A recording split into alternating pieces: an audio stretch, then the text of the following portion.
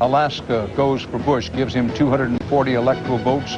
Gore has 231. It is not over. Those are among the CBS News election night headlines of the hour. It's the Late Late Show here on election night. The polls are now closed everywhere. Todos. Round and round it goes. Who gets the electoral vote when and from exactly where? Nobody knows. But this is what's still hanging out there. Florida, Wisconsin, Arkansas, Oregon, Washington, and Iowa. We call them the decisive six. At midnight in the East, this is the all-important electoral vote count at this moment. 240 for Bush, 231 for Gore. It takes 270 to win. Here is the national popular vote at this moment. 49% to 48%. Both have about 34 million votes. With the polls now closed in Alaska, the voting is all over. The waiting isn't. Let's take a look. Alaska's the last of the states to have polls closed. Alaska's 3 electoral votes go Republican, go for Bush, as expected. Now, 6 states too close to call. We want to show you the actual tabulated votes in the 6 states that are still out there. These 6 states include Florida with 25 electoral votes. This is how it looks in Florida at the moment. Bush has a 50 to 48% lead. How much of that comes from the absentee ballots, we can't say, but the Bush people all along, even when Florida earlier had been called for Gore, said we think the absentee ballots are going to overtake him. Maybe, maybe not. This is the way it looks right now. And that's with 82% of the precincts reporting. Let's move now to Arkansas. 6 electoral votes there. Gore leads 48 to 47% in Arkansas. Then we move on to Wisconsin. 11 electoral votes in Wisconsin. If we can get it up, this is how close the race looks in Wisconsin at this hour. Gore leading in Wisconsin, 48 to 47. Nader is tearing up Gore in some states that Gore almost absolutely had to have, and Wisconsin is one of them. However, this state is undecided. It's 11 electoral votes are still up for grabs. Now we move on to Iowa. 7 electoral votes in Iowa. The polls have been closed for a long time. Gore leads in Iowa 49% to 48% in the struggle for the 7 electoral votes in Iowa. In Oregon, a state where what many thought might be Ralph Nader's strongest state, the polls closed in Oregon about an hour ago, a little more than an hour ago. Bush leads Gore 48-46 with Nader 4% of the vote. That's with 40-some-odd% of the precincts reporting. So Oregon's 7 electoral votes right at the moment on the basis of actual votes in and counted is shaded toward George Bush, but too early to say that Bush is in fact going to carry Oregon. And the last of our decisive 6, the state of Washington, 11 electoral votes up there in the Evergreen State. And this is how close it looks in Washington if we can get the actual vote totals up. Gore leads in Washington 49 to 47% with 3% going for Nader. 11 electoral votes. Now, Ed Bradley, with these 6, what we call the decisive 6, if we can get them up on the map so people can see the states in white on our map, these are the states: Florida, Arkansas, Iowa, Wisconsin, Washington, and Oregon. Al Gore doesn't have to run the table on those states if he carries Florida. If he doesn't, he does have to run the table. But you look at some of the things that are important to voters in all of those states that you mentioned, Dan.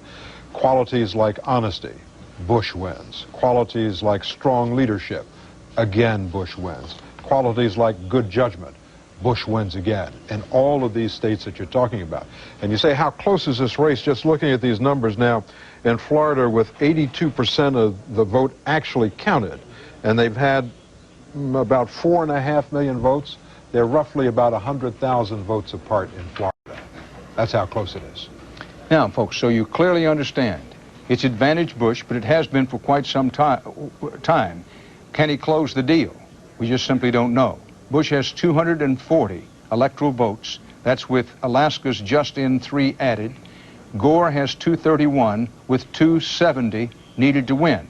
Take you back to the map because it's important to understand. Florida has 25 electoral votes.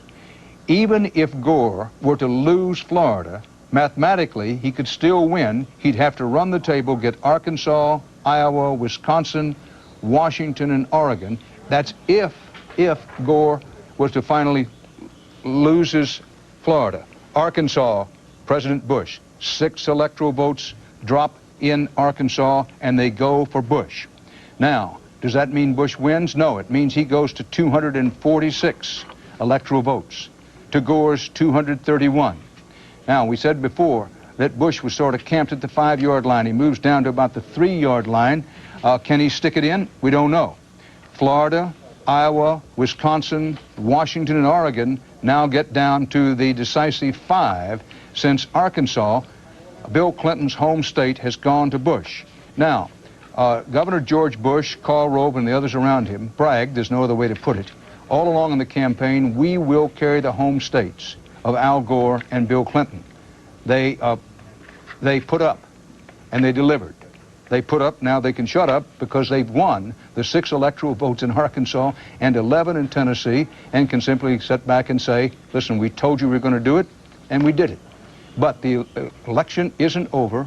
Closer and closer, Bush moves to the decisive 270 electoral votes, but there are enough out there in the states where the polls have closed, but no decision yet, for Gore still to win. It's odds against, but it can be done. Leslie Stahl, what do we know about control of the House?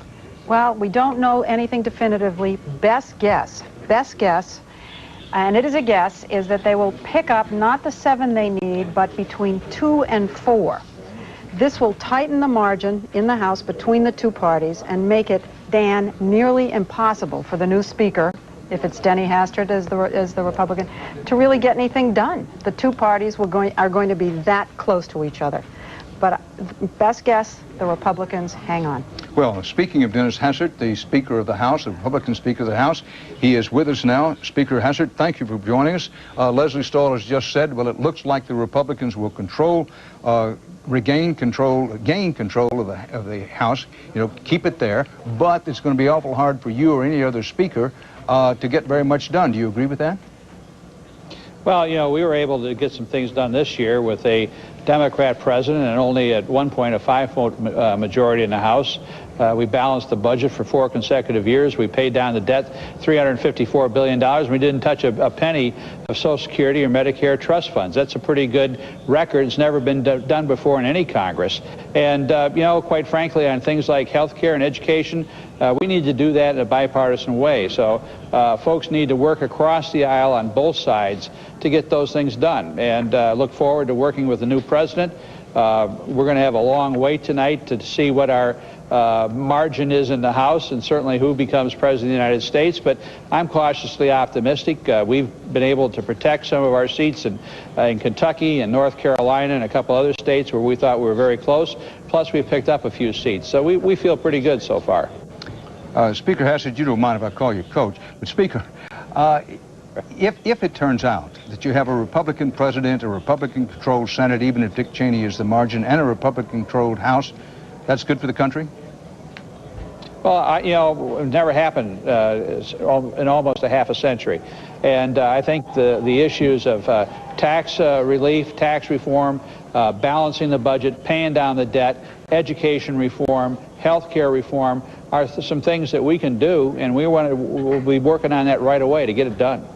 Dennis Hastert, Republican Speaker of the House, thank you for being with us, emphasizing that my pleasure. It now looks as though the Republicans will maintain control of the House, but with a very, very narrow margin. The electoral vote count at this hour, 246 for Bush, 242 for Al Gore. Washington State goes for Gore, keeping his hopes alive. 11 electoral votes in the Evergreen State. The motto up there is by and by, and in the sweet by and by, as it turns out for Gore, he gets Washington's 11 electoral votes. Is it too little, too late? No person can say. What we can say is that Gore's hopes are still alive, because now it's Bush 246, Gore 242. Let me tell you, I don't give people advice, but if the kids haven't gone to sleep, get them in the room, because people are going to be talking about this presidential race for a long time to come. Gore is 28 electoral votes away from becoming President of the United States. Bush is 24 electoral votes away. 246 Bush, 242 Gore. Let's go to the map, because now it's down to a decisive 4 states. Everything in red belongs to Bush. Blinking lights mean the states that went for Clinton Gore in '96 but have gone for Bush tonight. Bush has 246, all the states in red. Gore has 242. All the states in blue. Not many states in blue, but the big ones are, and that's the reason Gore is still in the hunt. He may be lagging a bit, but it's still possible. Florida, 25 electoral votes. Iowa with 7. Wisconsin with 11. Oregon with 7. This is now where the election is going to be decided. Our CBS News election coverage will continue in a moment with Bush out front, 246 to 242 with 270 needed to win.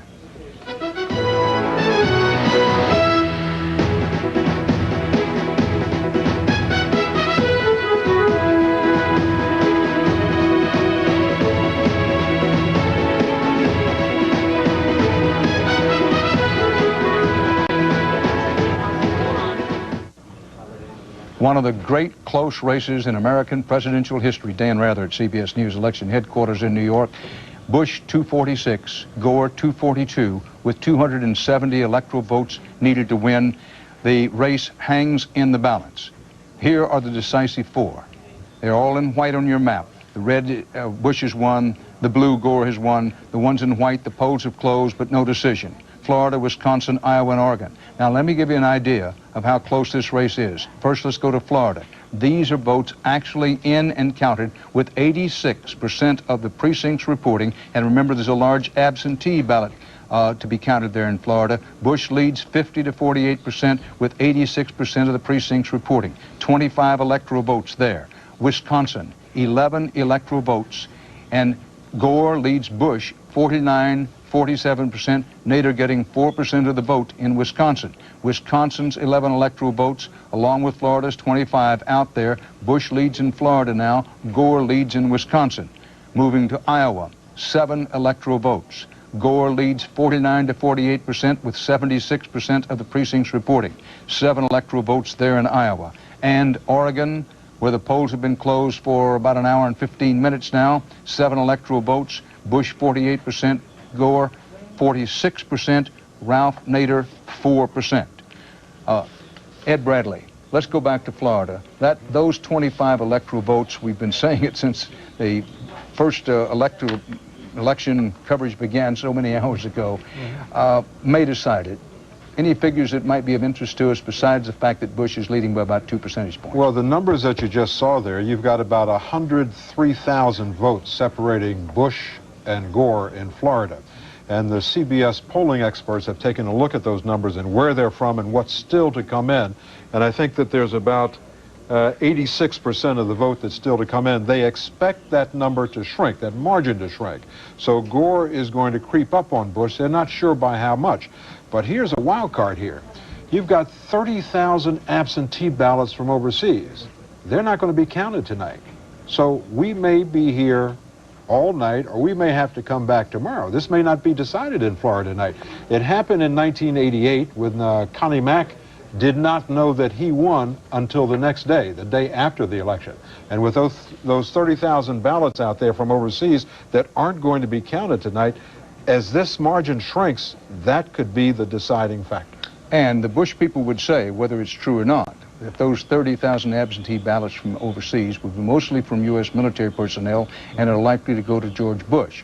Doesn't look good for Gore in Florida at this moment, but no person can say how it's actually going to go. The electoral vote count, 246 for Bush, 242 for Gore, with 270 needed to win. The popular vote count overall in the nation at this hour, 49-48. Bush leads in the popular vote. That could change with the now decisive 4, Florida, Iowa, Wisconsin, and Oregon still out there.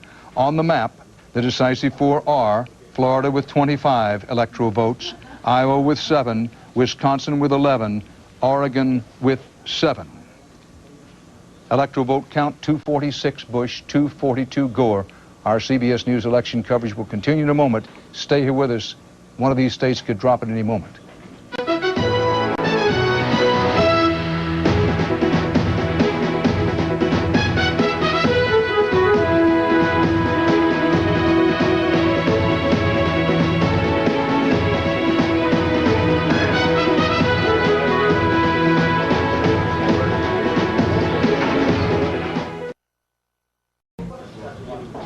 presidential race still hotter than a Laredo parking lot, 246 to 242, Bush over Gore, with 270 needed to win. In the popular vote count nationwide, 49-48, Bush leads Gore in the overall national popular vote. The Electoral College map looks like this. All the states in red, Bush has carried. All the states in blue, Gore has carried. The big states, New York, Illinois, and California, have kept him in the race. Bush has carried 29 states with an electoral vote 246. Gore has carried 17 states plus D.C. Electoral College vote count of 242. Doesn't get much closer than this. Now, Bob Schieffer, Oregon with 7 electoral votes is still out. Wisconsin with 11 still out. Ralph Nader has run fairly strong in both those states. Well, he certainly has. And don't forget, Dan, at the beginning of this, or for the last month or so, the Democrats have been just terrified that that Al Gore would lose votes to Ralph Nader, that he would draw votes away from Al Gore. Now, it's not fair to say that the people who voted for Ralph Nader were only planning to vote for Al Gore. Surely some of them were going to vote for George Bush. But I think it is fair to say that if George Bush wins this election, he's going to kind of owe Al Gore. Maybe he'll offer him a cabinet post or something. I mean, I can't think of anybody else that Bush owes more to than Ralph Nader, the way this thing looks right now. I have to say, though, and I don't want to be flip about it, that I think you're more likely to see a hippopotamus come running through this room than you are to see Governor Bush appoint Ralph Nader to the cabinet. I didn't say that because I thought he was going to do it. I'm just saying that I can't think of anyone he would owe more than Ralph Nader at this point. Leslie Stahl, these House races, looks like the Republicans are going to retain control of the House with a very, very thin margin. We can't say that certainly, but these House races can play a factor in the presidential race. Well, what happened is when we started the race, the Democrats seemed to have all the issues in their favor, particularly prescription drugs for seniors, Patients' Bill of Rights, education. The Democratic leadership went out and told all their Republican candidates, the Republican leadership, muddy that issue. Tell everybody you're for prescription drugs for seniors. Tell them you're for a Patients' Bill of Rights. And the issues got very confusing out there. And I think that may have happened at the presidential level as well. It was kind of brilliant on the Republicans' part. Well, they also did one other thing, didn't they, Bob Schieffer? And that is that the more what the Democrats considered strident voices in the House, Tom DeLay, Dick Armey, who are part of the Republican leadership, they apparently went to the basement because you heard very little about them. Well, George Bush kept them very much at arm's length. He made 2 visits to the U.S. Capitol during the campaign. Both times he made sure he was never photographed with Tom DeLay or any of the Republican leaders. He wanted them to run their own business, and he wanted to make sure everyone knew he was not a part of that. And if George Bush wins, which he very well could do, that may be one of the reasons.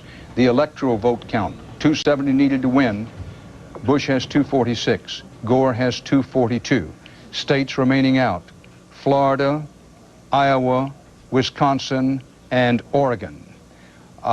Gore virtually has to run the table now to win, but the decision is not yet in. Florida, Iowa, Wisconsin, and Oregon, the polls have closed. The verdict is not in. The next presidency is hanging in the balance. This is election night on CBS.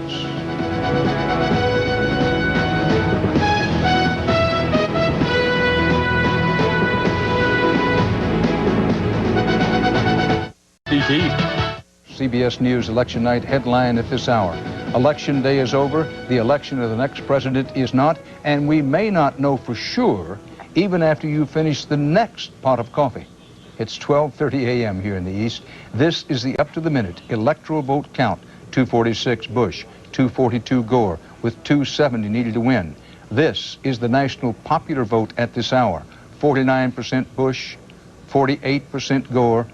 Bush has just over 37 million votes. Gore has almost 37 million votes. The polls are closed nationwide, including Alaska now. The final 4 decisive states, Iowa, Wisconsin, Oregon, and Florida, hold the electoral votes and the keys to the White House. And let's punch up now each of these states and show you how close the races are. First in Florida, 25 electoral votes. Bush leads 50% to 48%, with 86% of the precincts reporting. These are votes in and counted. Remind you again, absentee vote counts may go way into tomorrow in Florida, and an estimated 30,000 absentee ballots from overseas will come into that state. The Bush people think that will lean toward them military people, but we'll have to see. Then moving on to Wisconsin, 11 electoral votes. Nader a factor there. Gore leads 48 to 47%. Nader with 4%. Wisconsin's 11 electoral votes are undecided. In Iowa, 7 electoral votes. Al Gore 49% to 48%. This is at 84% of the precincts reporting. This one could go either way. Tick tight here, has been all night long. And then out on the Pacific Coast, Oregon, another Nader state where Ralph Nader plays a role. 7 electoral votes. Bush leads in Oregon 48% to 47%, with Nader running at 4%, and this is with 69% of the precincts reporting. Ed Bradley, as we look at this presidential race, it's still mathematically possible for Al Gore to win, but advantage Bush. The advantage is Bush. I mean, if you look at the numbers, if Bush wins Florida, he's home, right? Gore has to win Florida and something else, either Iowa, Wisconsin, or Oregon. At the moment, looking at the actual vote count in the 4 states out there, Gore is ahead in Wisconsin, he's ahead in Iowa, Bush is ahead in Oregon, and he's ahead in Florida. Well, let me put it this way, Ed, to you and to the audience, in thinking about this. If Florida cannot be called with certainty tonight, and so far it's been the most confusing state in a very confusing night, if Florida can't be called tonight, Bush would have to win the other 3 that are still out there, Wisconsin, Iowa, and Oregon, to win. He has to win all of the other 3 if Florida can't be called tonight. Gore cannot, I repeat, cannot win if he doesn't carry Florida and at least one of the other states out there. Gore has to carry Florida and either Iowa or Wisconsin or Oregon in order to win. Bush can win without Florida if he carries Wisconsin, Iowa, and Oregon. So that's one way to put it. Now, Leslie Stahl, in the last few minutes, CBS, counting all over the country, estimates that the Republicans will retain control of the House of Representatives. And the reason for that is, number one, George Bush, because he brought enough force to help those Republicans just by being at the head of the ballot. Number two, while the Democrats narrowed the fundraising gap between them and the Republicans still outspent the Democrats. Number three, big reason, Newt Gingrich is gone. Dennis Hastert, as you can see, has no image of an extremist. The Democrats had a difficult time running against those big bad Republicans in the House. And finally, the fact that they couldn't reach a budget agreement and that they didn't end the Congress deprived the Democrats of running against a do-nothing Congress because they weren't finished. So the Democrats couldn't bring out their guns as effectively as they had before against the Republicans. Now, Bob Schieffer, double-check me. The last time we had a president, a Senate, and a House, all of the same party. I'm not saying that's going to happen. We're not prepared to say that's going to happen yet because Bush hasn't won the presidency. We think that the Republicans have retained control of the House. The last time that happened, do we have to go back to Eisenhower for that? Well, didn't we at one point during the Reagan administration, it seems to me? Well, Leslie, I'm not sure. What about the first Clinton term? First Clinton term, yeah. He had the Democrats, first 2 years of the Clinton presidency, I believe he had both the House and the Senate. Well, we're going to double, triple check that as we try to do everything. But Bob, for the moment, let's put this in perspective. Bush is right on the cusp. He's a half yard away, we would say, of crossing the goal line to win the presidency. He's a half yard out, but that could be a mighty tough half yard to get. With Florida, Iowa, Wisconsin, and Oregon still out there, and there's a strong case to be made that we may not actually know the outcome of this presidential race for some more hours and possibly even days.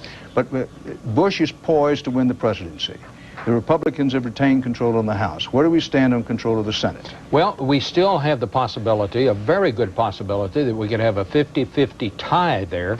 Democrats have to win 3 of 4 very close races out there, and they also have to hold the seat in Nebraska. But here's how close it is. In Missouri, We have a race that, even at this hour, we say is too close to call. In Michigan, the race out there, too close to call. In Washington State, we have Maria Cantwell, the Democrat, leading, but we have not yet called that race. In Montana, we have the Republican, Conrad Burns. He is leading. That's his seat, but still too close to call. And in Nebraska, too close to call. So we don't know yet what's going to happen with the Senate. One of the things anchormen try to do is they never try to embarrass those around him in no self-serving way. I'm going to say to you, Bob and Leslie, give the anchorman a box of Dr. IQ candy bars, because if the Republicans retain their hold on the House, Senate, and gain control of the White House, it would be the first all-Republican government since the election of 1952, which isn't to say that the Democrats haven't had it, at least for a short time, in the Clinton administration. In 92. In 1992. Yeah. Now, electoral vote, 270 needed to win. Bush has 246. Gore has 242. The Electoral College map looks like this. All the states in red have been carried by George Bush. The ones in blue have been carried by Gore. The blinking lights mean a state where the Republicans did not carry it in 1996 and have carried it this time. The decisive four: Florida with 25 electoral votes, Iowa with 7, Wisconsin with 11, Oregon with 7. 246 to 242 with 270 needed to win. Stay here with us. Dan Rather.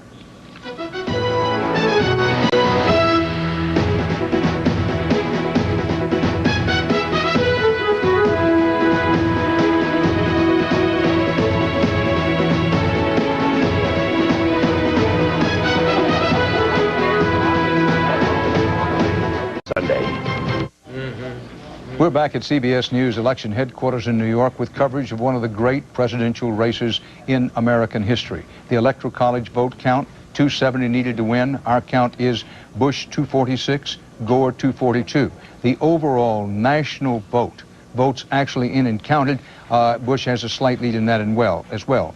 This is the way, this is the popular vote, 49-48, Bush over Gore at this point. Now, let's go to the map, because this is where it's going to get decided. Florida with 25, Iowa with 7, Wisconsin with 11, and Oregon also with 7. John Roberts is at Gore headquarters in Nashville, Tennessee. John, we've all seen it.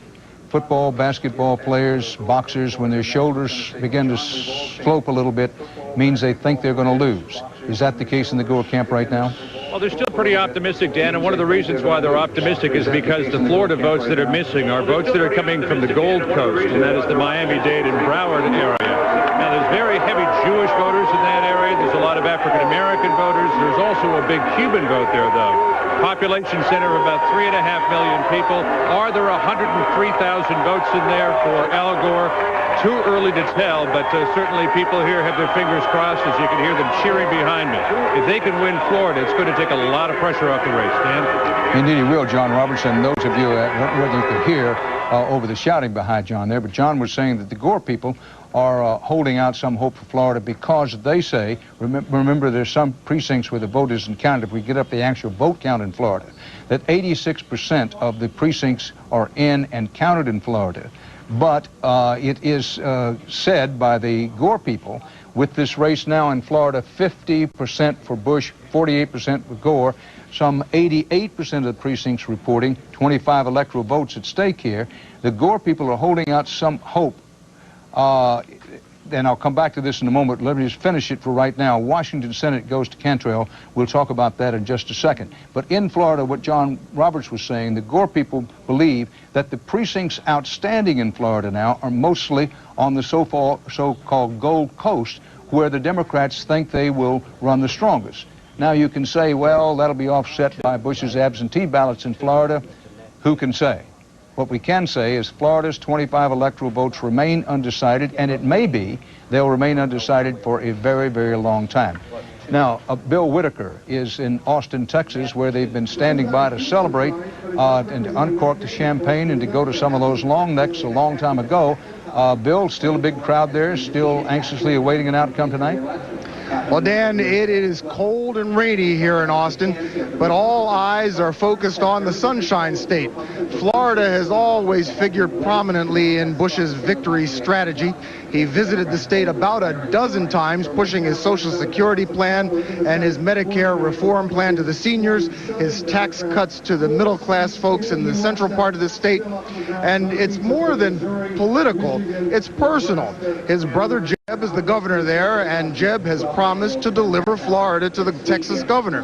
As a matter of fact, on the stump a couple of times, George W. has said that if Jeb doesn't deliver Florida, that Thanksgiving dinner in Kennebunkport is going to be mighty chilly. So they're waiting right now to find out if they're going to have a warm Thanksgiving dinner with the Bush family in Kennebunkport. Dan? Bill Whitaker in Austin. I want to remind you that without Florida, George Bush can still win if he runs the table of Iowa, Wisconsin, and Oregon. Without Florida, George Bush could win by taking all three of those states. Al Gore to win must carry Florida plus one of these remaining three states, Iowa, Wisconsin, or Oregon. I believe that that's correct. Now, in the Washington Senate race, and this is not to take this lightly, the Democrats have picked up a Senate seat in Washington. Maria Cantwell, 42 years old, a former 1st District Congresswoman in Washington, has beaten the two-term 72-year-old Senator Slade Gordon. Now, Bob Schieffer, what does this do to our calculations of whether the Republicans will or will not control the Senate? Well, it means that the Democrats have now picked up a net 2 seats. They've won 4 tonight, they've lost 2, so they're plus 2. If they should then win the seat in Michigan, which we still think is too close to call, and the seat in Missouri, which we think is too close to call, or the one in Montana, but all they have to do now is win 2 more to have a 50-50 tie in the Senate. They have a very good chance to do that in Michigan and in Missouri. We think the Republican, Conrad Burns, is still leading out in Montana. That would be a hold for the Republicans.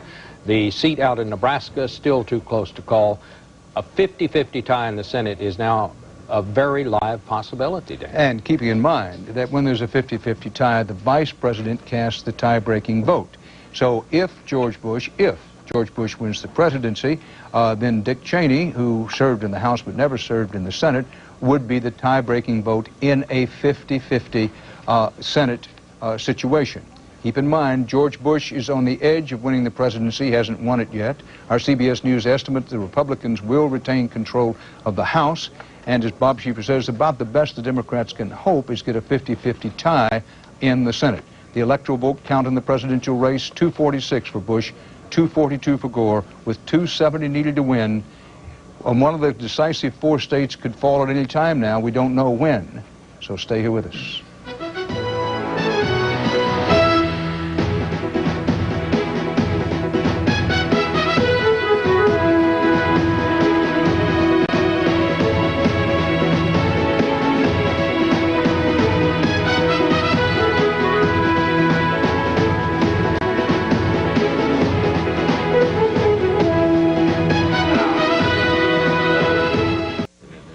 Presidential race couldn't be any tighter. Let's look them over. 270 electoral votes needed to win.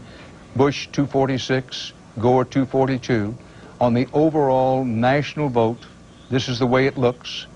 48%, with 4 states still out: Florida, Iowa, Wisconsin, and Oregon. Ed Bradley, let's look at the actual vote counts in these states that are still out there. You know, this is really tight, Dan. I've never seen a race this tight. Looking at 3 states in Iowa, with 91% of the vote in, there is a separation of just 10,000 votes, and Gore is ahead there. In Wisconsin, Gore is ahead with 71% of the vote in. He's up by just 5,000 votes. In Oregon, 53% of the vote in, only 53% of the vote counted, and George Bush is up by let's see, 19,000 there. And in Florida, that margin is still coming down with 89% of the vote in. I'd say that it's down now to less than 75,000 votes in favor of George Bush at this point. And that's, again, with 89% of the vote in. So it is really tight. Again, want to point out that in Florida, it's always been a big absentee ballot state. The absentee ballot counting in Florida generally goes slowly. Some 30,000 estimated absentee ballots will be coming from overseas. Maybe a long while before they can get counted. The Bush people think a majority of them would go their way because, say, the Bush people, most of those have to be from military people.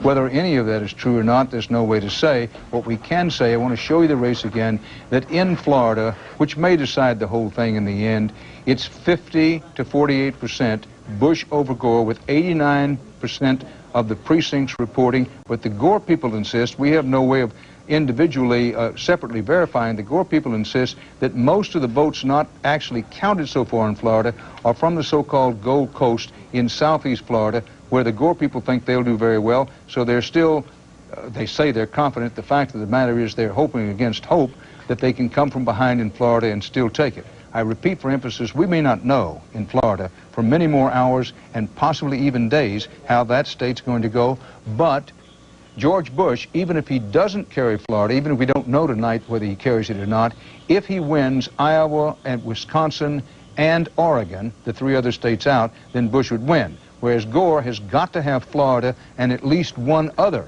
of the three states still out to win. Leslie Stahl, the race has been hanging out there. Vermont governor, anything late on that? Yes, we finally have a call in Vermont. The Democrat incumbent Howard Dean, going for a fifth two-year term, won despite his support for the Civil Unions Act that gives the same legal benefits and rights to gay couples as married couples. The election was said to be a referendum on that controversial law, but Nebraska and Nevada passed bans on gay marriage by 2-1 in both states. Dan. And Leslie, underscoring in our CBS News estimate, the Republicans have retained control of the House. Bob, in the Senate, quick pop to bring us up to date on how that stands. Well, the Democrats have now picked up a net 2 seats, so they would now have, they started the evening, Republicans had a 54-46 majority. That's down to 52-48. We still have races out there. We may have a 50-50 tie in the Senate. May have a 50-50 tie in the Senate. Now, and that would mean the vice president, whoever that may be, would vote in case of tie votes in the Senate. He wouldn't vote on every vote. He'd vote in case of tie votes. No, just on tie votes. He would not be allowed to come out on the Senate floor and make speeches. But in case of a tie, he would cast the deciding vote. If we can, let's get up very quickly the Senate map. We started tonight with 34 Senate races up for grabs. The Democrats have to win 20 in order to, they have to win 20 tonight to gain control of the Senate. The Republicans have to win 15 to retain control of the Senate. It's not yet certain that they can do so. In the all-important presidential race, 246 Bush, 242 Gore, with 270 electoral votes needed to win. 4 states are still out there. Election night on CBS.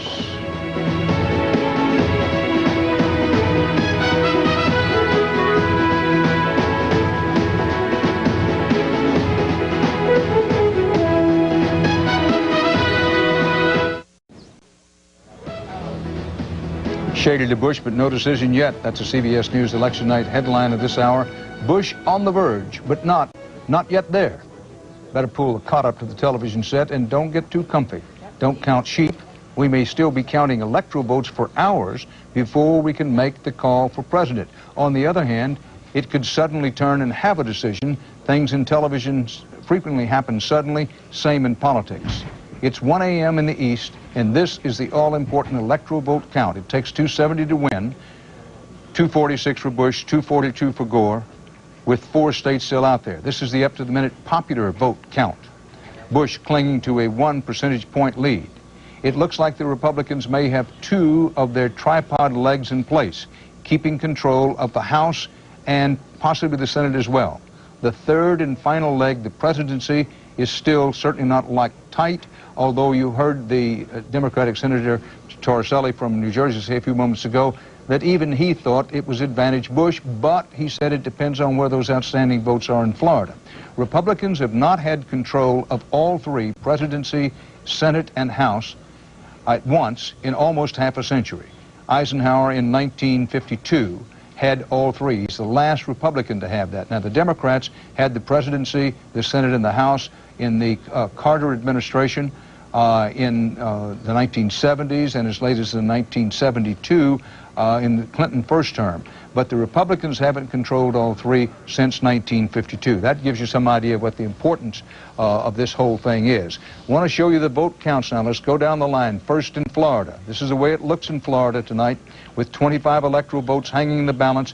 Bush has a 50 to 48% lead. A lot of absentee votes still out there. This is with 90% of the precincts actually in and reporting.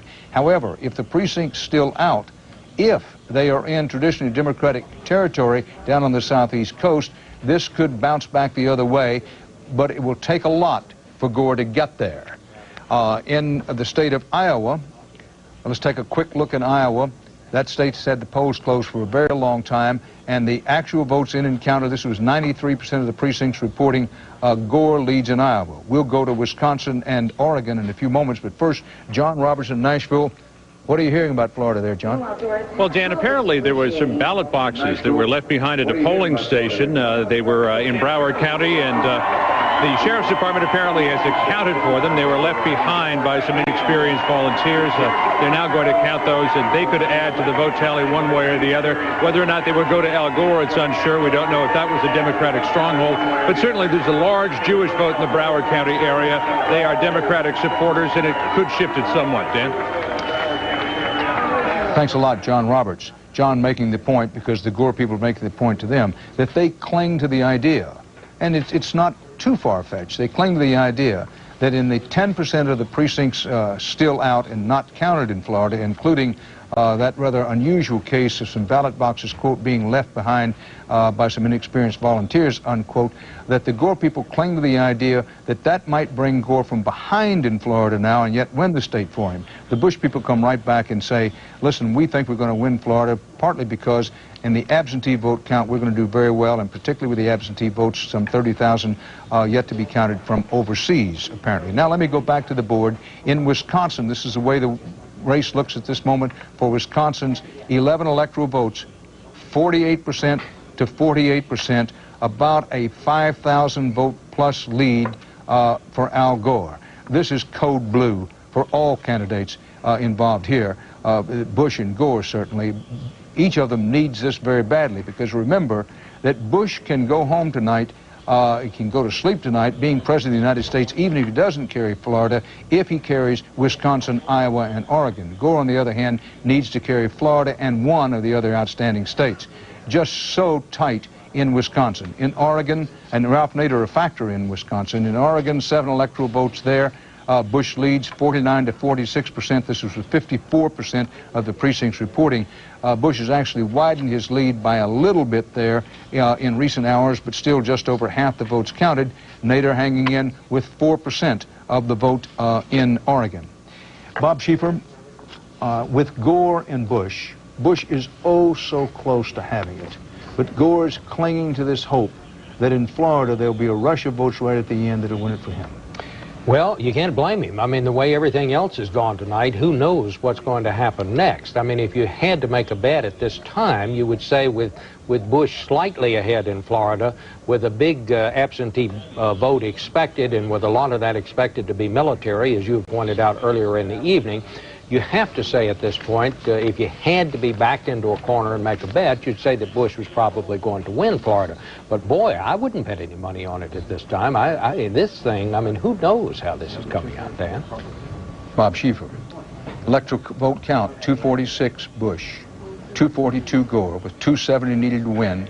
The race is still, it's Bush's to lose at this point, but he can lose it. Anthony Mason on the poll watch desk. Voters cited the economy as their big issue. That being the case, why isn't Al Gore doing better? Well, that's the question, Dan, and it's going to be the enduring enigma of this election. The economy, the #1 issue, so in the midst of what is the greatest economic expansion in our history, how does a sitting vice president running for the White House not win in a landslide? Well, here are several possible reasons. When we asked voters, should the government do more to solve problems, as Al Gore's been advocating, a majority told us no, 52%. That hurts Gore, of course. When we asked voters if the country was headed in the right moral direction, a strong majority, 57%, said no. That moral climate helped motivate Republican voters today to turn out strongly for Bush. Higher than in '96, as you can see, and higher than in '92. Conservative voters also came back to the Republican Party today.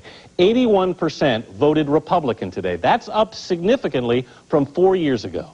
All of those factors, Dan, have helped to offset the extraordinary economy Gore had to run on. And in this case, the old Clinton campaign slogan doesn't work. It's not the economy stupid tonight, Dan. Anthony Mason, with Florida, Iowa, Wisconsin, and Oregon still undecided, it's 246 Bush, 242 Gore, with 270 needed to win. No, the needle has not moved for quite a little while now, but any one of these states, particularly among Iowa, Wisconsin, and Oregon, could go in one column or another pretty quickly, and who's to say that Florida couldn't as well, although the general expectation is Florida may not finally officially be decided for quite some time yet.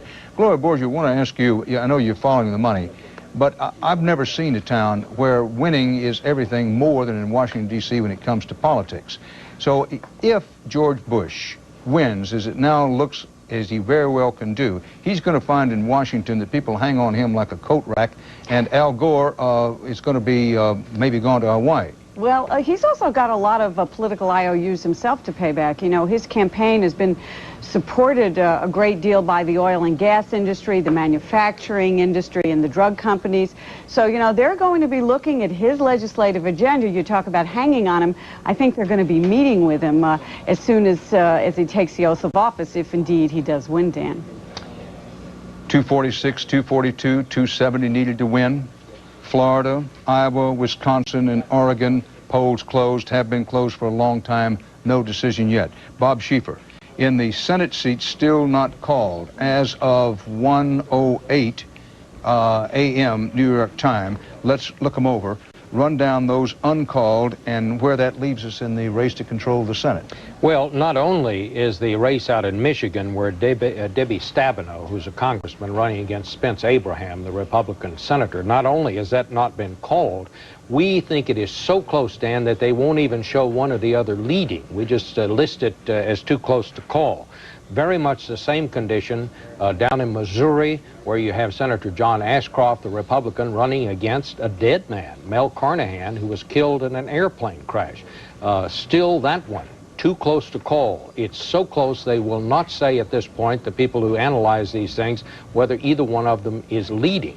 So at this point, we have the Republicans have lost a net 2 seats. The Democrats have picked up a net 2.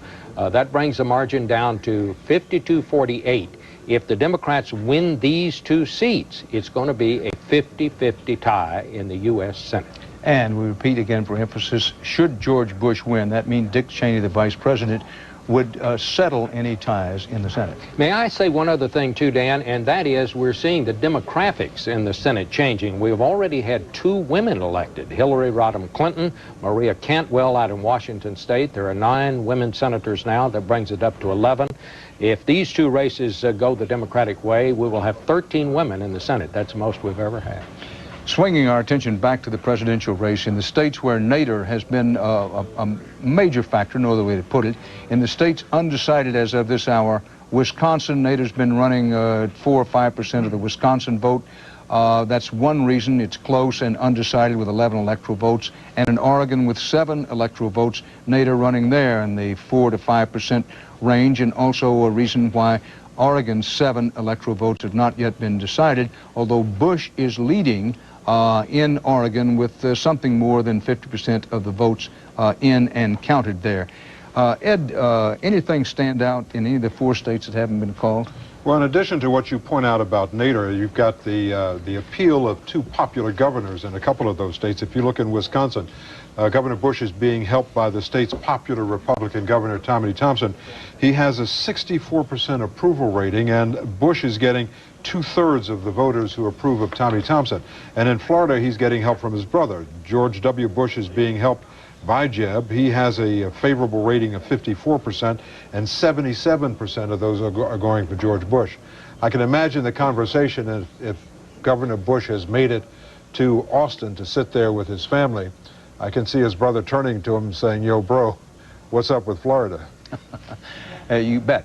But I want to explain, some of you may have been out and coming back. Early in the evening, Florida was colored blue and it put in the Al Gore column. It turned out, we found out later, that there were some suspicious precinct returns from some sections of Florida. We threw those out, and that made the state undecided, in our view. We were among the first to do it, but there's no apology for it. So Florida is undecided, and in the actual vote count as it's coming in, Bush has taken a very slight lead, and with the absentee ballots, the Bush people are feeling pretty good about it, but they can't feel all that good about it because the Gore people keep saying if the votes that are still out are mostly down there in southeast Florida and in our areas, we could yet pull it out. That's the reason this whole presidential election swings like that, one of those pendulum things, just swinging back and forth. But it's been advantage Bush for some little while. Now, some of you may be saying, well, I think I'll take it to bed. It looks like it's Bush. Okay, you're on your own if you do that, because it may be a long while before we know. On the other hand, we could know at any time. That's how it goes in these kinds of elections.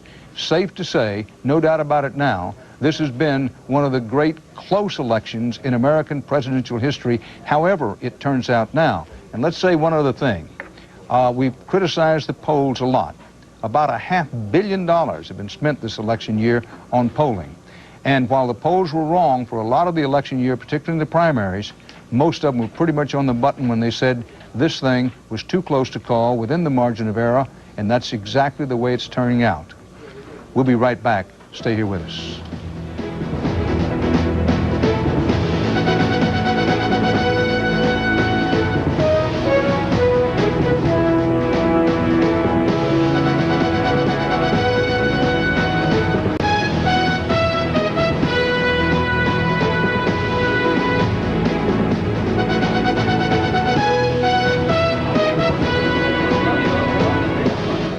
CBS News election headquarters in New York, 246 for Bush, 242 for Gore, with 270 electoral votes needed to win. The national vote total, which we keep putting up for you because it changes from time to time, but Bush has been clinging to a lead most, if not all, of the evening in the overall popular vote, 49% to 48%. On the electoral map, this is the way things look at the moment, as about 1:17 New York Eastern Time. All the states in red have been carried by George Bush. The blinking ones, Louisiana, Arkansas, Missouri, Kentucky, Iowa, Tennessee, Ohio, and West Virginia, as well as Nevada and Arizona. All the blinking lights indicate states the Democrats carried in 1996 for the presidential race, and this time George Bush and his campaign have carried them. All the states in blue have been carried by Al Gore. The reason he's still at this late hour in the race is he's carried the big electoral vote states, including New York, Pennsylvania, Illinois, and California, and more recently carried the 11 electoral votes up in Washington. The states in white are now the decisive four: Florida with 25, Iowa with 7, Wisconsin with 11, and Oregon with 7. Bush leads in Oregon, with Nader getting about 4 to 5% of the vote. Gore leads in Wisconsin, but by not very much, by a very small margin, with Nader again getting about 4 to 5% of the vote there. And in Iowa, as a matter of fact, let's punch up Iowa here and see in the presidential race what they tell us in Iowa. 7 electoral votes, 49% Gore, 48% Bush, with 94% of the precincts reporting. But in a race this close, with 6% of the precincts still out, you'd have to say this thing is as tight as the rusted lug nuts on a 55 Ford. Doesn't get much closer than this. Now, let's go back to other races, taking a look at this Oregon race, the presidential race in Oregon. We said that Nader's running 4 to 5% out there, 4% presently. Bush leading 49 to 46%, with 57% of the precincts reporting. Still a long way to go. Bush has increased his lead just a tad over the last 45 minutes to 1 hour. Now, we want to repeat for emphasis because it gets to be fairly important when you look at this overall electoral map. In Florida, with 25 electoral votes, Bush can still win. He can go to bed tonight if he hasn't already, and if I know Governor Bush, and I think I know him at least this well, to say he hasn't gone to bed, you can bet the rent money on that. But he could go to bed tonight knowing that he's elected president without knowing how Florida comes out, provided Bush wins Iowa, Wisconsin, and Oregon. In other words, without Florida, Bush has to carry all three of the other outstanding states, and he will be the next president. Al Gore, on the other hand, he has to have Florida plus one of the other outstanding states in order to win. Now, the electoral count stands at 246 Bush, 242 Gore, with 270 needed to win. The overall national popular vote, Bush 49 to 48%, with 4 states still out. CBS News, election coverage in New York. Things can happen quickly, folks, can happen at any time, so stay right here with us.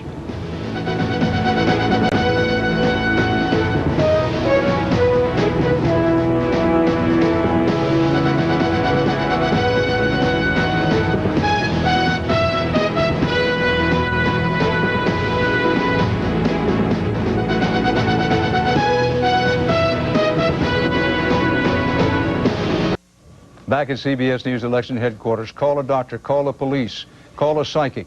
In Florida, it's tightened up. Only 37,000 votes now separate George Bush and Al Gore, 49% to 49%. The Electoral College vote is 246 Bush, 242 Gore.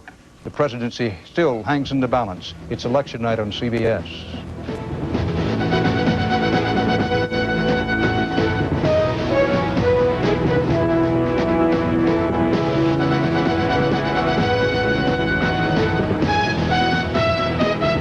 Next, Sally. CBS News election night headlines at this hour. Bush can see the promised land, but he's not there yet. The Gore camp's prayer, put Florida back in the Gore win column. The rest of us could be out here waiting in the desert for a good while more. At 1:30 a.m. in the East, this is where the all-important Electoral College vote count stands.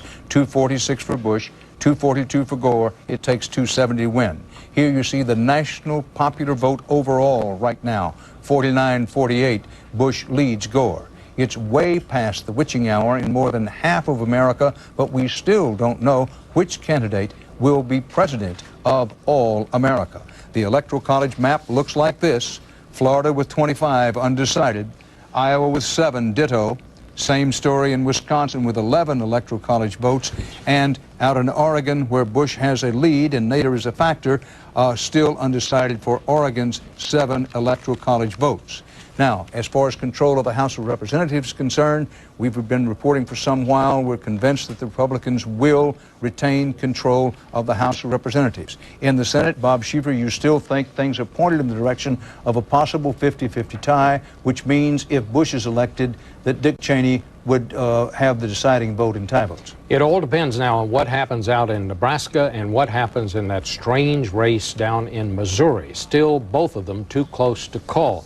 A little earlier tonight, you know, Dan, one of the big stories of the night that's kind of been overshadowed by this presidential race, but clearly something that's never happened before, a first lady elected to the United States Senate. And Hillary Clinton, here's what she said just a while ago when she claimed victory. I promise you tonight that I will reach across party lines to bring progress for all of New York's families. Today we voted as Democrats and Republicans. Tomorrow we begin again as New Yorkers. Of course, Mrs. Clinton got a little early start as a New Yorker. She became a New Yorker earlier this year. She was born in Illinois, of course, and spent a lot of time in Arkansas. There you go. Well, Bob, if, as things are now pointed, not yet conclusively, Bush wins the presidency, Hillary Clinton would become one of the early favorites for the presidential nomination of the Democratic Party next time around. Gray Davis, governor of California, would be in that race, maybe, for the Democratic nomination. John Edwards, the young senator up and coming from North Carolina. Anybody else you can Perhaps think of? Joe Biden up in Delaware. He's run before. But I think you have to say at this point, Hillary Clinton, if Gore loses, becomes the face of the Democratic Party. Now, that's going to please some Democrats. It's also going to displease some others. But right now, you have to say she's on the short list. Take a deep breath. Out of 5 million votes cast in Florida. Take a look at this, folks. The Bush lead is now down to 20,000 votes, 49% each. 20,000 votes. Bush still leads it. for these 25 electoral college votes, and asterisk bottom of the page, we don't know where the absentee ballot count is. Bush was expected to do well on the absentee ballot voting. 95% of the precincts reporting in Florida. I wouldn't say this guarantees it, but this increases the odds that nobody's going to know for a long while how Florida goes. But, Ed Bradley, as we've been saying, Bush can go to bed yet knowing that he's president, even if he doesn't know how Florida goes. He can if he wins all of the others. For Al Gore, he's got to win Florida and something else. And I think with what we've seen before is that most of the 5% of those votes, many of those votes, are coming from Broward County, from Dade County, which are strong Democratic counties in Florida. If that is the case, that margin is going to tighten even more, so that then you will have 30,000 absentee ballots that aren't going to be counted until tomorrow. So you could have a situation here where we could go to bed tonight and not know who the President of the United States is until those votes are counted tomorrow. True enough. Al Gore's situation is he's basically got his back to the wall, his shirt tail on fire, and the bill collector's at the door, but he's not yet finished. 246, 242, it takes 270 to win. There are enough votes still out there for Al Gore to win, although the advantage remains with Bush, as it has for about the last 2.5 or 3 hours. Anthony Mason on our poll watch, how about the senior vote? Dan, as that Florida race keeps tightening and seniors are key down there, let's take a look nationally how seniors voters. Among voters 60 years of age and older, Gore has a slight edge.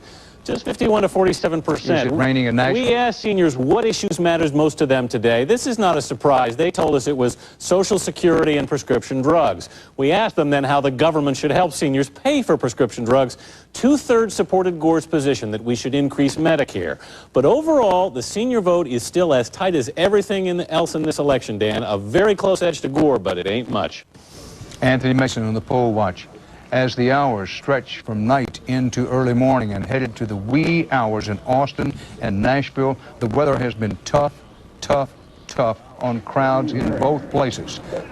In Austin, Texas, live, and the rains came. They've had a terrible drought in Texas this year, maybe the worst since 1952.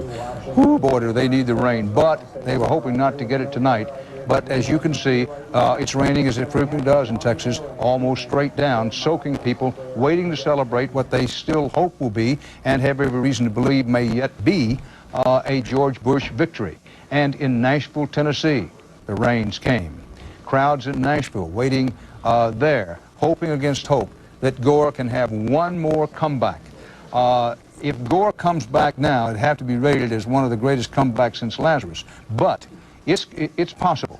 It's possible because what Gore needs, he needs Florida and one of the other states out there, Wisconsin, Iowa, and Oregon. If Bush gets Florida, it's over. And if Bush gets all the other 3 states, Iowa, Wisconsin, and Oregon, he doesn't need Florida. That's the reason we say it's advantage to Bush. But not over. 246 electoral votes for Bush, 242 for Gore. It takes 270 to win. On the national vote, we keep showing you that national vote because while the electoral count is decisive, the national vote is nonetheless important, 49-48, with Bush leading Gore as he has just about for the entire night. Now, on the map, let's review it. Florida, 25 electoral votes. It's down now to a Bush lead. Gore led early in the evening. Now this undecided Florida 25 electoral votes is down. Gore's been closing in the last hour and a half to 2 hours down to about a 20,000 vote margin. In Iowa, 7 electoral votes there. If we can get it up, let's take a look at how things stand in Iowa with the actual presidential vote in and tabulated in Iowa. 49-48, Gore leads Bush. Nader not a factor in Iowa. 95% of the precincts in and reporting these 7 electoral votes could still go either way. And in Wisconsin, with 11 electoral votes there, the presidential race looks this way. 48-48, Nader holding 4. 11 electoral votes in Wisconsin, with 83% of the precincts reporting. This one couldn't get any closer and could go either way. And finally, for Oregon, 7 electoral votes in the presidential race. This is the way it looks at this hour in Oregon. I'm sorry, this is the new House thing, but here's Oregon, up 7 electoral votes. Bush leading 49 to 46%. Nader holding 4% of the cards, and right now Nader is the difference, if you will. But no one should make the assumption that all of the Nader votes would have gone to Al Gore. It's a reasonable hypothesis that many of them would have gone to Gore, but more about that later. This was with 58% of the precincts reporting in Oregon. In Oregon, they have an unusual voting policy out there that people can vote by mail. They don't really have an election day. They have a number of days, and that's one reason that we do not yet know how Oregon is going to turn out. So, 246 Bush, 242 Gore, with 270 needed to win. Stay here with us. Dan Rather at CBS News Election Headquarters in New York City.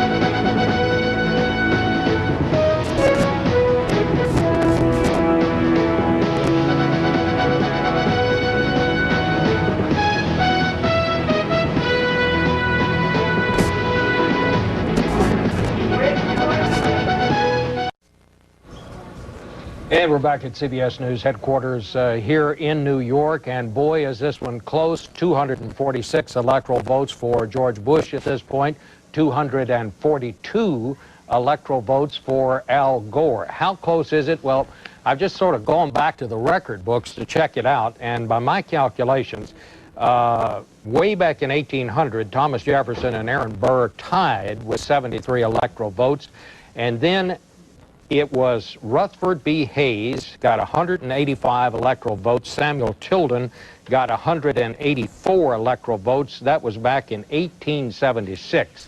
I can't find a closer one since then. Ed Bradley, part of this is going to come down to Iowa. What's going on out there? You know, it's close because of, as they say, the old folks in Iowa, and they have the third oldest population in the country. And you look at people 65 years or older in Iowa, that's usually a good group for the Democrats. But here they're going 51% for Al Gore, 48% for George Bush. It's a very close race there. And you remember the expression, the Reagan Democrats back in 1984. Well, how about the Clinton Democrats? Because 19% of the people in Iowa who voted for Bill Clinton are now voting for George Bush. So Al Gore has lost them. Well, Ed Bradley, I haven't spoken myself about one thing. And looking at Iowa's 7 electoral votes and that very, very close race out there, I said Nader is not a factor. That turns out to be not the case, because in a double check, Nader is getting about 26,000 votes in Iowa. As a matter of fact, let's just punch up Iowa and the race for its 7 electoral votes on our full screen here, so you can see 7 electoral votes. Gore 49%, Bush 48%, but with 97% of the precincts reporting. But what that doesn't show is that Nader is getting about 2% of the votes. Now, since there are only 7,000 votes separating Gore and Bush, and Nader is getting about 26,000 votes, Nader is not only a factor in Wisconsin and Oregon, which we've mentioned before, but it turns out he's a sizable factor in Iowa, may in fact be the difference there. The electoral count, 246 for Bush, 242 for Gore, with 270 needed to win. Florida swinging in the balance. There's been kind of a bungee cord effect there in Florida, up and down all night long. Bush leads by a margin of, what do we have here now? About 38,000 votes, let's say. 38,000 votes separating the two of them in Florida now for the 25 electoral votes. This is with 95% of the precincts reporting. I'm not sure how many of the absentee ballots have been counted. Ed Bradley. Well, you've got the absentee ballots that are in the state have been counted, we're told, but you've got those ballots from overseas, 30,000, that won't be counted until tomorrow. We've got some facts here on the votes that are still outstanding. About a third of the vote that's not in is from Dade and Broward County, which is a strong Democratic area. The rest scattered about the state. In Okeechobee County, which is south of Orlando, only about 5% of the vote is in. And many of the people in that area are described as middle class and retirees. And then in Union County, which is in the north part of the state, some people have often said that North Florida is like South Georgia. These people are generally considered to be more southern, more conservative than the rest of the people in Florida, and about 72% of the vote is in, so there's still a big chunk of the vote to come in from there. You know, Ed Bradley, we keep saying that we've been told that the 30,000 absentee votes coming into Florida from overseas, and they won't be counted until tomorrow. Under the journalist creed of you trust your mother, but you cut the cards and you check it out, I'm going to double check whether that's true. While we do so, let's remind you that the electoral vote college count, 246 to 242, Bush leads Gore with 270 needed to win. Our CBS News coverage will continue in just a few moments.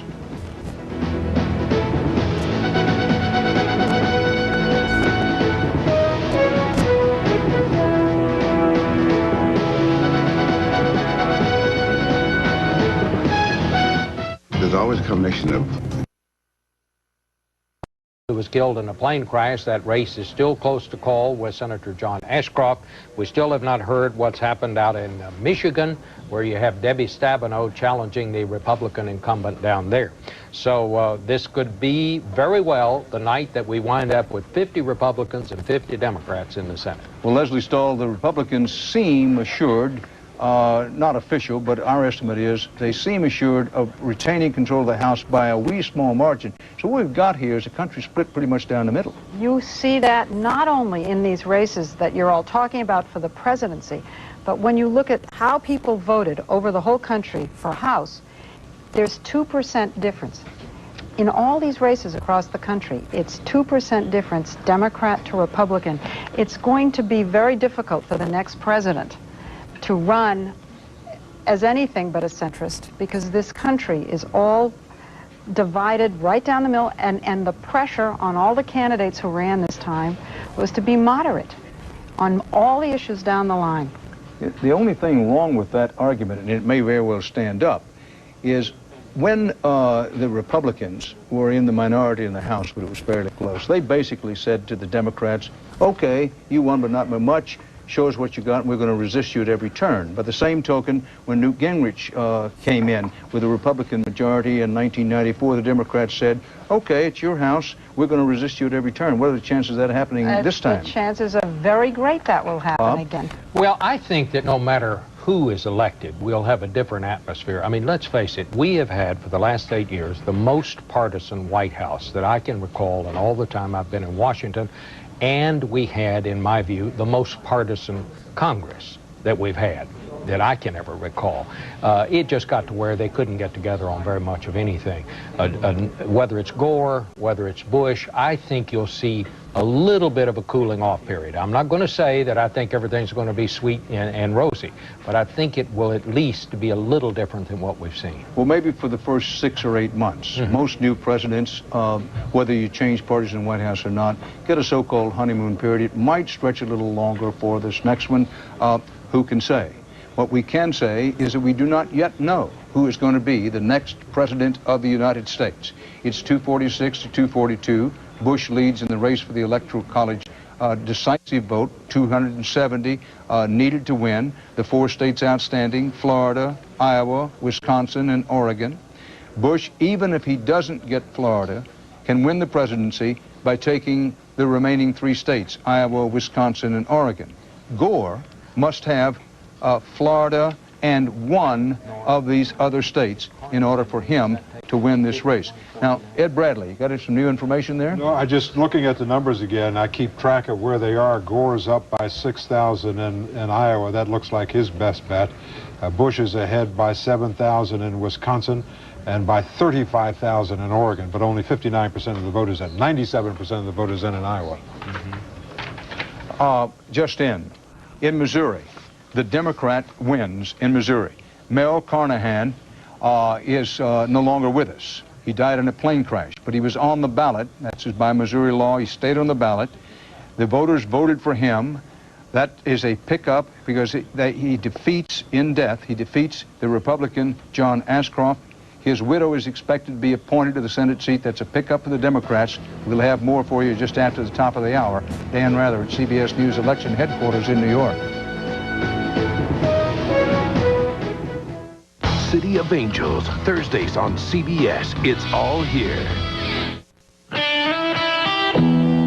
People of Philip Morris. Oprah, Beth, Tom Cruise, and Rob Lowe. Next ET. CBS News Election Night headlines of the hour. It's beginning to look like dawn may get here before the presidential call comes to light, and it may not come to light then. Don't stop us if you've heard this one before. 4 states, outstanding. Presidency in the balance. Bush has 2 ways to tip it his way: win Florida or win all of the other 3, Iowa, Wisconsin, and Oregon. For Gore, he's behind, but he has a chance to win. Only one way to win: Florida or bust. Then, if he wins Florida, Gore still must win at least one of the other 3, Iowa, Wisconsin, Oregon, at 2 a.m. in the East. This is the crucial election vote count right now. It takes 270 electoral votes to win, 246 Bush, 242 for Gore. And here you see the popular overall national vote count at the moment. Hey, we told you this might be the closest election in 40 years. Can't say that we didn't warn you. Now, among the other things that's happened, in Missouri, dead man walking. Bob Schieffer. Well, of all the strange things of this night, perhaps this is the strangest of all. Now, let me just set the picture for you. Republican Senator John Ashcroft, he runs against Mel Carnahan, the Democratic governor. Carnahan is killed in a plane crash, but apparently the dead man has won this race. The dead man has won this race. Now, no politician likes to lose, but when you lose to someone who has died in a plane crash, that's really got to hurt, it seems to me.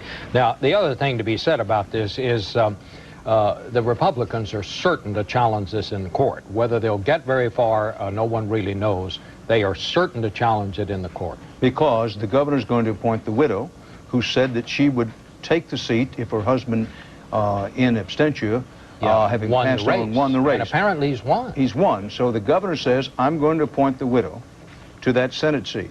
And the Republicans say, with all due respect to the widow and everybody else concerned, we don't think that's legal and we're going to challenge it. Now, what exact grounds they would use? Perhaps they would say that Carnahan was no longer a resident of Missouri, and you have to be a resident to win the race.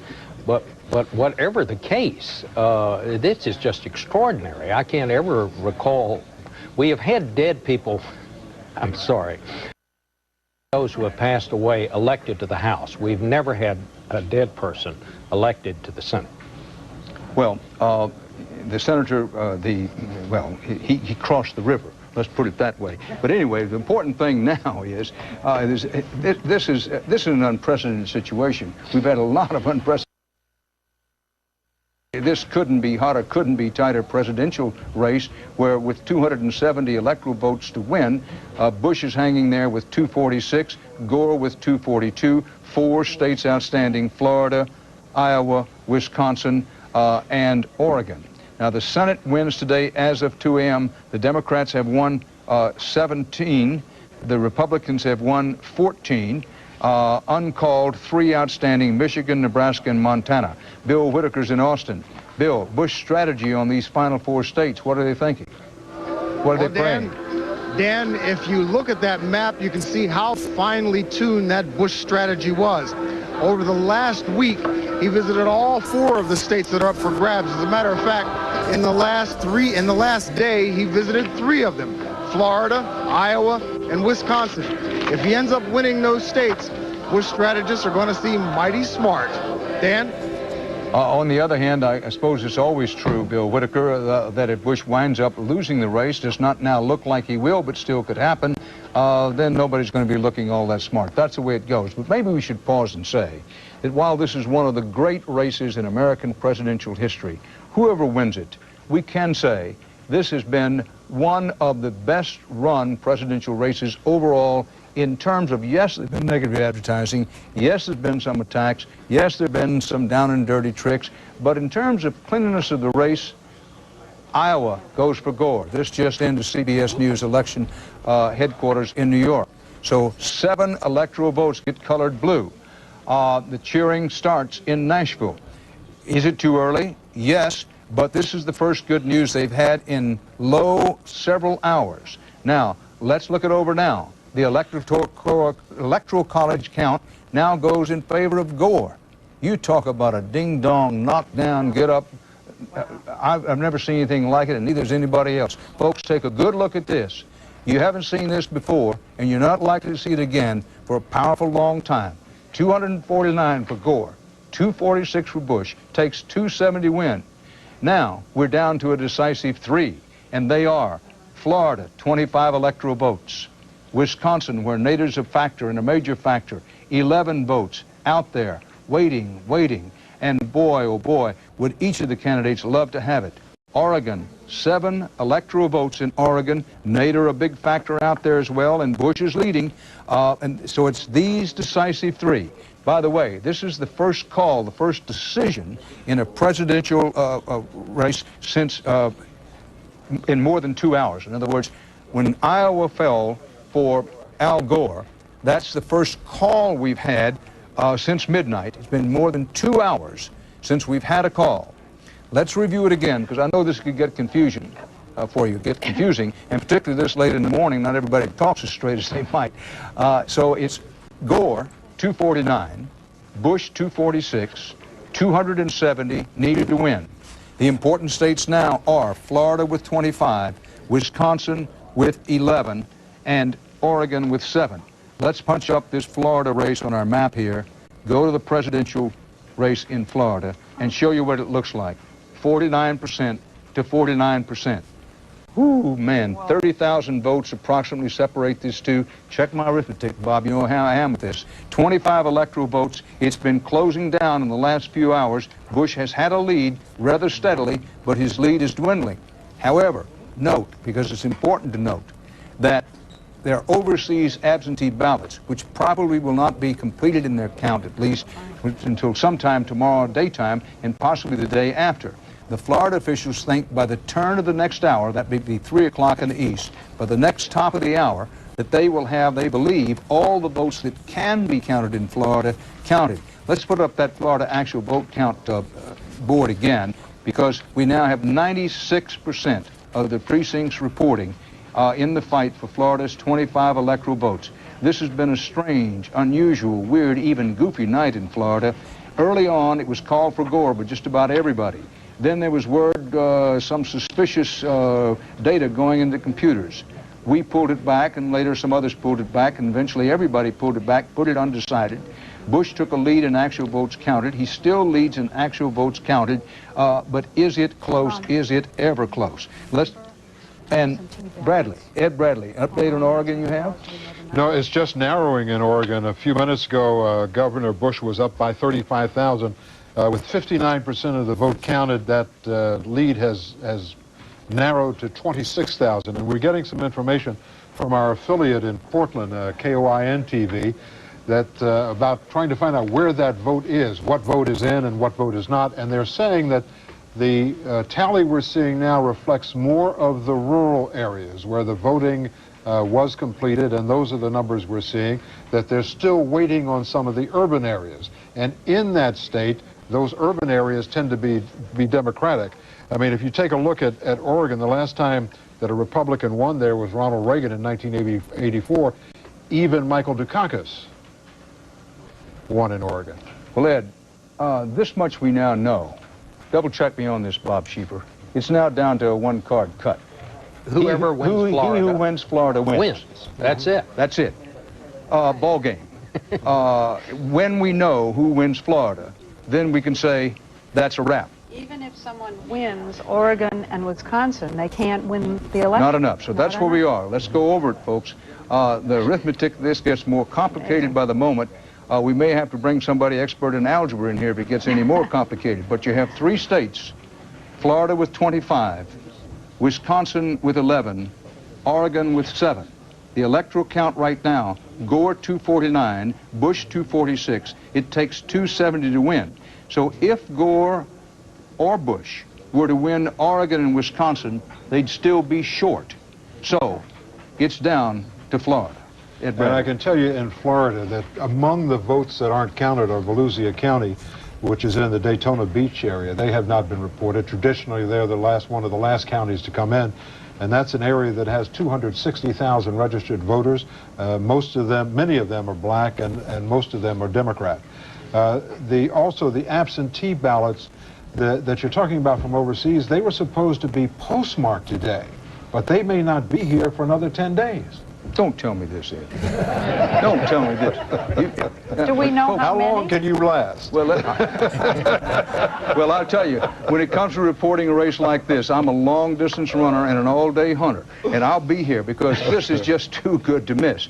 Now, let's get the picture. We're joking a lot up here because, like everybody else in the country who really cares about politics, you got to like this, no matter who you're for. What a historic race. Now, in Florida, it's now down to Florida. The candidate who wins Florida gets it. It's, you know, it's one number takes it all, and that's Florida's 25. If either guy wins only Florida and wins Florida, he is the next president of the United States. Now, it may get down to these absentee ballots from overseas. How many of them are there? We don't know, because as Ed Bradley reports, we believe that the rules were that the absentee ballots from overseas for Florida had to be postmarked today. Now, if some of them come by ship or kayak or something, they may not be here for a long while. Now, they're still counting votes in Florida, votes actually cast today, including some absentee votes.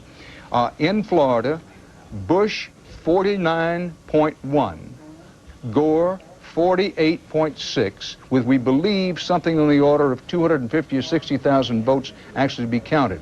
Ralph Nader, 1.7% of the vote so far in Florida.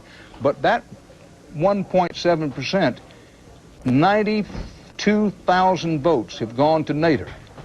If either one of the other two candidates had just gotten 70% of those votes, they'd probably win the state. So here's another state where Nader is making a decisive difference one way or the other. You could argue that. Pat Buchanan with 16,000 votes getting only 0.3, 3/10 of a percent of vote in Florida. Even his 16,000 votes, those would be very handy votes for, say, George Bush to have. Not to say that all of them would have gone to George Bush, but no doubt a lot of them would. This gives you an idea how close it is. Ed, never anything like this in our history. Nothing that I've seen. And those 30,000 votes that we keep talking about in Florida, absentee ballots the absentee ballots from overseas, it's not a hard and fast number that there are 30,000 absentee ballots that are going to come in. There were 30,000 absentee ballots requested. Now, conceivable somebody gets a ballot and doesn't send it in. I mean, people who have good intentions. Some people have the intention of going to vote and they don't. The same thing holds with people who are going to cast an absentee ballot. They requested one, but I'm willing to bet you that not everybody sent them in. Folks, make no mistake. Either one of the two candidates can still win this race.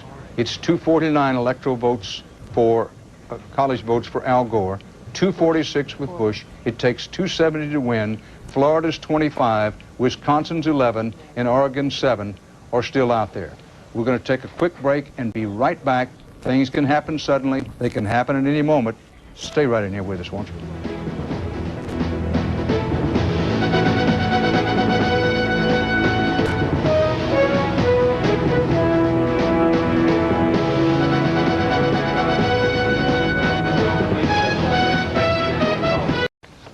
Florida goes Bush. The presidency is Bush.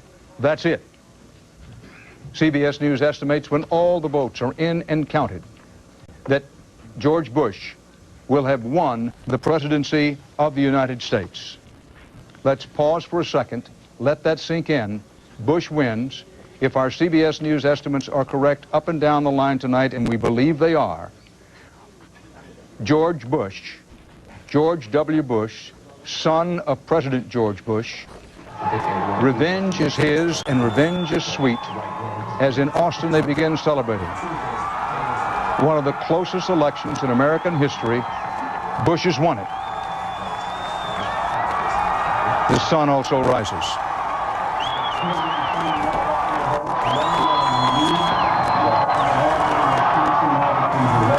This is outside the Capitol in Austin. And our CBS News estimate is that when all the votes from all over the country, including absentee ballots, are in and counted, that George Bush will have won the presidency and will succeed Bill Clinton. The Republicans are very likely to retain control of the United States House of Representatives. They have a very good chance of retaining control of the Senate, in that it may be a 50-50 tie in the Senate, and that would mean that the newly elected Vice President of the United States, Dick Cheney, would cast the deciding vote in any tie votes. Ed Bradley, It isn't over till it's over, but it's over, and Bush wins it.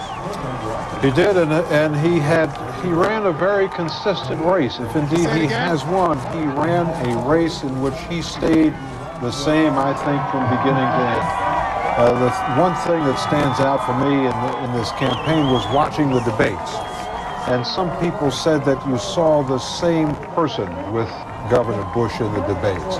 I think his running mate said that Bush beat 3 different guys in Al Gore, because you saw a different Al Gore in each of those debates. Bush, I think, might have been better prepared in one debate than another. But he was his own man, he was comfortable in his own skin, and that personality, his way, never changed from debate to debate. I think it didn't change throughout the campaign, even when he was hit hard, when he was hit with this. Bush wins. Headline of the hour, headline of the year.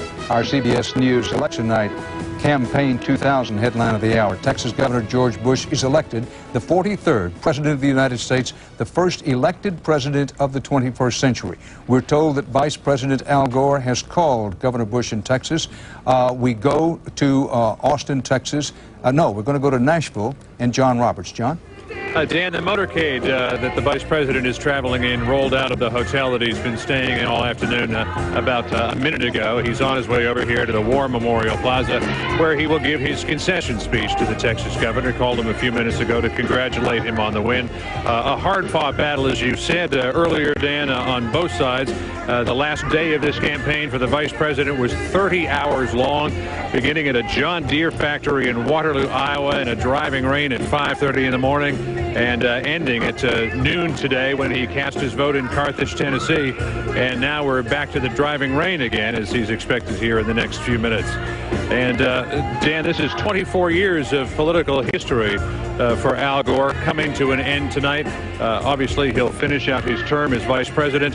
We're not exactly sure what it is that he'll do after January 20th. He's been in politics most of his life.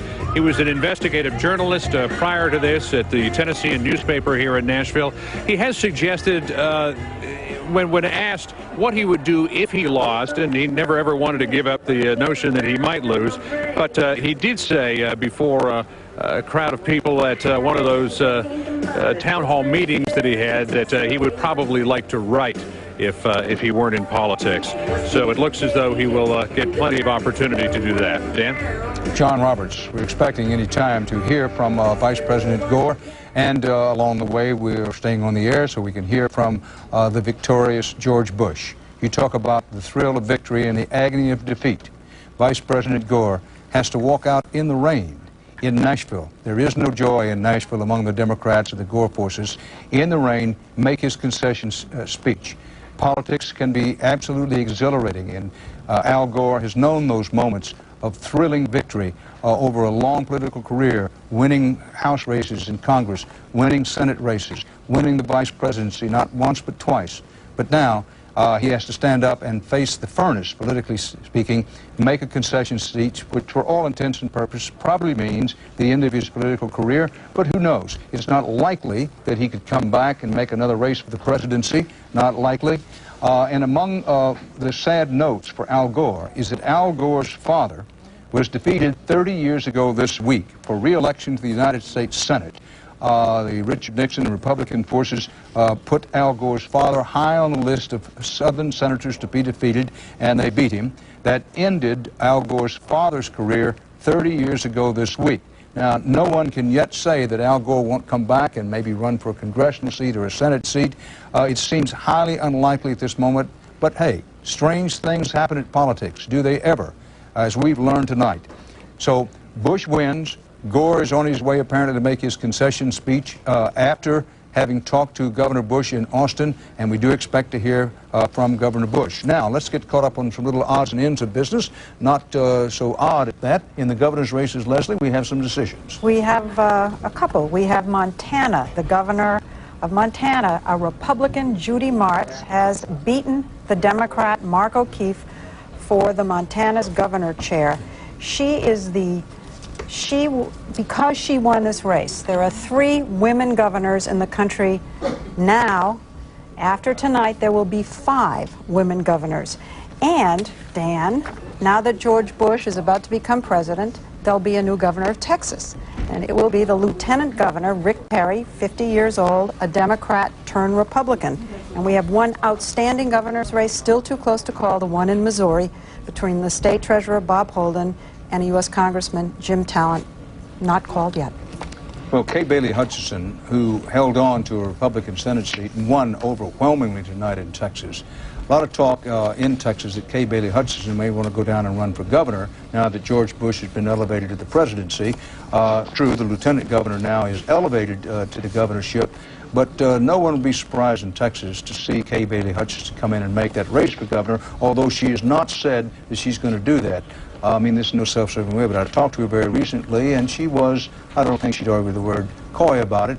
She made it clear, yeah, I might think about it, but it's early. Bob Schieffer, Senate races. Let's review where we are. We still have that race out there in Michigan, Dan, where Debbie Stabenow is challenging the Republican incumbent, Spence Abraham. We still have this race listed as too close to call. Now, if Debbie Stabenow wins that race, it means we'll have a record 13 women in the Senate. We've elected 3 tonight, so that will bring it up to 12. If she wins, that would make 13 women in the Senate. More importantly, it would mean 50 Democrats and 50 Republicans in the Senate. And those women include Hillary Rodham Clinton, the First Lady of the United States, who was elected to the Senate from New York tonight. Folks, let me show you the national vote to give you an idea, not that you need one at this hour, but how very, very close this race has been. It's a 48% for each candidate dead heat. A number of the polls, most of the reputable polls, including our CBS News poll, said it was a statistical dead heat, and that's what it turns out to be. And as of this hour, there are about 500,000 votes separating the two. Now, let's say more than that. Yeah, about, say, a little bit less than 500,000 votes. Don't know how many votes that would be per precinct, but it might be as low as 1 vote per precinct. Now, Bob Schieffer, you have something about Florida. This is just handed me, and just to underline how close it was, Florida is where it all happened. This is what did it for George Bush. With 99% of the precincts in, Bush is leading in Florida by 11,000 votes out of 6 million votes cast in Florida. That's 1/50th of 1%. Now, you tell me that an individual's vote doesn't count. Yes, and particularly with young people who, in high percentages, didn't vote in this election. It's the American way. If you don't vote, you don't get to whine. Ed Bradley. And almost half the people in this country didn't vote. If we look out at the turnout this year, it is a little bit higher than it was 4 years ago when it was 49%. It's up to almost 51%. But essentially that means that half of the people either feel they are disenfranchised, they're not part of the system, or that they have no reason to vote, they just don't care to vote. Some people think that their vote doesn't make a difference. But if you look at what happened in this race and how close it is, you know, you could have had totally different candidates if people had participated in the primaries, because even fewer people participate in the primaries. But in this election, just about half of the people who could vote, if they had registered in this country, bothered to register and vote. You know, having never run for public office, I can't say how it is, but I suspect it's the same way as it is in sports and a lot of other things. In many ways, you'd rather get beat 60-0 than to get beat by 1 point in the fading moments of the game.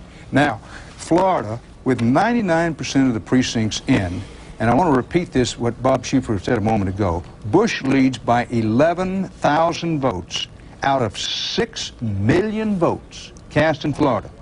Smelling salts for all Democrats, please. 1/50th of 1% made the difference in Florida, which in turn made the difference in the whole presidential race. Prepared to say there may never have been, on the basis of what we know so far, a presidential race any closer than this one. Some historian may want to argue with that, and call Bob Schieffer day after tomorrow if he wants to. The numbers look this way. In the popular vote, 48% to 48%. We now have what? Well, fewer than 200,000 votes separating these two at the end. A virtual dead heat. 1 vote per precinct or fewer would probably have turned the tide in this election. And in the Electoral College right now, it sets 271. It takes 270 to win. So Bush is triumphant with 1 electoral vote difference. Now, Wisconsin with 11 electoral votes and Oregon with 7 are still out there, and we'll have to see how they go. But, you know, this is a stunner, and I'm going to say it for a third time because, you know, I have been to goat ropings and space shots, and I've covered presidential elections since the 1950s, and I have never seen anything like this. Take a good look, folks. You haven't seen it before, and you're not likely to see it again in your lifetime. Florida, with 99% of the precincts in, Bush leads by 11,000 votes out of 6 million Florida votes cast. 1/50th of 1% made the difference in Florida, and therefore made the difference in the whole presidential race. Ed Bradley. Well, I don't know what you do to get people to vote in this country. I mean, I think that they say that democracy gives you the right to stay home.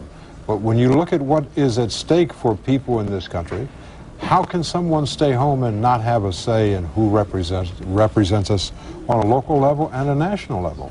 Because it affects each and every one of us every single day. Well, Leslie Stahl, there is a theory that because the United States of America basically has had peace and prosperity for an unprecedentedly long time, that people feel pretty good and they're kind of blasé about things and say, in effect, well, yeah, yes, it's my responsibility to vote, but you know, things are pretty good. And so I think things will rock along. Now, you counter that with so many people say, as this is my opinion, clearly labeled as an excuse, well, my vote doesn't make any difference.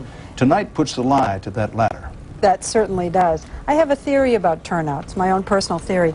It has to do with working mothers, because so many women work today, and we have to get home.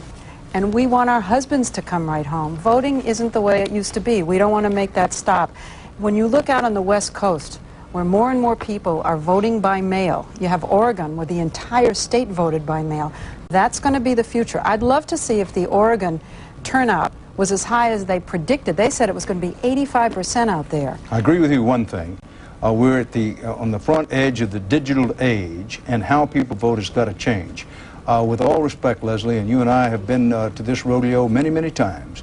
It's not an excuse to say, well, I'm a working mother and I got to work. It's not an excuse. And not an excuse to say, well, my husband gets home and he's tired. In a country such as this, no excuses. And I believe, Ed, it's right that about what I'm attempting to say, at least 75 million Americans who are eligible to vote, at least, did not vote today. It's not an excuse. You're absolutely right. But I do think that a lot of people out there are harried, and they want to get home to their kids. Well, you know, I have this feeling that an awful lot of Republicans out there saying, hey, time to celebrate, time to party. Let's let the good times roll, because George Bush has won the presidency. The worst the Republicans can do is have a 50-50 split in the Senate, which means they retain their control of the Senate, because Dick Cheney, the new vice president, would decide any tie votes. And while it's by a very small margin, the Republicans are assured, we think, of controlling the new House. Now let's go to Wisconsin. Remember, it's still out there, 11 electoral votes. Let me show you the actual votes in and counted presidential race in Wisconsin. We have just about a minute and a half to Al Gore supposed to show up. We'd like to get this Wisconsin thing up because I believe there's only a 1,000 vote difference now in the Wisconsin vote. There it is, 48% to 48% right. About a 1,000 vote difference between these two, with Nader getting 4%. Now let's go to John Roberts in Tennessee, where in the rain, Vice President Gore, having lost oh so close, among the toughest phrases in the English language, John Roberts, what might have been? You know, Dan, a campaign that ran at least 18 months, but you could say that it ran 24 years, because he has been preparing since he first ran for Congress from Tennessee in 1976 to be president of these United States, really fulfilling a dream that I believe his parents had for him since he was born and since his birth was announced on the front page of Tennessee newspapers. But that is a dream that came to an end tonight in much the same way as it did in 1988, though in 1988 he was knocked out of the primaries. Tonight he was knocked out of the final presidential race by a margin that is oh so close. The last time anybody can remember somebody running for the presidency from Tennessee in a race that was that close was in 1844. James Polk, like Al Gore, lost Tennessee, but won the presidency. And I guess in the last little bit of political irony here, Al Gore, as president of the Senate, will announce the official tally of the electoral votes when they're taken, and he will be the one who announces that George Bush is the president-elect of the United States. Dan? John Roberts, stay with us here. We're awaiting the vice president's appearance there in the rain in Nashville. Florida turns out to be even closer than we thought. If you can imagine that, hard for me to do so. It's actually, as it now stands, a little less than 1/5 of 1% was the margin for George Bush in Florida. 10,800 votes out of close to 6 million cast. 1/5 of 1% in Florida gave the state's 25 electoral votes to George Bush, and that gave him the Electoral College victory. They'll be writing about this one in the history. Melissa Flockhart, Penny Marshall, David L. Landers. Next, Rosie. Bush wins. Headline of the hour, headline of the year. Our CBS News election night campaign 2000 headline of the hour. Texas Governor George Bush is elected the 43rd President of the United States, the first elected president of the 21st century. We're told that Vice President Al Gore has called Governor Bush in Texas. We go to Austin, Texas. No, we're going to go to Nashville and John Roberts. John? Dan, the motorcade that the vice president is traveling in rolled out of the hotel that he's been staying in all afternoon about a minute ago. He's on his way over here to the War Memorial Plaza, where he will give his concession speech to the Texas governor. Called him a few minutes ago to congratulate him on the win. A hard-fought battle, as you said earlier, Dan, on both sides. The last day of this campaign for the vice president was 30 hours long, beginning at a John Deere factory in Waterloo, Iowa, in a driving rain at 5:30 in the morning, and ending at noon today when he cast his vote in Carthage, Tennessee. And now we're back to the driving rain again, as he's expected here in the next few minutes. And Dan, this is 24 years of political history for Al Gore coming to an end tonight. Obviously, he'll finish out his term as vice president.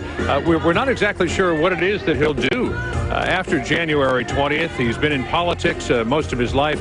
He was an investigative journalist prior to this at the Tennessean newspaper here in Nashville. He has suggested, when asked what he would do if he lost, and he never ever wanted to give up the notion that he might lose, but he did say before a crowd of people at one of those town hall meetings that he had that he would probably like to write if he weren't in politics. So it looks as though he will get plenty of opportunity to do that. Dan? John Roberts, we're expecting any time to hear from Vice President Gore, and along the way we're staying on the air so we can hear from the victorious George Bush. You talk about the thrill of victory and the agony of defeat.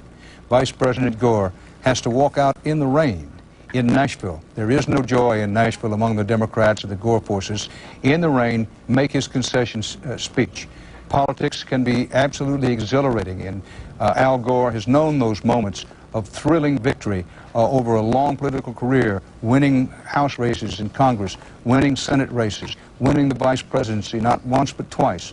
But now he has to stand up and face the furnace, politically speaking, make a concession speech, which for all intents and purposes probably means the end of his political career, but who knows? It's not likely that he could come back and make another race for the presidency, not likely.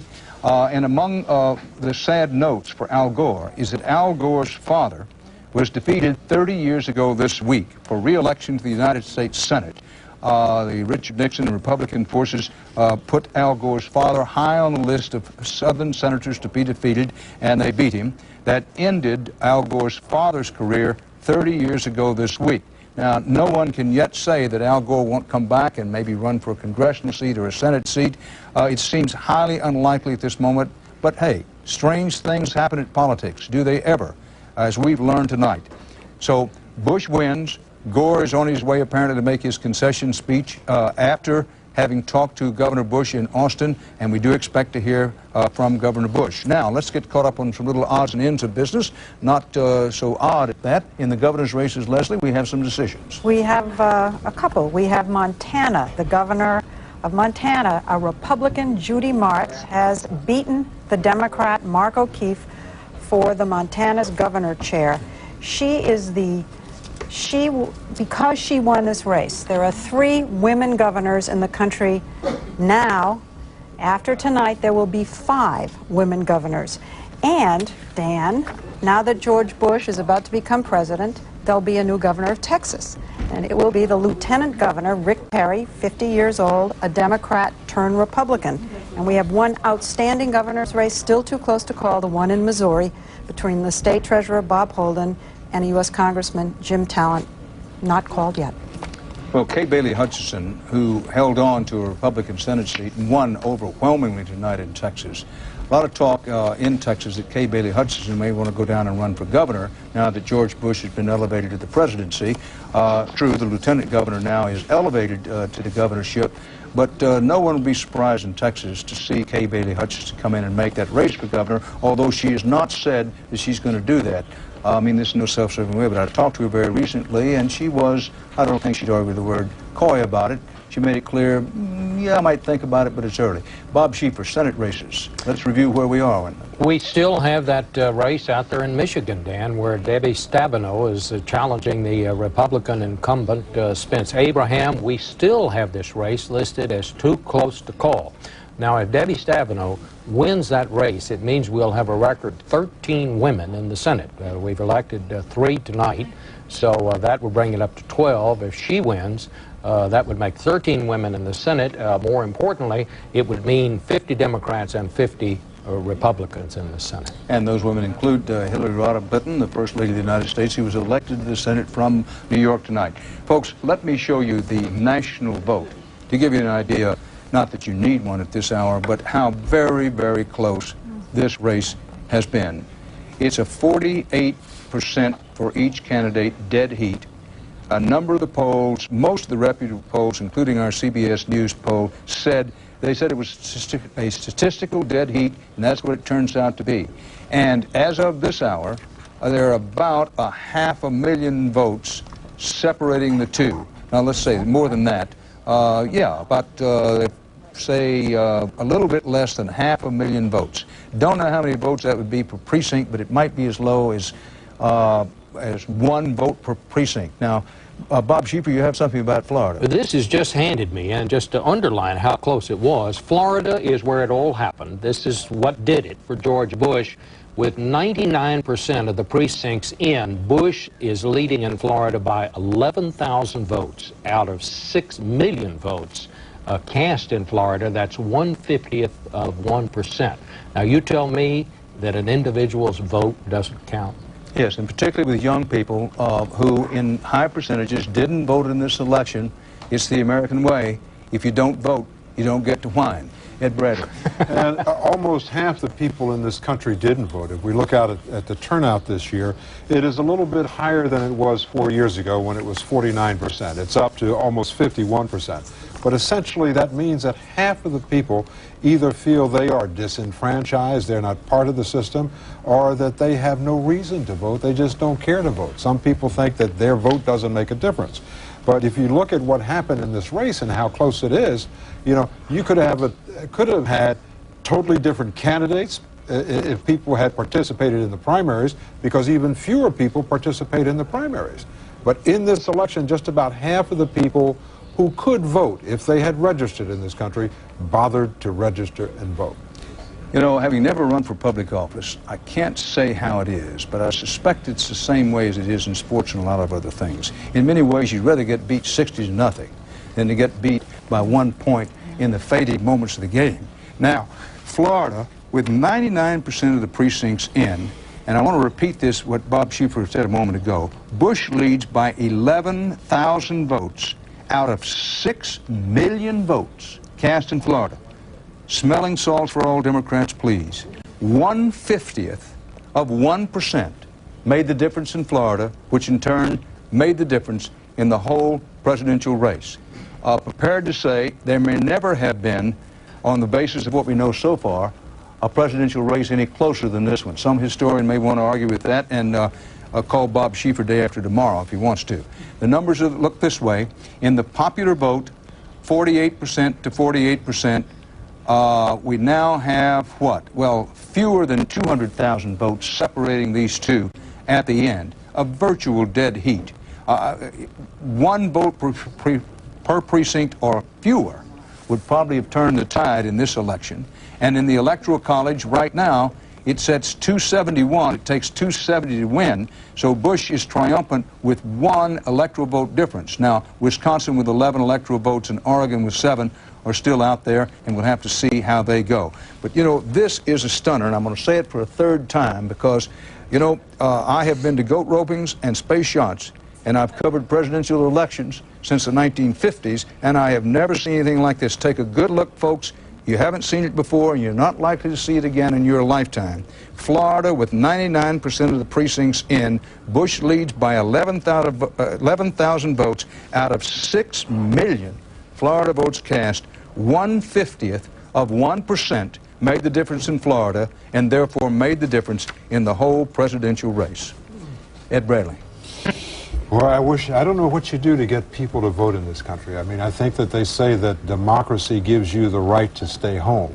But when you look at what is at stake for people in this country, how can someone stay home and not have a say in who represents us on a local level and a national level? Because it affects each and every one of us every single day. Well, Leslie Stahl, there is a theory that because the United States of America basically has had peace and prosperity for an unprecedentedly long time, that people feel pretty good and they're kind of blasé about things and say, in effect, well, yeah, yes, it's my responsibility to vote, but you know, things are pretty good. And so I think things will rock along. Now, you counter that with so many people say, as this is my opinion, clearly labeled as an excuse, well, my vote doesn't make any difference. Tonight puts the lie to that latter. That certainly does. I have a theory about turnout. It's my own personal theory. It has to do with working mothers, because so many women work today, and we have to get home. And we want our husbands to come right home. Voting isn't the way it used to be. We don't want to make that stop. When you look out on the West Coast, where more and more people are voting by mail, you have Oregon, where the entire state voted by mail. That's going to be the future. I'd love to see if the Oregon turnout was as high as they predicted. They said it was going to be 85% out there. I agree with you one thing. We're at on the front edge of the digital age, and how people vote has got to change. With all respect, Leslie, and you and I have been to this rodeo many, many times, it's not an excuse to say, well, I'm a working mother and I got to work. It's not an excuse. And it's not an excuse to say, well, my husband gets home and he's tired. In a country such as this, no excuses. And I believe, Ed, it's right that about what I'm attempting to say, at least 75 million Americans who are eligible to vote, at least, did not vote today. It's not an excuse. You're absolutely right. But I do think that a lot of people out there are harried, and they want to get home to their kids. Well, you know, I have this feeling that an awful lot of Republicans out there saying, hey, time to celebrate, time to party. Let's let the good times roll, because George Bush has won the presidency. The worst the Republicans can do is have a 50-50 split in the Senate, which means they retain their control of the Senate, because Dick Cheney, the new vice president, would decide any tie votes. And while it's by a very small margin, the Republicans are assured, we think, of controlling the new House. Now let's go to Wisconsin. Remember, it's still out there, 11 electoral votes. Let me show you the actual votes in and counted presidential race in Wisconsin. We have just about a minute and a half to Al Gore supposed to show up. We'd like to get this Wisconsin thing up because I believe there's only a 1,000 vote difference now in the Wisconsin vote. There it is, 48% to 48% right. About a 1,000 vote difference between these two, with Nader getting 4%. Now let's go to John Roberts in Tennessee, where in the rain, Vice President Gore, having lost oh so close, among the toughest phrases in the English language, John Roberts, what might have been? You know, Dan, a campaign that ran at least 18 months, but you could say that it ran 24 years, because he has been preparing since he first ran for Congress from Tennessee in 1976 to be president of these United States, really fulfilling a dream that I believe his parents had for him since he was born and since his birth was announced on the front page of Tennessee newspapers. But that is a dream that came to an end tonight in much the same way as it did in 1988, though in 1988 he was knocked out of the primaries. Tonight he was knocked out of the final presidential race by a margin that is oh so close. The last time anybody can remember somebody running for the presidency from Tennessee in a race that was that close was in 1844. James Polk, like Al Gore, lost Tennessee but won the presidency. And I guess in the last little bit of political irony here, Al Gore, as president of the Senate, will announce the official tally of the electoral votes when they're taken, and he will be the one who announces that George Bush is the president-elect of the United States. Dan? John Roberts, stay with us here. We're awaiting the vice president's appearance there in the rain in Nashville. Florida turns out to be even closer than we thought. If you can imagine that, hard for me to do so. It's actually, as it now stands, a little less than 1/5 of 1% was the margin for George Bush in Florida. 10,800 votes out of close to 6 million cast. 1/5 of 1% in Florida gave the state's 25 electoral votes to George Bush, and that gave him the Electoral College victory. They'll be writing about this one in the history books long after all of us are gone. Now, I'd like to go back to John Roberts in Nashville. John, there's been a lot of speculation around this table tonight and elsewhere. Well, what would Vice President Gore likely do now? Leslie Stahl has some ideas, which you'll hear about in a minute. But first, let's hear yours. Well, as he told a town hall meeting a little while ago when asked what he would do if he didn't win the presidency, he didn't want to entertain the idea of losing the election tonight. But he said, I was a journalist, I was an investigative journalist, I was a journalist when I was in Vietnam for a couple of years. So if I was to choose something to do, it would probably be to write. Gore likes to write all of his own speeches. He wrote probably 99.9% of the acceptance speech that he gave at the Democratic Convention back on August 17th. And I would imagine that he's probably written tonight's speech as well. We were expecting that he would be up on the stage by now here at the War Memorial Plaza, but there's been a bit of a delay. Mr. Gore apparently has asked for a teleprompter, either that or he's managed to find 12,000 votes in Florida. But I think the teleprompter is probably the way that we're going to go here tonight, and he's probably crafted a concession speech that isn't just going to say it was a hard-fought race. Congratulations to everybody, and congratulations to Governor Bush. It will probably be some sort of soaring oratory, if Al Gore can be said to have soaring oratory, on the entire campaign, the state of politics in America, his vision for the future, and what he tried to do here in Tennessee tonight. Dan? John Roberts mentioning the teleprompter. It may or may not be that the vice president wants the teleprompter up. No one would doubt that. George Bush used the teleprompter extensively and regularly during the campaign. It's become a regular for candidates. One of the things we didn't do in television was so often show how often the candidates use the teleprompter, and George Bush is one. He was smart to do so, but many times you have just out in the audience, you can see sort of two glass things, and what they are the teleprompter. In recent years, I would say since at least the 1980 campaign, that the candidates of both parties have used teleprompters, particularly when it's an important speech like an acceptance speech or a victory speech, or in this case a concession speech. So no points away from Al Gore for waiting a minute or two for the teleprompter, if indeed that's what he's waiting on. We have no way of knowing for sure that that's the case. Leslie Stahl, you had a thought about what Al Gore might do. Before you do it, I do want to say that John Roberts said that Al Gore spent a couple of years as an Army reporter in Vietnam. He did spend some time in the Army as a reporter. Just for the record, he didn't spend 2 years in Vietnam. He spent less than a year there. Give him credit, he volunteered, he went. Now, your thought about what he might do? Well, you know, there is a presidency that's open right now, and that is the president of Harvard University. And I've been told there have actually been some feelers out to Gore, and I would not be surprised if he accepted, if he were asked. It's something, I have a vague memory. Do any of you remember that President Clinton may have mentioned something about how Gore would have been a wonderful college president? At one point, somebody said that. Under the heading of damning with faint praise. Well, would not be a bad line of work being president Wonderful. of Harvard University. And also, just to make sure in the record, I said that Al Gore volunteered for Vietnam. I think, in fact, that what he said was, I went into the Army because if I didn't get drafted, somebody else would have been drafted. Nonetheless, just to clear it up, because Al Gore deserves that. He went to Vietnam when he could have, as so many others did, avoid going, but he did go. The only thing I wanted to do was clear up about how long he had been there.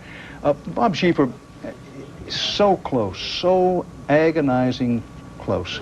Mighta, coulda, shoulda. Shoulda, woulda. Woulda. Going to be so much talk of that when I'm still stunned with this. 1/5 of 1%. Well, 10,800 votes out of almost 6 million cast in Florida. That put Florida for George Bush and tipped over the Electoral College for him. Well, I mean, that's why, Dan, I think you can't say what it was that won for George Bush any more than you can say what it was that lost for Al Gore. Maybe 11,000 people got sick and weren't able to go to vote. I mean, when it's this close, it's impossible to say. But, you know, I'll tell you something else while we're just sitting here waiting for Al Gore. George Bush is going to be reminded every day of his life in Washington of this night, because he's going to be dealing with a Senate that will include not only Joe Lieberman, but also Hillary Rodham Clinton. So he'll have a reminder of what all happened on this very night. Well, this is the way it looks at this moment. 271 at least for George Bush, 270 needed to win in the Electoral College. Florida did it for him. Gore has at least 249. Wisconsin with 11 is still out. Oregon with 7 is still out. The national vote total, so breathtakingly close. This is how the map looks, and 48% to 48%, about a, maybe a 300 vote difference, 300,000 vote difference. Very, very close. One of the closest elections in all United States history.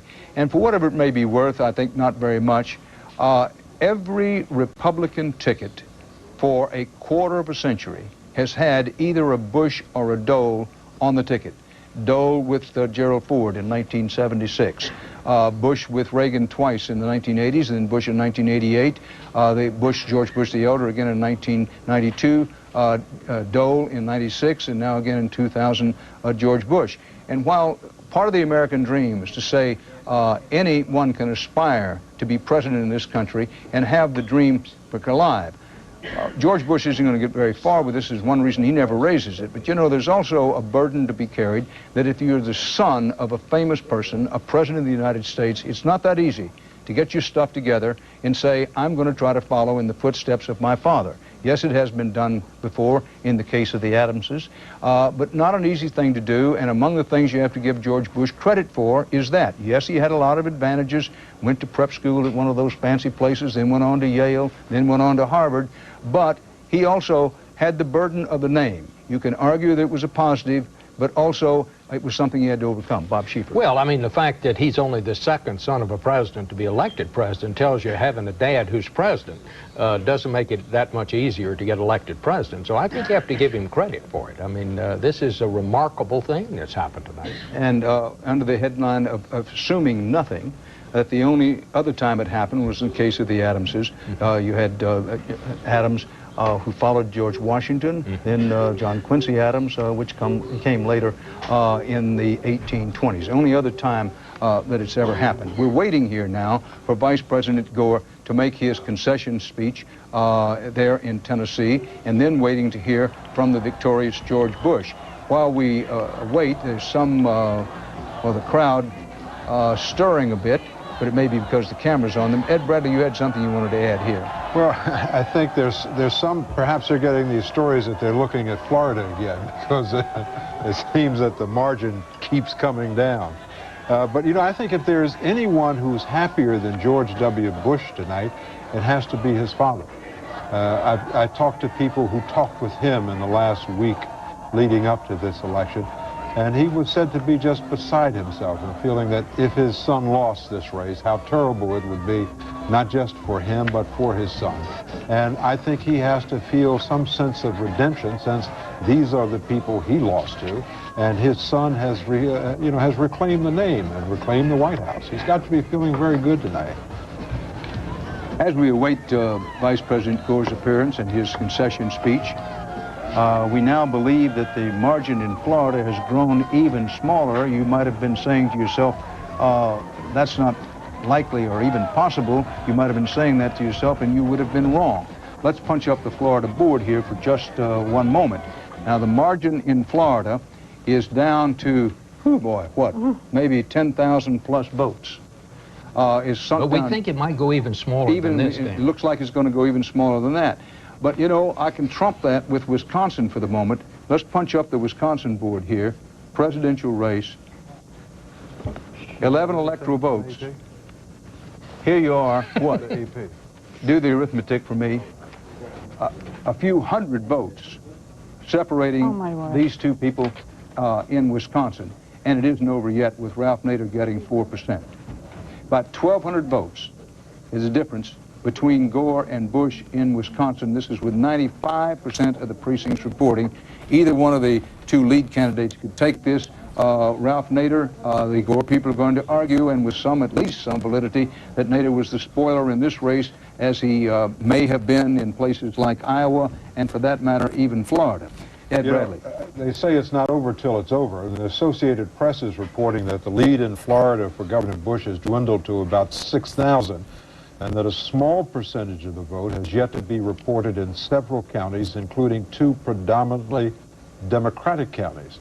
The Associated Press believes that the uncounted votes in Broward and Palm Beach counties could allow a change of the lead in the Florida vote.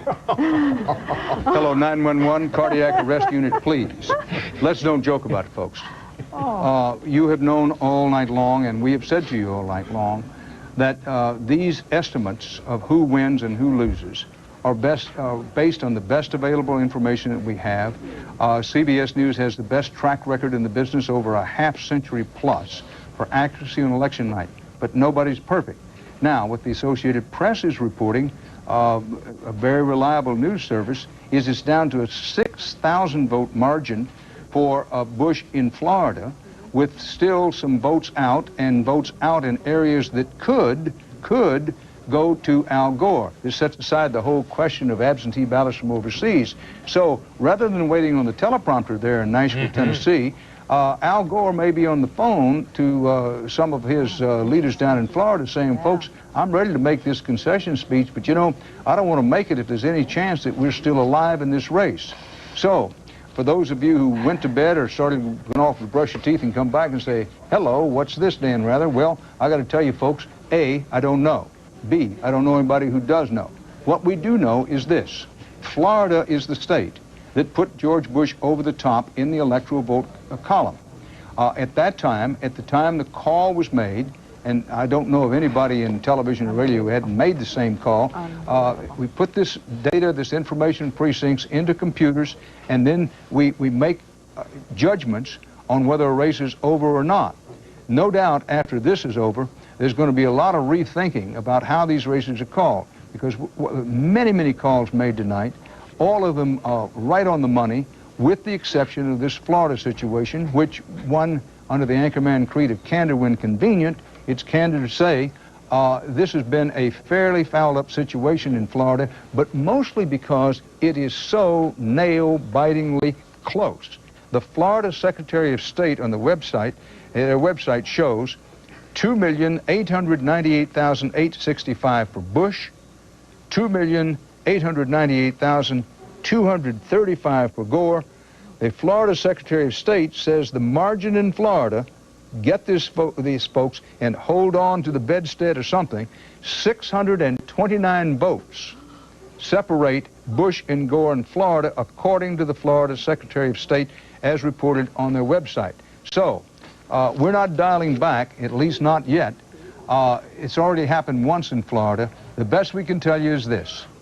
271 looks like the number of electoral votes that George Bush has. And that would be enough to win, since 270 are required to win. But in that 271, what put him over the top was the belief that he had Florida's 25 electoral votes. Now, Bush is. Now, with only 629 votes separating the two in actual votes counted in Florida, you can understand why suddenly there'll be some nervousness in the Bush camp, and suddenly a faint, very faint glimmer of what they think is hope in the Gore camp. Because, Dan, don't forget, we haven't counted those absentee ballots that came in from overseas. Am I right about that, Ed? There may be 10,000 of them. There were 10,000 requests for 10,000 absentee ballots. We don't know how many are going to come back. But certainly there's probably 629 out there. This is not to say that Wisconsin and Oregon can't still figure in this equation. Wisconsin with 11 electoral votes, nadir a factor. Oregon with 7, nadir a factor. But you will see on our map, Florida is blinking red. Among the anything that blinks here means that the state was carried by Clinton and Gore in 1996. Yes, very early in the evening it was colored blue for Gore at a time when everybody in the let's call the state's business thought it was going to go for Gore. Then it was pulled back to undecided. Then, with a late surge by Bush in the actual votes counted, it went into the red column for Bush, and hallelujah, over the top for Bush was the reporting. Now, stunningly, only 629 votes separate the two candidates among votes in and counted in Florida, and if Florida should switch the other way, Gore would win. Well, Dan, won't there be a demand for a recount? I mean, won't the Gore people say we need a recount, and won't there be a call for a recount in Wisconsin where it's so close? I mean, that's generally standard procedure when it gets this close. So we may not know here until the end of the week. Well, it would be a recount from either. Why would it just be Bush if why wouldn't Gore ask for a recount? Well, that's what I'm saying. Won't Gore ask? Well, it's no sense speculating. And folks, it's 3:30 in the morning here in the East. But the excitement level has just risen once again. John Roberts in Nashville, have you talked to the Gore camp about this stunning situation in Florida where the Secretary of State says only 629 votes, 629 votes separated? Dan, still haven't managed to talk to anybody directly about the narrowness of the victory. Certainly it has come down from where it was 12,000 about 20 minutes ago, but I'm sure that they're thinking about that, and I don't know if the idea of recount is running through their minds, but certainly could be. Well, we see behind you, John, that the crowd in the rain there at Nashville is cheering for the first time in at least an hour and a half or so on this news. Now, I said once before on the evening that the reported returns were wobbling around and so all over the place that neither NASA or the Russians' Cosmodrome could actually track them. They were wobbling and so wild. Never has that been truer than at this hour. Let's switch to Austin if we can, because the celebration had already started in Austin. And who knows what the situation is there now. If we can get Austin up live, this is the Nashville live, because they've just been told that the Florida Secretary of State says only 629 votes separating the two. Now Austin live, and the crowd has suddenly gone silent as they are told, folks, we want you to celebrate, but you know what? Might be just a tad early. Might be. Yes, they're telling the crowd there now, among the 10-gallon hats and the Willie Nelson headbands, folks, it might be premature. Let's pull back what they call in television the wide shot. This is important. It may or may not be fair to say, but at this juncture, there are going to be those who say the race is not yet over. Florida, it was believed, had gone to Bush. But in the very late vote counting, and the actual vote counting is not over yet, it's gotten to the point where the Florida Secretary of State says only 629 votes are separating these two. Nader has about 2%. And with that close, absentee ballots yet to come in from overseas, and Wisconsin, 11 electoral votes still out, Oregon with 7 electoral votes still out, we could be going to recount city. Get in there, recount the votes. None of this television mumbo-jumbo or computer data, but get in and actually count these votes over. It wouldn't surprise anybody, least of all your narrator, if Al Gore said, you know what, I am not going to concede this thing because it's just too close. I want somebody to get in and recount those ballots. And George Bush, no doubt, will want the same. So if you wake up in the morning and somebody says, well, I thought the election was over, then you say to yourself, well, I got to tell you something, it got so close near the end that it still isn't over. Now, no doubt about it, if Florida is finally, completely and officially reallocated to Gore, he wins. It's over. Done deal. However, at the moment, it's still colored red. for George Bush because Bush still leads. You know, one vote is enough to win it. And although the Florida Secretary of State has said that 629 votes separated him in the last actual vote count, there's still some other votes being counted. They turned up some votes. One sheriff in one county who allegedly, supposedly, reportedly had some votes. Don't misunderstand me. I'm not raising the specter of some Duval County down in Texas and the sheriff keeping votes for days. I'm not suggesting anything except that when you have 6 million votes in a state, not all of the votes come in exactly as everybody has planned to have them come in. The vote counting's still going on in Florida. It's still breathtakingly close. At CBS News, we still leave Florida in the Bush column, but the overall national vote is actually, let's highlight it. The national vote is practically dead even. Nationally, look at this. This is incredibly close.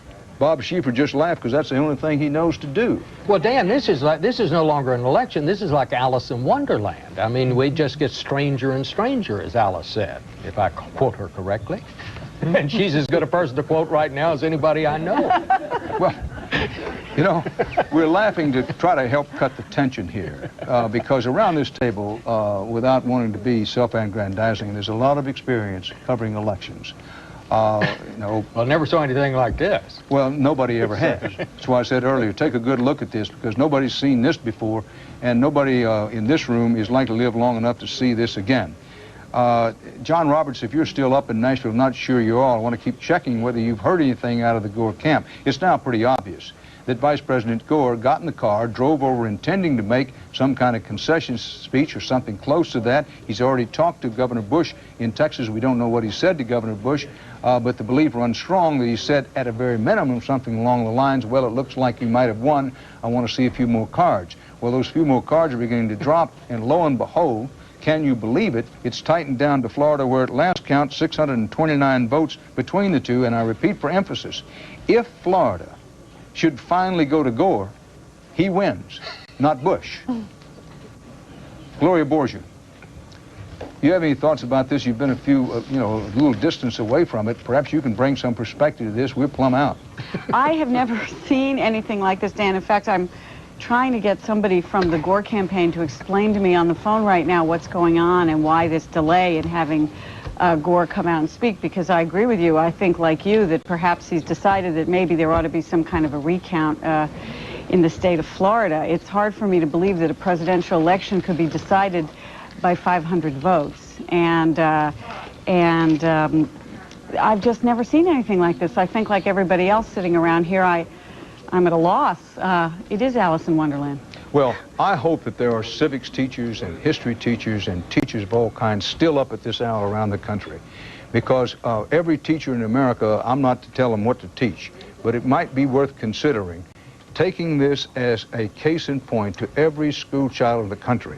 Say, you know, that old stuff you hear about your vote doesn't count, one vote doesn't make any difference. This is an election which underscores that every vote counts, however it's going to go now, whether it stays 271 or above for Bush as we have it at the moment, or whether Florida incredibly, stupefyingly, goes the other way to Gore finally and he wins the presidential election.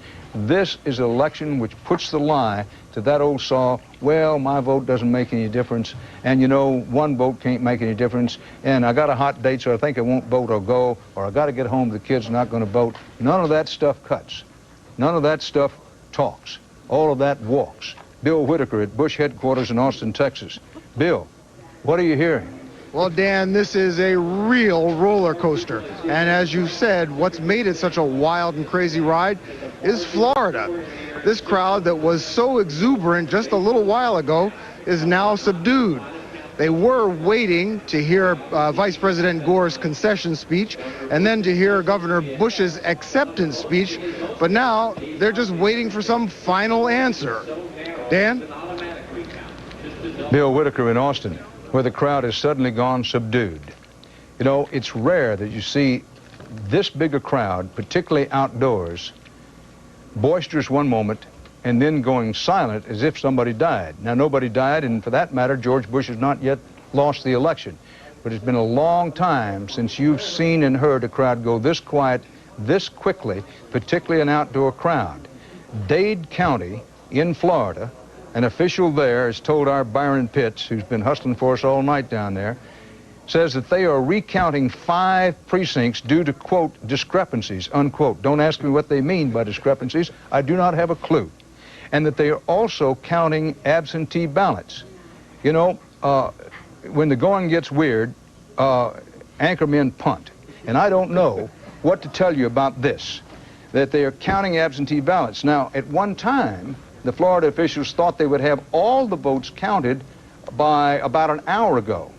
Now it's 20 minutes to 4 in the east or thereabouts, and Dade County officials say they're recounting 5 precincts, could be a lot of votes in those precincts, due to, quote, discrepancies, unquote. We'll need a little legwork about those discrepancies, quote, unquote, and that they're also counting, I assume that means still counting absentee ballots. And then there's that joker in the deck down there about those overseas absentee ballots. We believe they sent out about how many overseas absentee ballots? There were requests for 30,000 absentee ballots. It's not certain how many of those will be returned. Well, as the situation all up in the air, we go back to John Robertson, Nashville. John, what you hearing? Well, Dan, we're told by our producer who's traveling with the motorcade that the vice president and his top aides are huddling backstage here at the War Memorial, trying to figure out exactly what to do about the situation. They know how close it is. Now they're trying to figure out, do they come out and give a concession speech as they had planned? Do they come out and give some sort of acknowledgement that it would appear that Governor Bush has won the election? Or do they come out and say, we're not going to accept this, we're going to wait until the votes are recounted in Florida? We just don't know at this point. We're trying frantically to get in touch with everybody, but those cell phones, they were being so happily answered as the returns began to come in 7 hours ago, Dan, now just aren't being answered. So we're trying here, we're trying to get some kind of firm answer, but we do know that they're huddled behind the scenes here trying to figure out exactly what to do. Well, I would say this, John Roberts, if I know Tipper Gore, and I don't want to pad my part, I don't know her well, she's probably telling her husband to hook a U, head it back to the house, and let's get some recount going here. Bob Schieffer. Well, I was just going to say, among the things that I will bet you they are not going to do is make a concession statement. I mean, there are not many sure votes in life, but I would say that's a sure bet. They will not make a concession statement until this business clears itself up. Here's the situation, folks. Wisconsin has not yet been decided. 11 electoral votes. Oregon with 7 has not been decided. But the whole game rides on Florida. Now, our CBS News estimate is, and has been for some while, that George Bush, having won Florida, would have at least 271 electoral college votes, which would ensure he would be the next president of the United States, since it takes 270 to win. But then, some strange, unusual things began happening in Florida. The Bush lead narrowed down to the point at last report there was 629 vote difference between Bush and Gore in Florida. Both of them stuck at about 49%. Now, if you are hoping that George Bush wins the election, keep in mind that Bush still leads in Florida. Even if he leads by a tiny margin, it takes only 1 vote. Bush still leads in Florida, and Bush believes there's some absentee power for him coming from overseas. Nobody knows for sure about this. But the Dade County official saying, well, we want to recount at least 5 precincts because of, quote, discrepancies, and that some absentee balloting is still going on. That leaves us with a very much up-in-the-air picture. Nobody knows whether the presidency has been decided. The very best available guesses, including our own, they have been, well, George Bush wins because he won Florida. But again, I'm going to repeat for emphasis, if that has changed, if Al Gore winds up winning Florida, he will be the next president. Doesn't matter what happens in Wisconsin and Oregon. Ed Bradley. Just keep in mind, I know some people might be saying, is there some kind of hanky-panky going on down in Florida in the Secretary of State's office? Well, I don't know who the controlling legal authority is in Florida, but I would assume it's the Secretary of State who's keeping track of these things. And Katherine Harris is a Republican and was elected to that office, so I don't think you're going to see a the Florida Secretary of State. Florida Secretary of State. Well, fortunately, and one wants to say there's some seriousness, in this country, it doesn't matter whether you're Democrat, Republican, or Mugwump. When it comes to the sanctity of the ballot box, overwhelmingly, elected public officials play it straight. They want as much as anyone for it to be accurate and to be fair. Right, but you have had cases, you know, the expression that people had I know they always blame it on Chicago, which was vote early and vote often, happened because there were people who voted early and who voted often. Well, and Richard Nixon went to his grave believing that the election probably had been stolen for him around Cook County. Right, and there were votes from people who were no longer alive. Well, this scene from Nashville Live, the crowd has come alive there. They were as quiet as the proverbial church mouse not too long ago, but they've been told that things are tightening down in Florida. Most people in the crowd in Nashville, as is the case in Austin, probably are confused by what's going on, but that's under the welcome to the club guidance, because nobody at this moment, great confusion reigns. No two candidates for President of the United States have ever gone through this kind of thing. Not in 1888, not in 1876, not in 1824, and not in 1800. Well, all the things you might have thought you would be saying tonight, Dan, I bet one statement you never thought you would say is what I heard you say a while ago. We may not know the outcome until we know what happened in 5 precincts in Florida. Now, that's a close election. When we're sitting here with millions upon millions of votes being cast, and we're trying to find out how 5 precincts in Florida came. Leslie Stahl. You know, I spoke to President Bush, George Bush Sr., a couple of weeks ago, and he said to me at that point, it was right after the third debate, and I said, how are you? He said, nervous. You know, remember Dana Carvey on Saturday Night Live? I almost thought I was talking to Dana Carvey. Nervous. I can just imagine what they're going through, what the Gores are going through. This has to just be gut-wrenching for both sides. It's all up in the air. The Gores had probably already dealt with it. They weren't going to win. Their hopes up. Both sides going up and down. I just feel for all the families all the way around right now. True, Leslie. But when you play politics at this level, one of the reasons you play it at this level is the excitement of it. Not a bigger prize in this country than winning the presidency. And that's one reason they play at this level. And while it is gut-wrenching, and particularly for the families at this time, this is absolutely maddening. And no one could blame, let me say this, well, I was going to say no one could blame Governor Bush of Texas if he turned to his brother, Governor Bush of Florida, and said, you know what I want to do is I want to send a couple of Texas Rangers down there and impound those votes from those 5 precincts, because there's got to be suspicions beginning to build. Well, maybe somebody out there is trying to steal an election, quote unquote. I'm not suggesting it's been stolen or it can be stolen, but that's got to begin creeping into some people's minds. It's that wild and woolly tonight. Now, if the spread between the two candidates is less than a certain number, and we're checking on that number, an automatic recount is required under the law. So that's another card, another joker that goes into this joker-filled deck. Not funny joker, but unpredictable jokers. I'm going to repeat it. If the spread between the two candidates is less than a certain number, we've not confirmed what that number is, we're checking on it, an automatic recount in Florida is required. And let me say one more time, may say it other times, Florida's the whole game here. Bush, we thought, and still believe, had won Florida.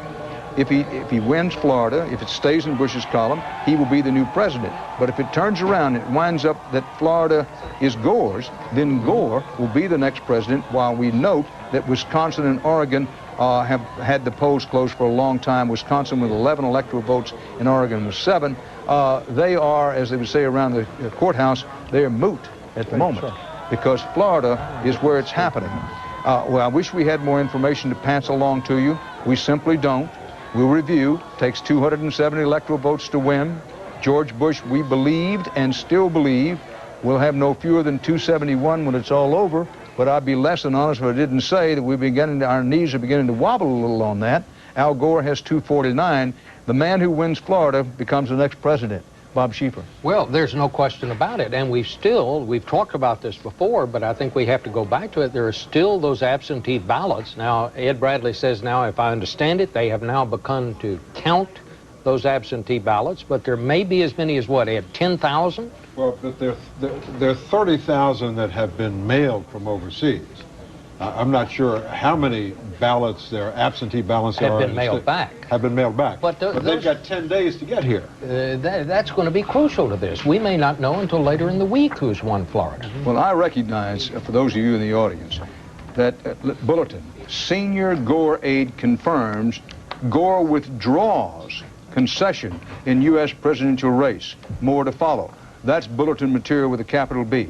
A senior Gore aide has confirmed to Reuters, pretty dependable wire service, that Gore withdraws concession in U.S. presidential race. Now, that would indicate that perhaps Vice President Gore had already called George Bush with a concession speech, with a concession. We don't know that. He went to make a concession speech before the big crowd, and somebody said, well, wait a minute, it's narrowing down in Florida. Now, the situation at the moment is nobody knows for a fact who has won Florida. Far be it for me to question one of our esteemed leaders, but somebody needs to begin explaining why Florida has now not been pulled back to the undecided category. When you get to these computer models, you may as well be speaking Swahili or High Norse to me, and there must be some reason why we stick in with Florida for Bush, but somebody in due time will no doubt confirm that. But we want to repeat this bulletin. A senior Gore aide is quoted by Reuters as confirming that Gore has withdrawn concession in the U.S. presidential race. And this is the reason. Florida is it. It's the whole deal. It's the real deal, the big deal, the only deal. 25 electoral votes. They've been put in Bush's column, but at last report, fewer than 300 votes separated the two in votes actually counted down there. Some recounts had been announced for, quote, discrepancies in 5 precincts. This is a wild, woolly, and weird situation. Leslie Stahl. I can't imagine that the state of Florida won't have a recall. A recount. A recount, I'm sorry, a recount. I can't imagine. It can't get lower than this. It can't get tighter than, it can't be tighter than this. And if they have a policy that says they must have a recount below a certain number, we've certainly gone below that number. We have gone below that number, but we don't have the final number yet. That would be the one possibility. There's so many possibilities out there. Bob Schieffer. Well, because we don't have the absentee count as yet. Exactly. And we'll also have political pressure to have that recount. It's inconceivable that we're not going to go to bed tonight with that thing resolved. We can't. It's up in the air, and it's going to be there until somebody goes in and really studies what's going on. Well, translation of this is that however you think that it's going to wind up finally, you may say to yourself, well, I got a feeling that Bush in the end is going to pull it out. And if you're in the Gore camp, you may say, you know, I got a hot flash here just recently that Gore may win it. It's pretty hard now to make a case that Gore is going to concede before sometime tomorrow during the daylight hours. Now, we've been humbled several times tonight by saying things like that, but it's really hard to see. In Austin, let's see if we can pick up that audio. I think they're making some announcement. I'm not quite sure I understand.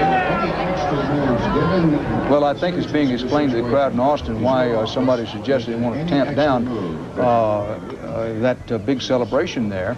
And in Nashville, the crowd has come alive at least to a degree. Where we are here is 271 was and is now what it looks like that Bush will have when 270 is needed to win in the Electoral College. But that all depends on 25 electoral votes in Florida staying in Bush's column. And with recounts already being called for in Dade County for what an official there called, quote, discrepancies, maybe possible discrepancies, absentee situation, including absentee ballots postmarked today, have to come in from overseas. As close as it is, right now, one would have to say it's highly unlikely that Gore is going to concede before sometime tomorrow.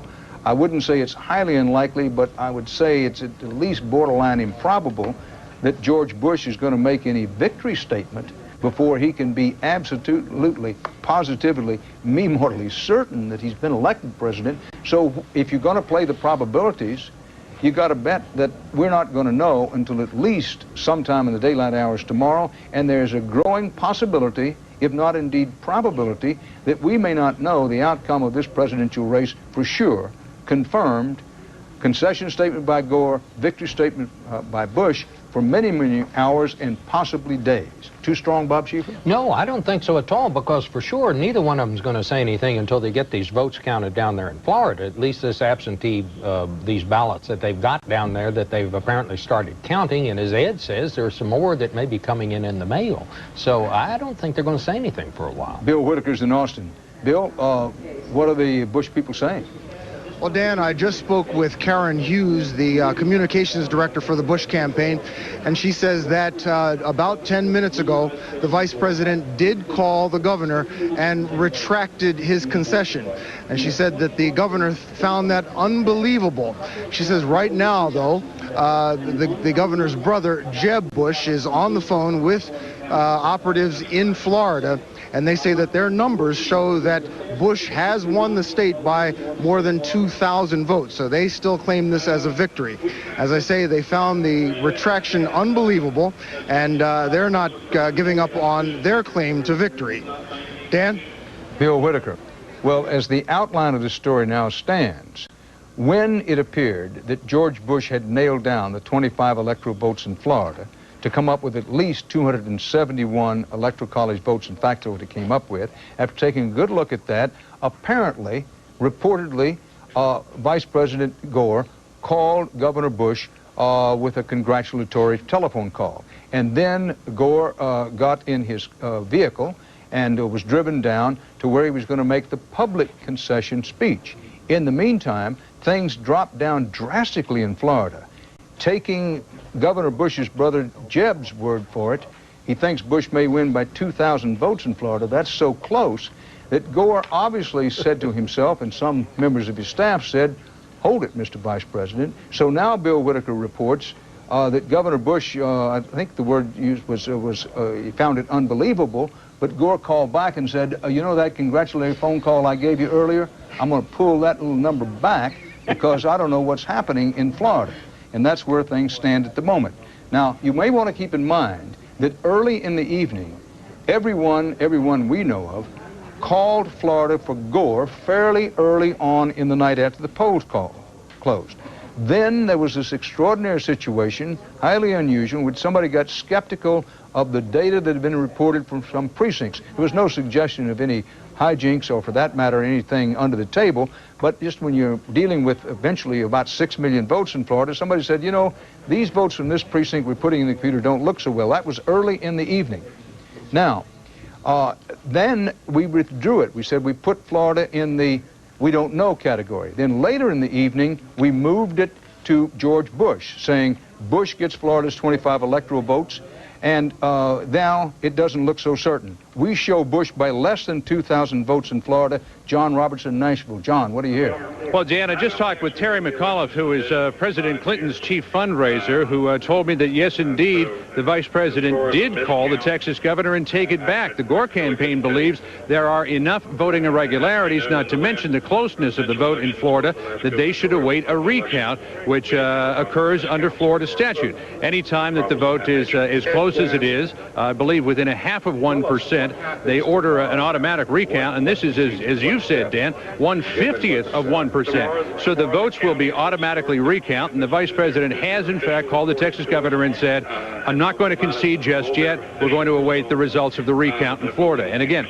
not only because of the closeness of the vote, but also because of what Terry McAuliffe, again, the President Clinton's chief fundraiser, said, and I'm sure that this is coming from the Gore campaign, were irregularities, missing ballot boxes and the like. I think they want to make sure that everything is straightened out before the vice president gets up there and gives away the presidency of the United States. John in Nashville, thanks. Gloria Borgia, you've been talking to Bill Daley, Big Al in the Gore campaign. In fact, he ran the campaign. What do you have to say? Actually, Dan, I reached Bill Daley's cell phone. Somebody else answered his cell phone.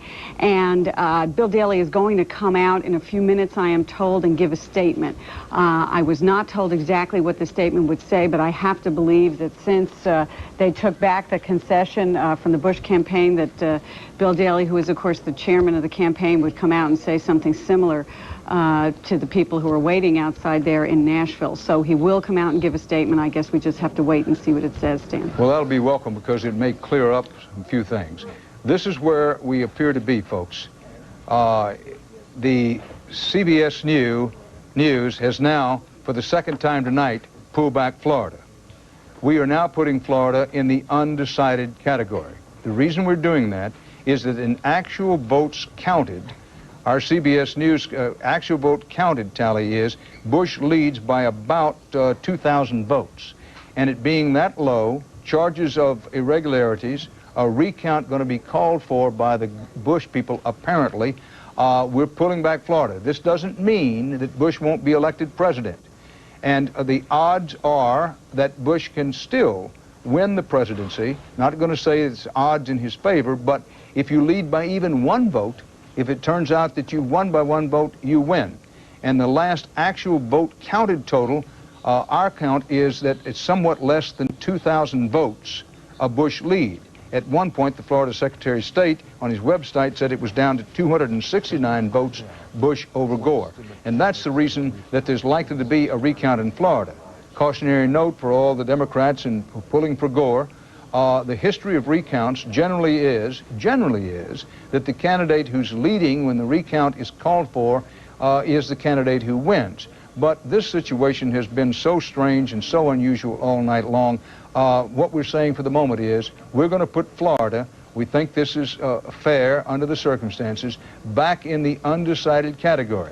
So now, this is the way the electoral map looks at the moment. All the states in red have been won by Bush. The ones blinking are states that were carried by the Democratic presidential and vice presidential ticket in 1996, but the blinking lights indicate those states have gone for Bush tonight.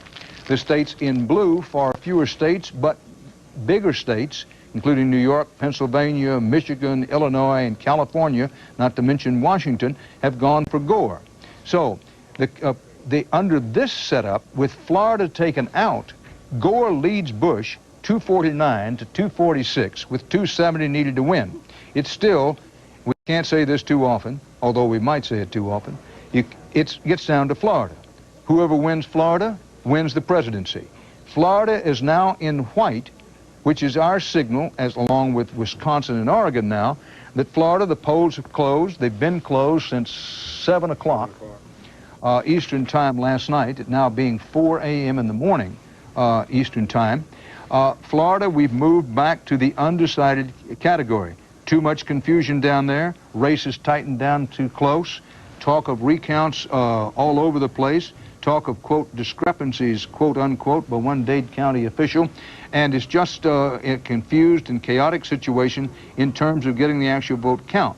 But having said all that, this is the United States of America, and at some point, somebody is going to get a hard vote count, no questions asked in Florida. It may take hours, it may take days. And when we have that vote count, when it's finally in, including the absentee ballots from overseas, we've mentioned before, it may take days or weeks for them to get through. Somebody's going to put the stamp of approval, probably the Florida Secretary of State, saying, okay, this is the final vote count in Florida, and whoever's ahead at that time, then we'll color Florida blue, and it means that Bush has won it. It's just like in a poker game, Dan, and two people have identical hands. At that point, who draws the ace? I misspoke myself. Yes, who draws the ace? That's right. I misspoke myself and say when that Florida Secretary of State puts a stamp on it, we'll either cover the state red or blue, and then we will know who won. Stepped on your line, it is like, okay, it's a high card draw.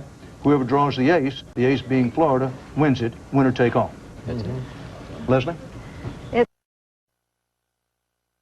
I keep feeling the pain of it. I keep going into those two headquarters, the two families. You said that politics is tough, but you know, people ache when they're rejected. You've seen presidents be rejected and politicians in the past. A lot of them fall apart. It's a tough game, but it hurts just as much for them when they lose as it does for anybody who was rejected. And I'm just feeling that they're both on tenterhooks. We've pulled them from one end to the other tonight, and it's a sad thing right now. Well, it is, but having said all that, and I quite agree with you, this is very tough for the families to go through, very tough for the candidates to go through, very tough for the people in these campaigns who pour their heart and soul into these things. But let's have some perspective. Cop on the beat, walking the beat, has a lot of pressure. Salesman trying to meet his quota has a lot of pressure.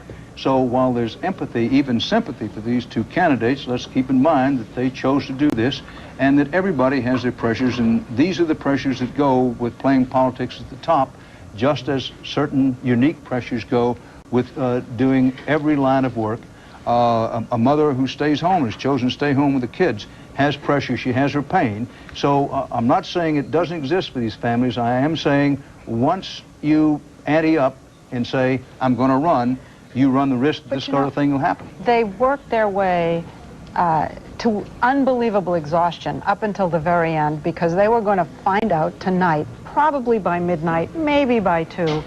Now, maybe it's going to be another day. It's agony. It's agony. Well, no question about it.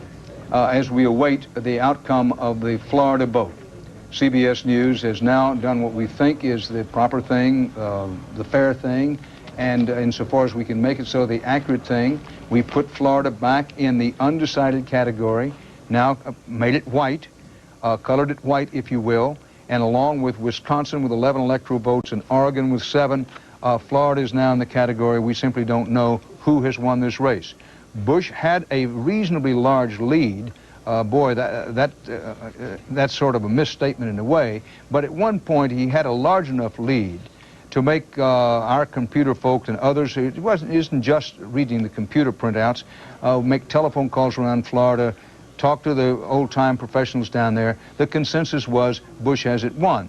But as the actual votes in and counted, reduced Bush's lead down, at one point down to about 269. By our count now, less than 2,000. Questions begin arising. So we have pulled Florida back to the undecided category. And by most reasonable analysis, this probably is not going to be decided until daylight dawns, maybe not even then. It may not go on for days, but now we're working on the possibility that it could go on for days.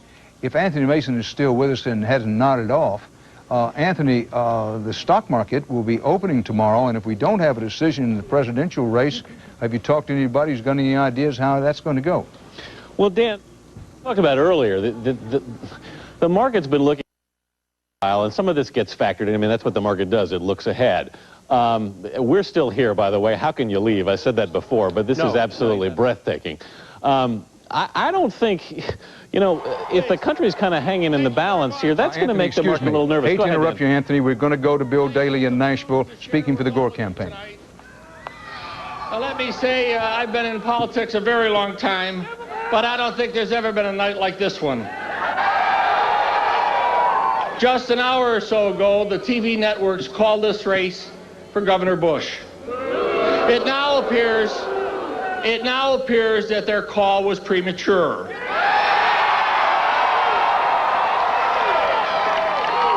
Let me be very clear about this. According to the information supplied by the Secretary of State of Florida, with 99.9% of the vote counted, there is a margin of only about 1,200 votes out of millions cast, with over 5,000 votes left to be counted. This is a very significant, for most important reason, and that is, for under Florida state law, this triggers an automatic recount, and as everyone knows in America, this race has come down to the state of Florida. Without being certain of the results in Florida, we simply cannot be certain of the results of this national election. Let me add that Vice President Gore and Senator Lieberman are fully prepared to concede and to support Governor Bush if and when he is officially elected president. But this race is simply too close to call. And until the recount is concluded and the results in Florida become official, our campaign continues.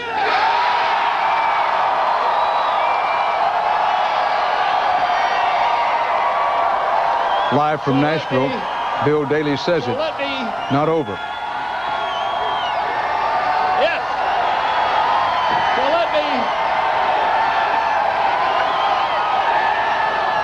So let me Calling for a recount in Florida.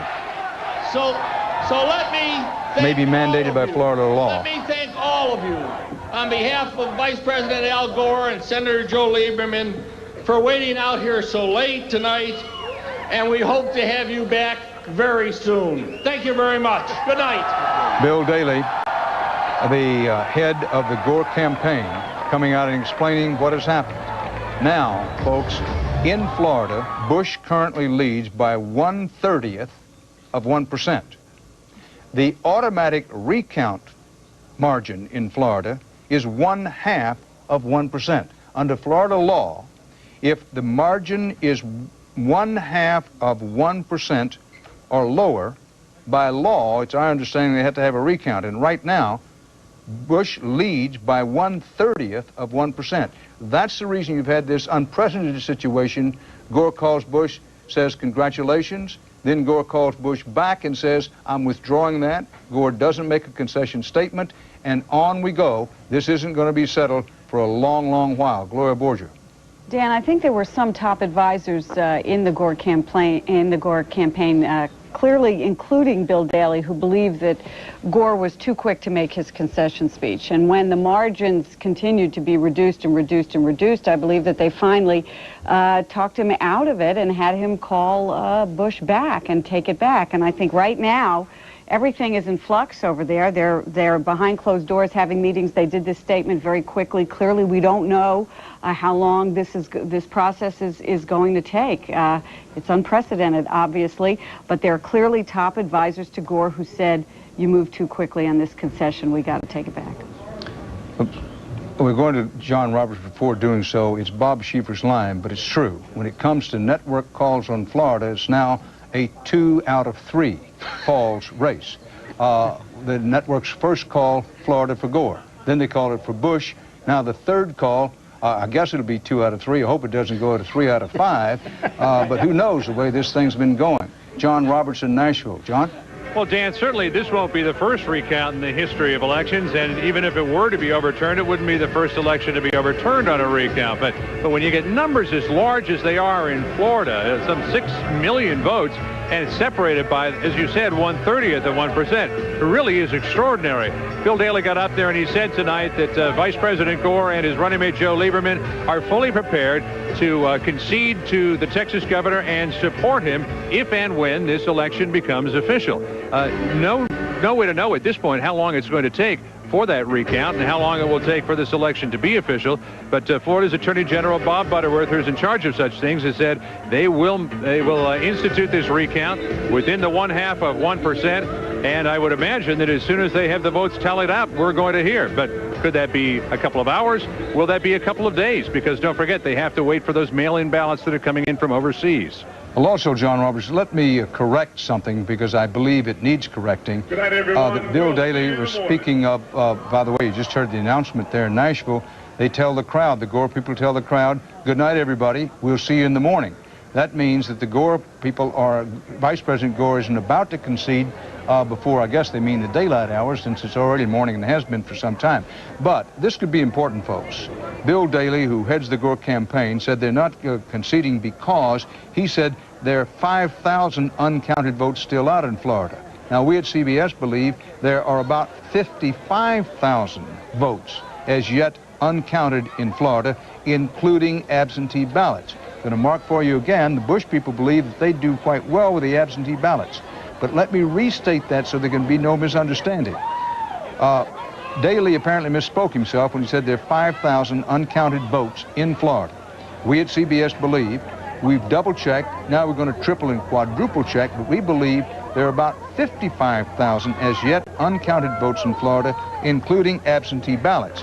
So this is the reason that Gore has withdrawn his concession by telephone to Texas Governor Bush. There have been 2 telephone calls, Gore to Bush, that we know of. The first one, based on network projections and calls, Bush did what he thought was a gentlemanly thing, called Governor Gore did what he thought was a gentlemanly thing, called Bush and said, in effect, congratulations, I concede. Then he got in his vehicle, went down, intended to make an announcement to the crowd.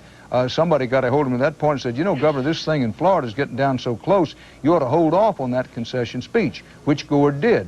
There was some speculation maybe he's just waiting for a teleprompter. It turned out maybe he's waiting for a teleprompter, but he was also waiting for additional word from Florida.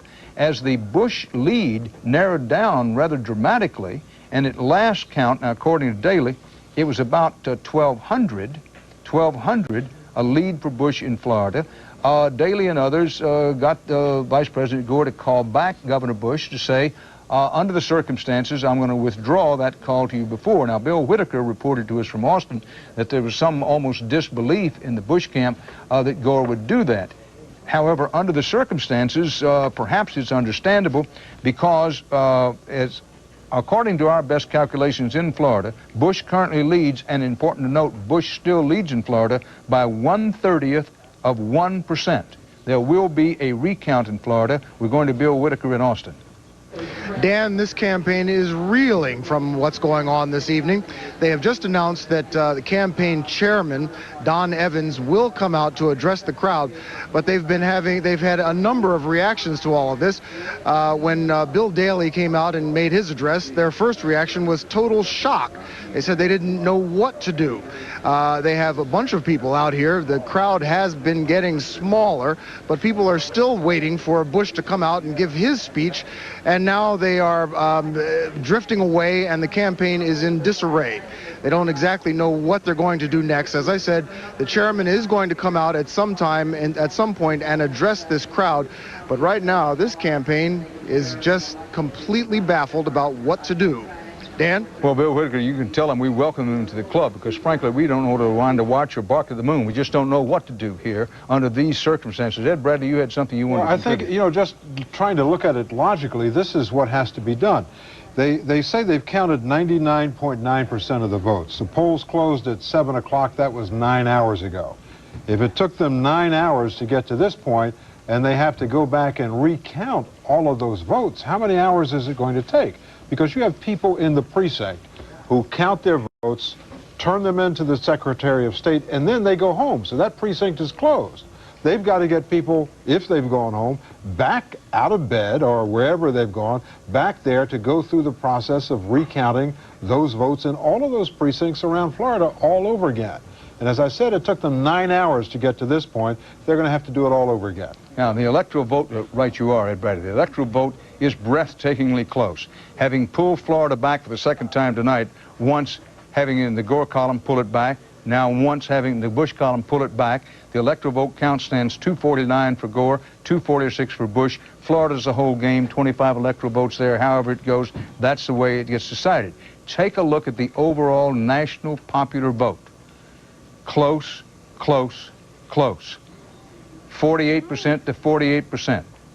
46,731,058 votes for Bush. About 18,000 votes difference. 46,713,047 votes for Gore. What about 18,000 vote difference? It's about 18,000 votes out of 100 million votes. This is the national tabulated vote, with a lot of California votes yet to be counted. Folks, I think we can say with some definition now that you aren't going to know who the next president of the United States is until fairly deep into this morning, say 8, 9, or 10 o'clock Eastern time. That would be the very earliest. And no one should be surprised if when we come on the CBS Evening News tomorrow night, there still is not a final decision in this situation. Not predicting it will take that long, but under the circumstances, and at last look, 1/30 of 1% was Bush's margin in Florida, and Florida's the whole game. Bob Sheeper? Dan, I don't think we're going to know by tomorrow morning because remember in Florida, before they start the recount, they've got to finish the count. And that would include counting the absentee ballots that are there. This may take days to get this done. It may take days. Well, on that very point, Byron Pitts, who's been wearing out shoe leather and working the phones for us down in Florida, is on the phone now from Florida with some information about how this recount deal will work. Byron? Well, Dan, I just got off the phone with Christy Bronson. She's a lawyer with the Florida Division of Elections. She says, according to everyone in the office she's spoken to up in Tallahassee, no one can recall this ever happening in the state of Florida. What happens now, and basically they're going on the fly now, and sort of inventing things as they go. What will happen now, a group called the Elections Canvassing Commission will meet at some point in the next 24 hours, and they'll decide when and how this recount will occur. That commission is made up of the Secretary of State, who's a Democrat, the Director of the Division of Elections, no one's sure of his party affiliation, and the Governor of Florida, Jeb Bush, Governor George Bush's brother. They will decide when and how this recount will occur.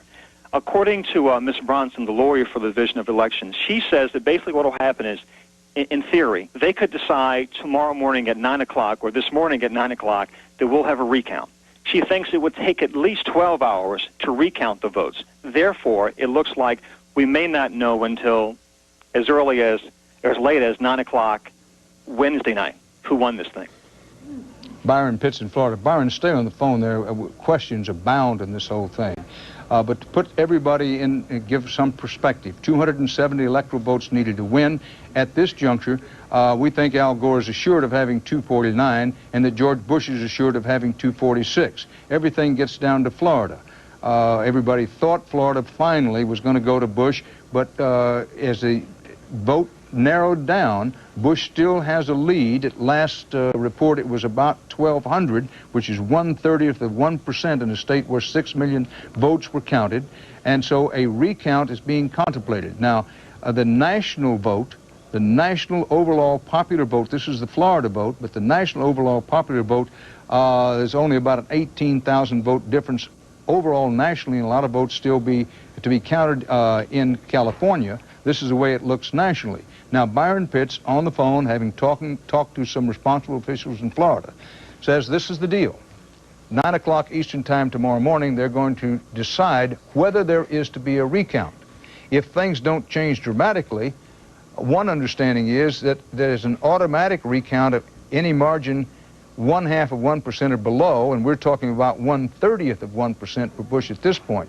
So if they decide at 9 o'clock Eastern Time tomorrow morning, that would be approximately 5 hours from now, to have a recount, Byron says the recount could take up to 12 hours, and under that, we wouldn't know until about 9 o'clock tomorrow night who's going to be the President of the United States.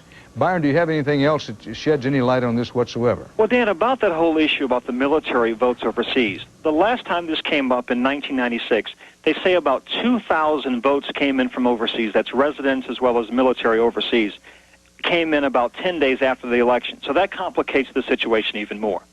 Indeed it does, but that was in 1998 where they had a close Senate vote. You say about 2,000 votes came in from overseas, and it might be days, and that does complicate the situation further.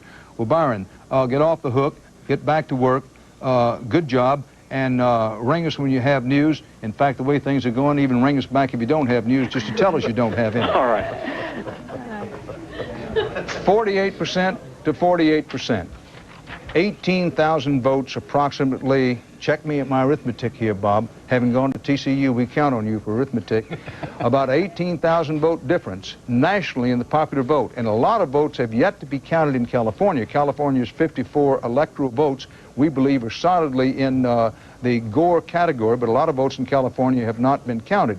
This raises the possibility that Gore could win the national popular vote, get more actual votes than Bush, and still lose the electoral vote if Bush clings in Florida, slim as it is at the moment, and carries Florida. Exclamation point. The possibilities abound as regards you, but it does now look for all the world like there's going to be a recount in Florida, at least in some precincts. It might take all day and into the night tomorrow night to finish that recount. The following things have happened in fairly quick order here. We've had sort of a waterfall, a cascade of events and announcements. Bill Daley, running the Gore campaign, comes out and announces to the crowd, in effect, yes, we called Governor Bush and we congratulated him, but then things began narrowing down in Florida. Some discrepancies, quote unquote, were reported. A lot of votes are still out. So we called Governor Bush back, Vice President Gore did, and said, I'm withdrawing my congratulations. In effect, I hope you'll understand, because this thing has gotten real close.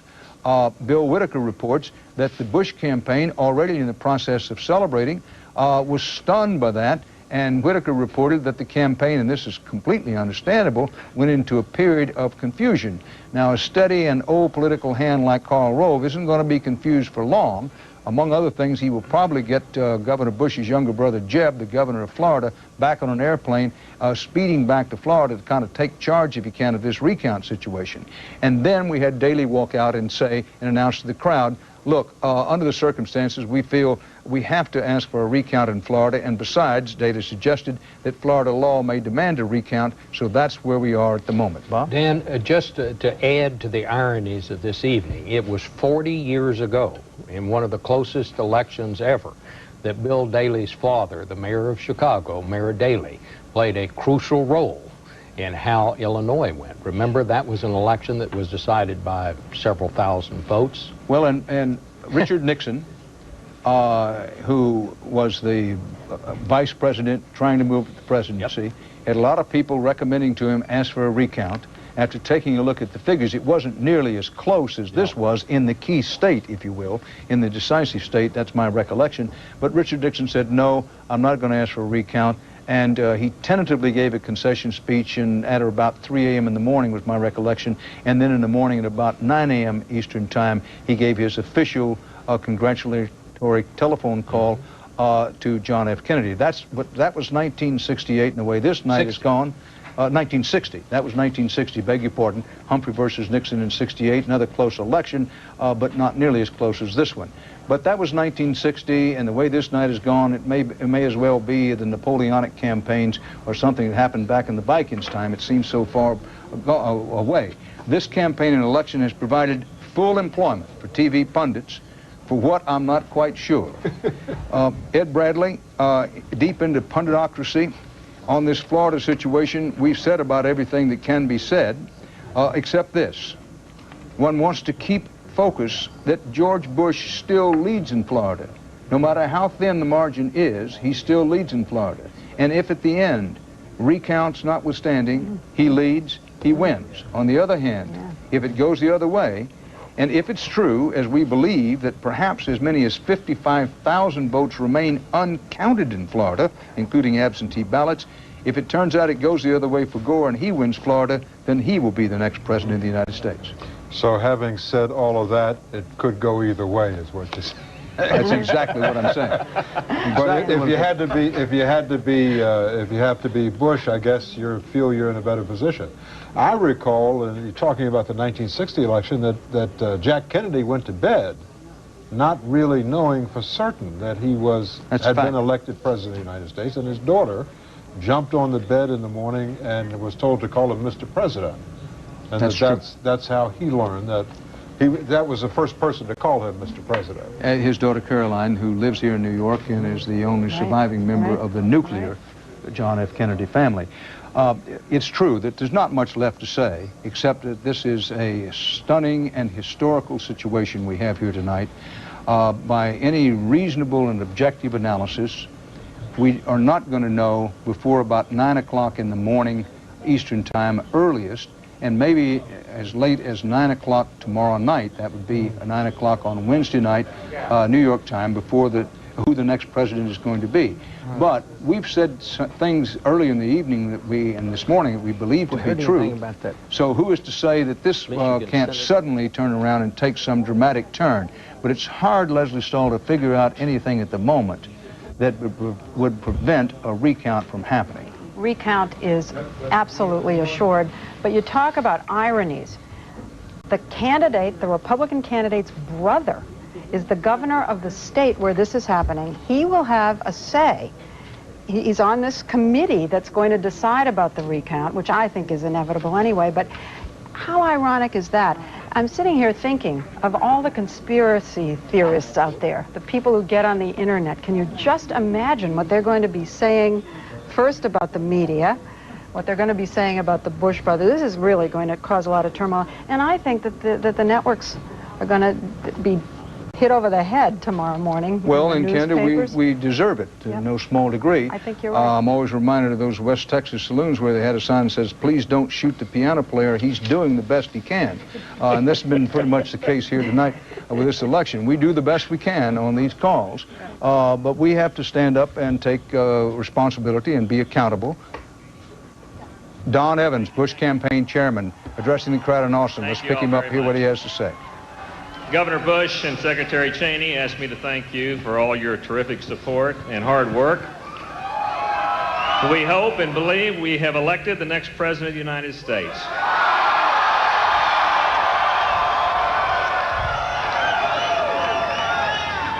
The latest vote count in the state of Florida shows Governor Bush winning that state by more than 1,200 votes. They're still counting, and I'm confident when it's all said and done, we will prevail.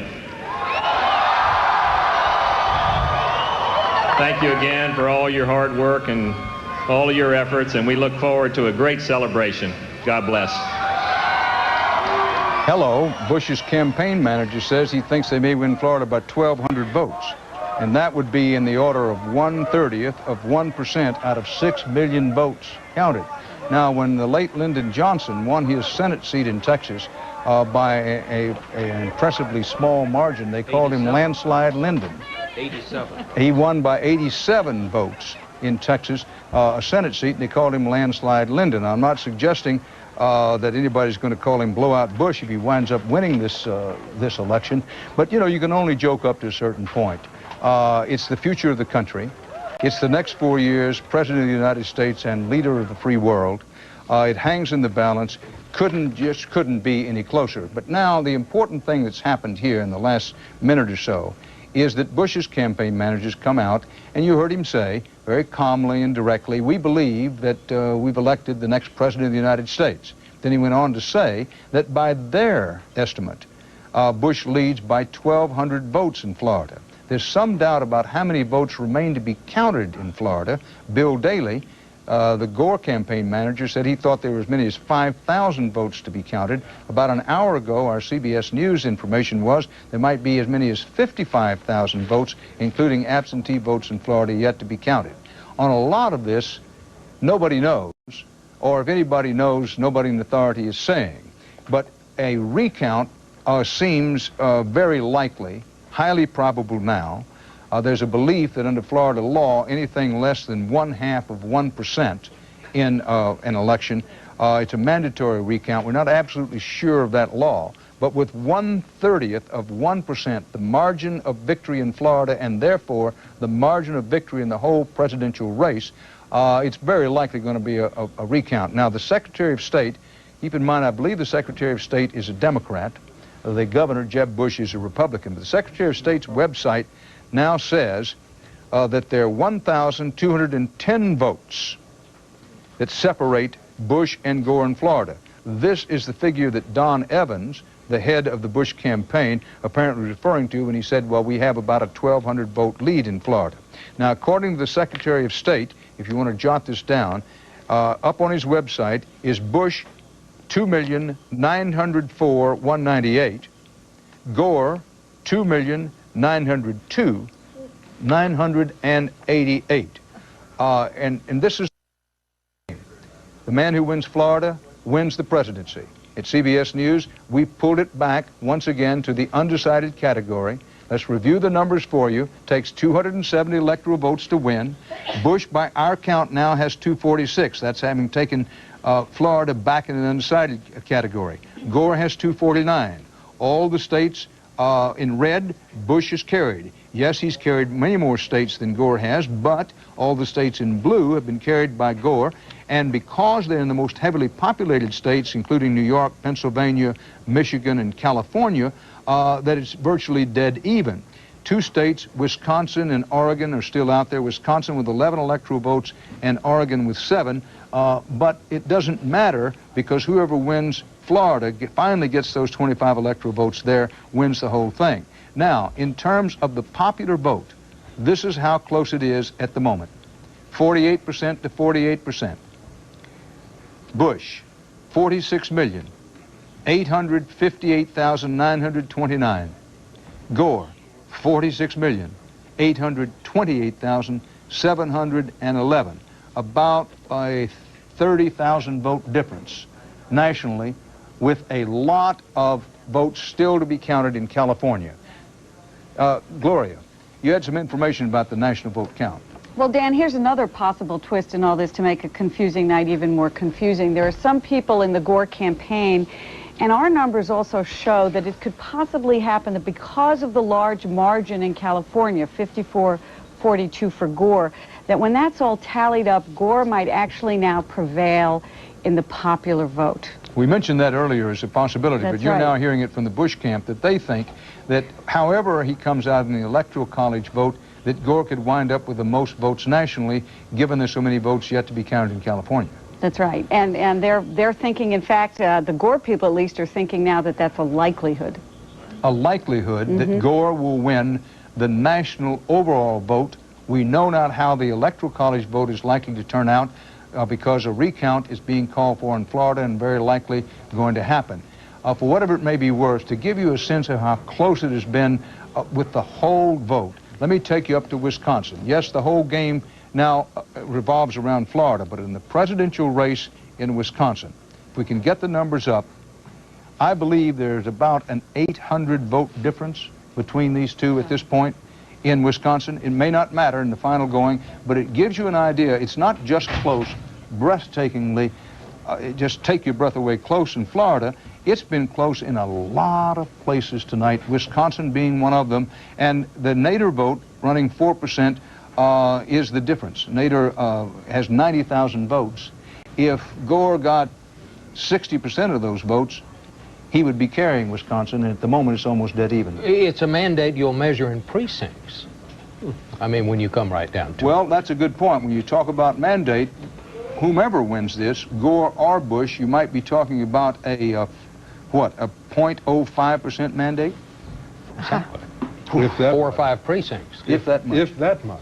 It may get down to 4 or 5 precincts. Particularly if Gore wins the popular vote and Bush wins the electoral vote, what then is the mandate? That is really confusing. Well, there was a lot of talk in the Bush camp before this, and frankly some grumbling, saying, well, we think our man, Bush, is certainly going to prevail in the national overall vote count, and we're a little bit concerned about what some of them would call this, quote, cockamamie, unquote, electoral college business, because our man Bush could win the whole popular vote and Gore would win the electoral college vote, and that wouldn't be fair.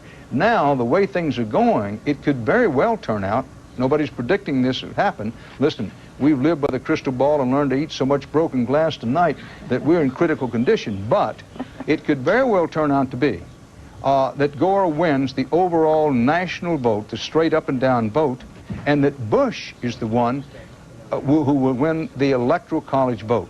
The possibilities are all out there. To repeat for emphasis, the Secretary of State of Florida's website says is about 1,200 votes, 1,210 votes different. Bush leads Gore in Florida. We're not certain how many votes remain to be counted. Ed? We should point out that there's been some discrepancy on this, but the Secretary of State, Catherine Harris, is a Republican, not a Democrat. There has been some... Right. She is a Republican. She is a Republican. Right. All right. Byron Pitts, I think, mentioned that she was Democrat, but let me take the responsibility for that. Let's get the record straight. The Secretary of State's a Republican. The governor is not only a Republican, he's the brother of the guy who's hanging on by his fingernails at the moment. But I want to keep coming back to this. You can keep saying, whoo, it's awful close in Florida, but Bush, as of this moment, continues to lead in Florida. His lead about 1/30th of 1% out of some 6 million votes cast, but a lead is a lead is a lead, and as of this moment, Bush leads it.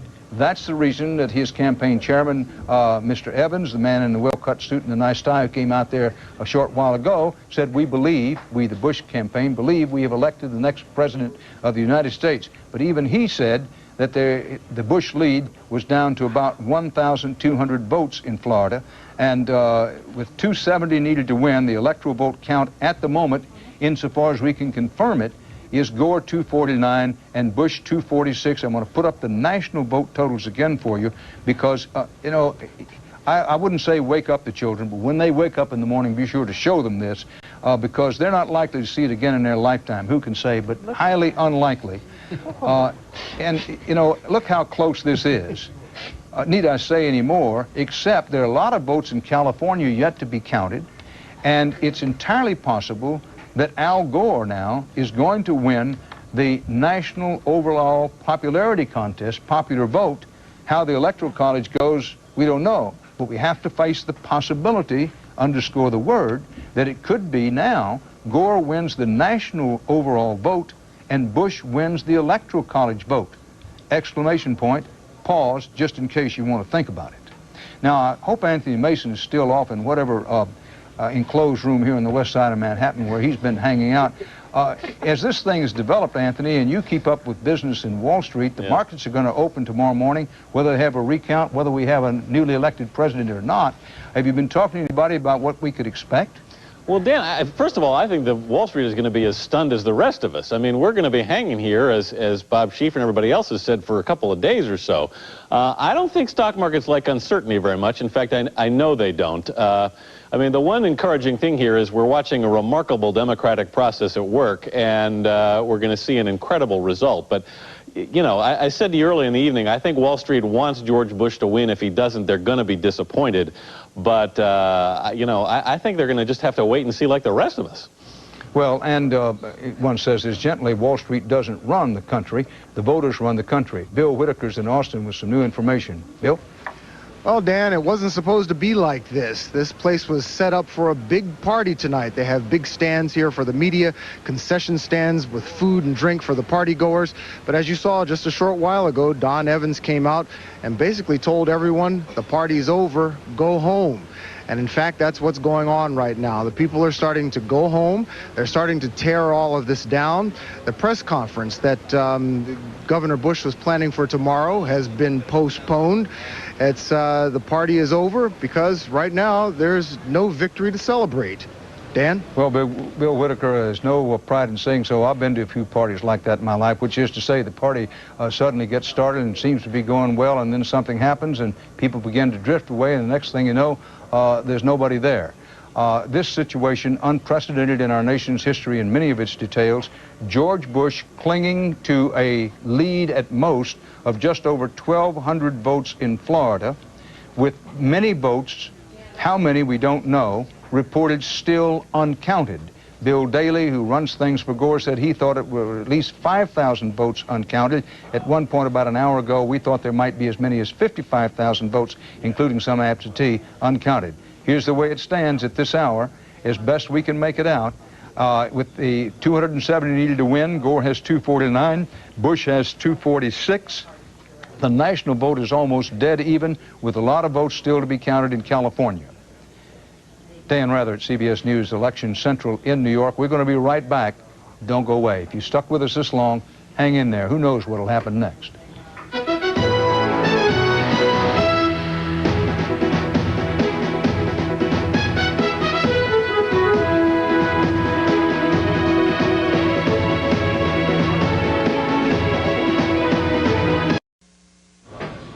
Back at CBS News Election Central in New York. Some people may just be now getting up. Others may just be now coming in. We'll bring you up to date as best we can. An unusual and unprecedented situation in American history. With 270 Electoral College votes needed to win, our CBS News count is now Al Gore 249, Bush 246. Nader gets no Electoral College votes, but he has been a factor in states like Oregon, Wisconsin, and Iowa. The national vote total is virtually dead even between Gore and Bush.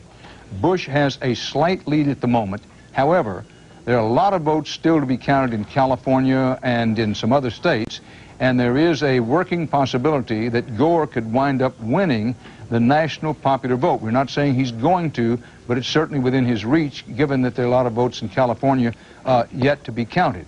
Now, Florida is where the whole situation is at the moment. We'll go to the Electoral College map to explain that to you.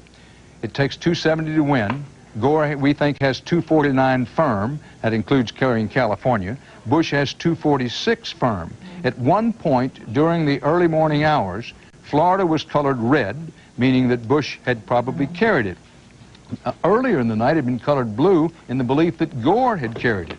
So as we said somewhat earlier, it's now, as far as the network calls are concerned, it's 2 out of 3 in Florida. It was called once for Gore, pulled back, once for Bush, pulled back. Now we're waiting for the third time, and I can't give you anything but a Oklahoma guarantee that the third one wouldn't be right, but recount situation being what it is, we probably aren't going to call it now until somebody officially, finally, and formally says it's been carried. But the whole thing boils down to Florida. The man who carries Florida will be the next president of the United States, no matter what happens in Wisconsin and Oregon. Now, a recount is being called for in Florida because about 1/30th of 1% is Bush's margin. Bush still leads in Florida, but it's down to, at last count, something like 1,200 votes, with at least several thousand votes still to be counted. We say there are 100 precincts reporting. That doesn't mean that all the votes, including all the absentee ballots, have been counted in there. John Roberts is in Nashville, has some new information. John. Well, Dan, the Gore campaign has retired to its hotel to figure out what it's going to do for its next move. They're huddling in a strategy session. Safe to say the next that we will hear from the Gore campaign will be on the morning shows in about 2 hours and 15 minutes as they put out a couple of people to talk about this entire situation. We're told that the vice president himself probably won't before at least 9 o'clock in the morning. And Dan, since we're in the interest of accuracy here, I should say that when we were expecting the vice president to come up, I misspoke myself when I said that he'd been a writer in Vietnam for 2 years. He'd actually only been in Vietnam for about 5 months. He'd signed up for a 2-year tour of duty, and likes to say that he'd been a writer for 2 years with the Army and then a writer for 5 years with the Tennessean. So in the interest of accuracy, clearing things up. John, let me set your mind at ease because you've been out working so hard. Just after that, we cleared that right up. While saying that Vice President Gore gets full marks for going to Vietnam. He was in a combat zone. He wasn't there for 2 years. He was there for 5 months, and he gets credit for that, as does Governor Bush for his National Guard service. While he served in Texas and Alabama during the Vietnam War, he was a flyer with the National Guard at least for a while. But all that's far behind us now. What we're dealing with now is this unprecedented situation. It boils down to Florida. Whoever gets the 25 electoral votes there gets the whole thing and will be the next president of the United States. But it having widened a lead for Gore early on, nearly everybody believing, okay, the state's going for Gore. Then Bush got a lead, widened the lead. Everybody thought it was going to wind up to be Bush. Now it's in the we don't know category. That's the reason on our map here that Florida is back in white. Florida, Wisconsin, and Oregon are states where the polls have been closed for a very long time, but we can't say we know how it's going to turn out. The Gore people say that they expect a recount in Florida. There's a belief that under Florida law, anything less than 1/2 of 1% has to be recounted. We're not absolutely positively sure about that, with Bush's lead about 1/30th of 1% out of 6 million votes cast in Florida. It looks like we're going to recount city. Byron Pitts, our CBS News correspondent, reports that a decision on whether what we will call a full recount will be made. That decision is expected to be made in Florida 9 a.m. this morning, Florida time. If, as expected, a recount is called for, that could take a number of hours. It might, Byron Pitts reports, take as many as 12 hours, which, if you put that together, means we may not know, there's no certainty about this, we may not know who the next president of the United States is going to be until along about 9 o'clock Eastern time tomorrow night. Now, for those of you who just joined us, perhaps those of you who are just getting up, some extraordinary things have been happening, including Vice President Gore calling Governor Bush and offering apparently his congratulations, then being told that the situation in Florida had wobbled into Weirdsville, called back and said, well, unfortunately, Governor, I'm going to have to withdraw that congratulations and see what happens in Florida. Gore was all primed to come out and make a concession speech publicly and to his troops there in Nashville, decided against that. Then he sent out his manager, Bill Daley, who said, look, members of the crowd, go home. We're going to ask for a recount in Florida, and we're pretty sure of getting one. I was just thinking, Dan, I mean, what a shock this must be to people all up and down the East Coast, especially folks about my age who normally get up about this time of the morning just to see if it's still dark and maybe we go back to bed. But and they would just flip on the television set. They probably went to bed thinking that Bush had won this thing, and here it is. I mean, it's just stunning. It's just stunning, and it's going to be that way all across the country as we go through the time zones. Well, indeed it will be. The national public overall vote is just about dead even. Bush clings to a small lead, but a lot of votes in California yet to be counted. Gore may yet win the popular vote.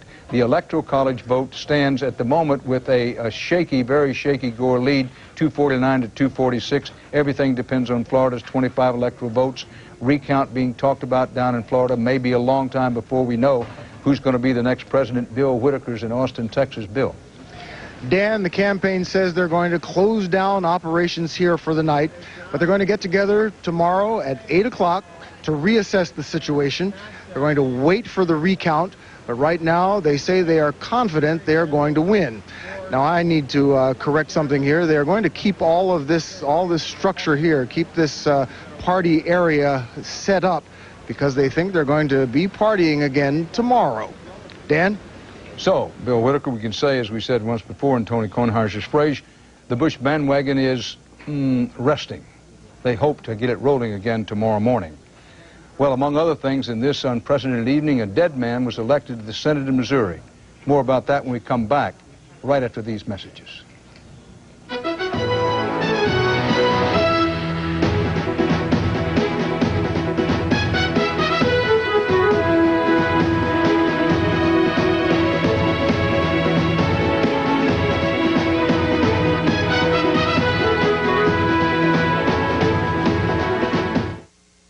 Dan Rather back at CBS News election headquarters. Grab a handhold, folks. In the national vote, Gore now leads.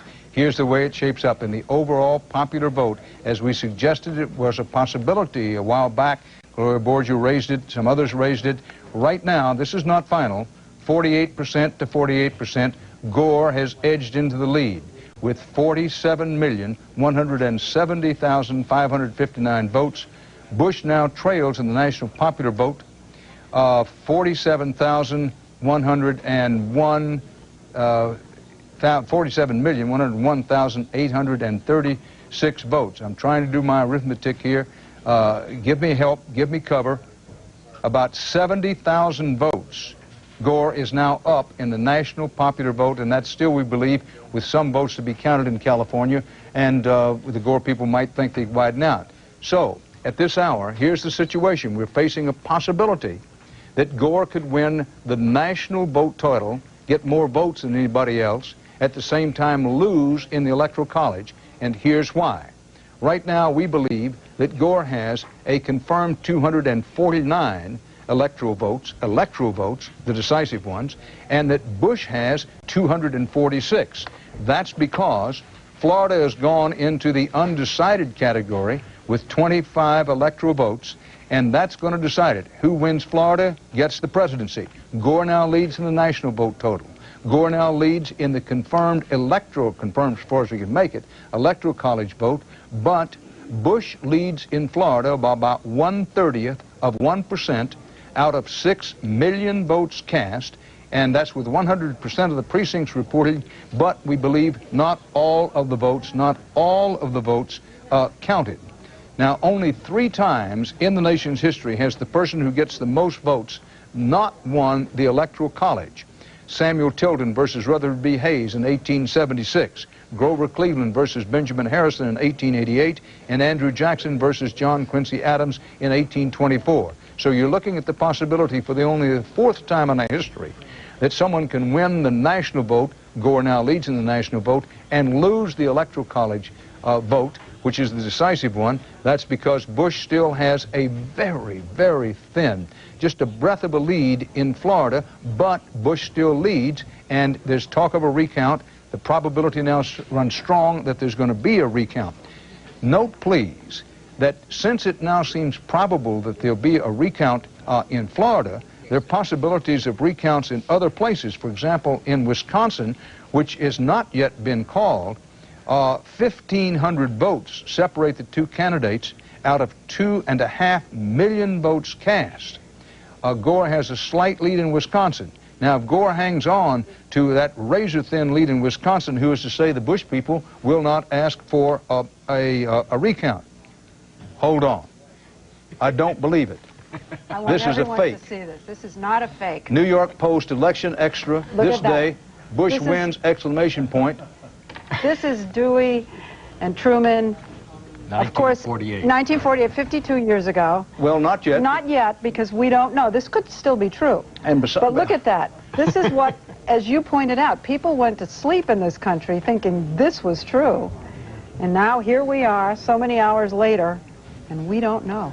Well, Isn't that the stunning? New York Post, let us say, is owned by Rupert Murdoch, and Murdoch is, and he's out front about it, a strong Republican, Well, doing everything, hoping Bush wins. be But I'm fair. not suggesting that Mr. Murdoch ordered that paper put out. If Bush wins, the New York Post will have the last laugh. But the New York Post probably already knows that, but in case they don't, from our friends over at the Post, and we have a lot of them, now in Florida, Bush leads by 224 votes. Out of 6 million cast. Here's the picture, folks. Al Gore leads in the national overall counted vote. Oh, wow. Now in Florida, where this is the national counted vote, and you've got Al Gore leading by what, about 70,000 votes? And in Florida, Bush still leads in the fight for the 25 electoral votes there, but the Bush lead is down to 224 votes. Stay tuned. Whoa. Just want to let that sink in.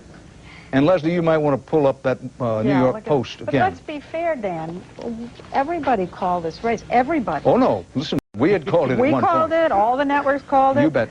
So there you go. There's Well, the but New York for Post. somebody who doesn't have the sound up, hey, folks, turn up the sound. Turn up your Bush sound. has not, at least not yet, won. He's clinging to a 224-vote lead in Florida, which he absolutely must have to get the electoral votes. Whoever wins Florida wins the whole thing in the Electoral College. The national vote is now led by Gore. Dan Rather at CBS News Election Headquarters in New York. We're going to be right back, so stay here with us. A lot can happen. Not over. CBS News election headline of the hour. If you're just getting up, you couldn't have dreamed anything to equal what has actually happened. Bush was declared the winner in Florida and thus the winner of the presidency. Gore called him to concede. Fast forward a few minutes. Bush's Florida lead began to evaporate. So does Bush's victory in the Electoral College, the assurance of it. And so does Gore's concession. He calls the governor back, says, I'm pulling back my congratulatory call to you, and that's where we stand. That's why Bush is back below the 270 electoral votes needed to win at this hour. This is how the electoral vote stands right now. 249, we believe, confirmed for Gore. 246, that's without Florida, confirmed for Bush. Bush, at last look, had a lead of about 200 votes in Florida. The person who takes Florida, the man who takes Florida, gets it all. Now, in Florida, 6 million votes roughly cast. Bush's lead down to about 200, just over 200. Now, in the popular vote, Gore now has a lead over Bush. You may recall that in the last days of the campaign, there were some Republicans publicly quoted as saying, listen, if Bush wins the national overall vote and doesn't win the Electoral College, we'll take it to the Supreme Court, which has a Republican majority, of course. Well, I don't know where they are now, but they might want to rethink it because the Gore people haven't said so, but they might very well say, well, we want to take it to the Supreme Court. Don't think they will. The Electoral College is going to decide. It doesn't get any stranger. Halloween has come a little late. What, well, Bob Schieffer says, oh, yes, it does. Oh, yes, it does. Something late coming in here? Wait till you hear this. We are now pulling back the Senate race call in Michigan State. That was the one where Washington State, what did I say? Where we said that the woman, Maria Cantwell, had beaten the incumbent Republican senator out there, Slade Gordon. We're now saying that we don't know who won. Well, let's get this straight. The Republicans were virtually assured of having control of the Senate because the best the Democrats could hope for with what they thought was this victory in Washington State now, we're not so sure of, would have been 50-50. Now, the incumbent Republican senator is not necessarily beaten in Washington. We're moving that to a we don't know call rather than a definitely the Democrat has won. Folks are saying, well, what about all this exit polling and the calls? Look, in the last 40 some odd years, I believe this is true, that CBS News has, through its election unit, has called many, many thousands of races. I can't remember the number, but at a minimum, we've called probably 8,000 or 9,000 races overall. Statistically, our average is, our batting average, our accuracy is the highest in the business by far. Statistically, very, very low. But here is an election night in which things have been so breathtakingly close that, yes, we have been, we've wobbled some in Florida. First called it for Gore, pulled it back. Then called it for Bush, had to pull it back. Embarrassing situation? You bet. But we're dealing as straight up with you as we know how. And in this Washington Senate race, we believed, as did almost everybody else, I think, I don't know anybody else hung out there with it, that there was enough evidence that the Democrats had unseated a Republican in Washington State, but turns out now the whole thing is narrowed down when you get the actual votes counted. So in the Washington Senate race, not in the presidential race, we believe Al Gore has taken Washington's 11 electoral votes. The state's open now in the presidential race. Let's get back to that. Florida, 25 electoral votes, undecided. Bush, at last look, had a lead of something just over 200 votes, about 1/30th of 1% lead for Bush in Florida. Wisconsin, 11 electoral votes.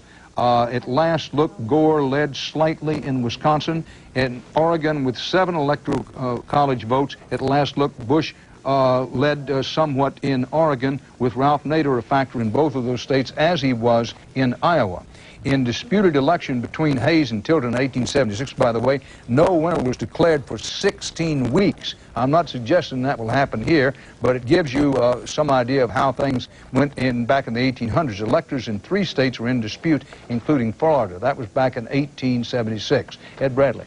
You know, these things can take a long time. We've been looking at all of the states to see what the history is when it comes to recounts.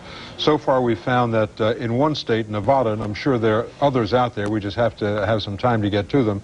In Nevada, there have been 5 recounts in statewide races, none of which overturned the initial result. The last one was in a 1998 Senate race, and get a load of this, it took 5 weeks to resolve it. So I don't think that this may not be over by tomorrow, or later tonight. The outlook on things are, this is where this stands on the recount situation in Florida. The Gore campaign has said, we think it's our responsibility to ask for a recount down there, and we're going to ask for one.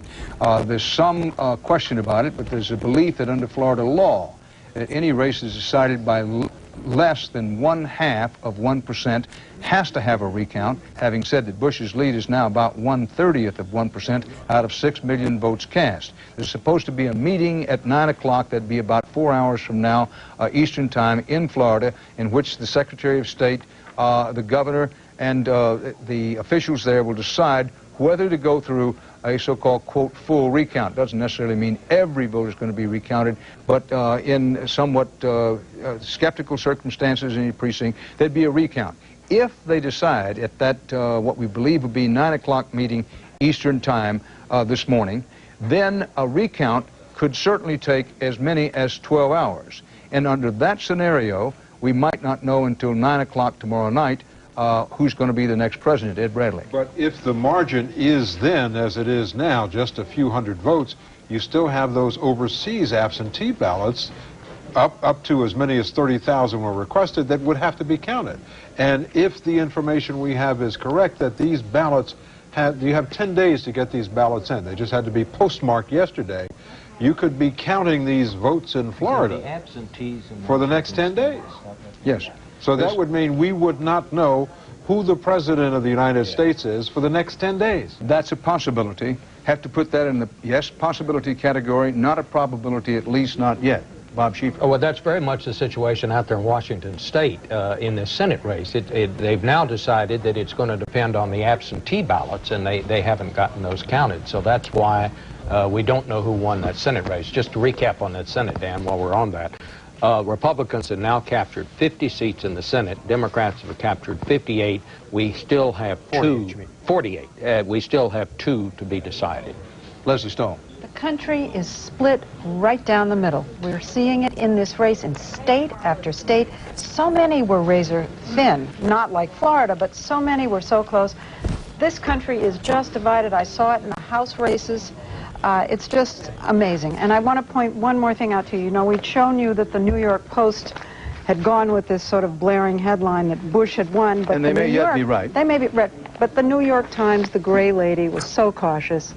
And they say that Bush and Gore, an extremely tight race, close race, they got it right. Well, they got it right for right now. For right now. Keep coming back to this fact, and this is important. Bush has had a lead in Florida, and while his lead is now down to just over 200 votes in Florida out of 6 million cast, he still has a lead. And if Bush wins Florida after all is said and done, recount, recertification, all of that, then Bush will be the next president of the United States. But right now, Bush trails in the overall national vote.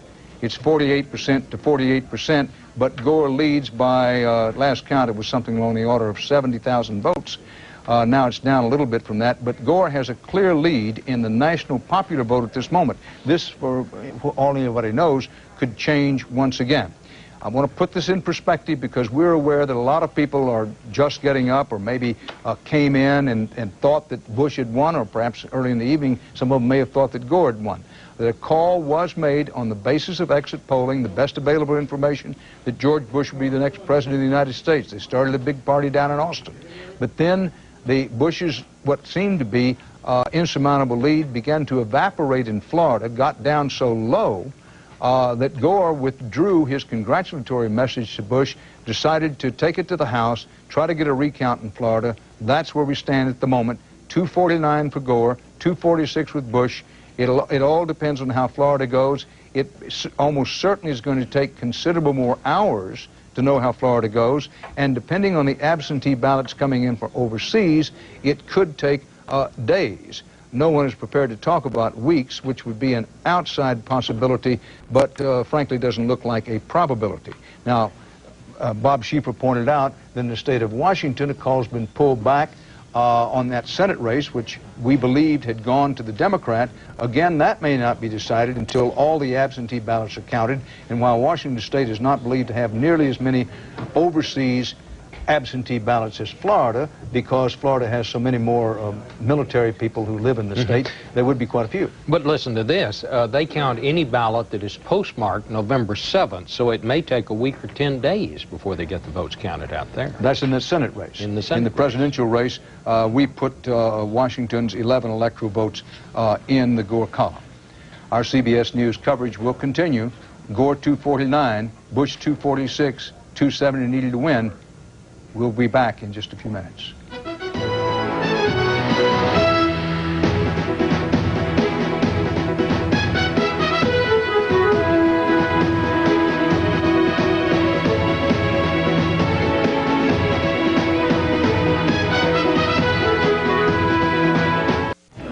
Unprecedented, history-making presidential race. It still hangs in the balance. We don't know who the next president's going to be. We believe that Al Gore has a firm 249 electoral votes, and that George Bush, without Florida now, who knows how Florida is going to go, has 246. It takes 270 to win. Florida has been moved for the second time tonight back into the we don't know category. Early it was called for Gore, pull back, then called for Bush, now pull back. Nobody knows how it's going to go. Recount highly probable. Now, for those of you who may have gone to bed and thought Florida had been called for Bush and therefore Bush had won the presidency, we want to bring you up to date. Gore called Bush, then he retracted his congratulatory telephone call, and then Bill Daley, who's chairman of the Gore campaign, came out to make this statement about an hour ago. I have some news to share with all of you tonight. Let me say, I've been in politics a very long time, but I don't think there's ever been a night like this one. Just an hour or so ago, the TV networks called this race for Governor Bush. It now appears that their call was premature.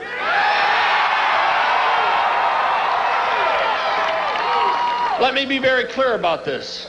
according to the information supplied by the Secretary of State of Florida, with 99.9% of the vote counted, there is a margin of only about 1,200 votes out of millions cast, with over 5,000 votes left to be counted.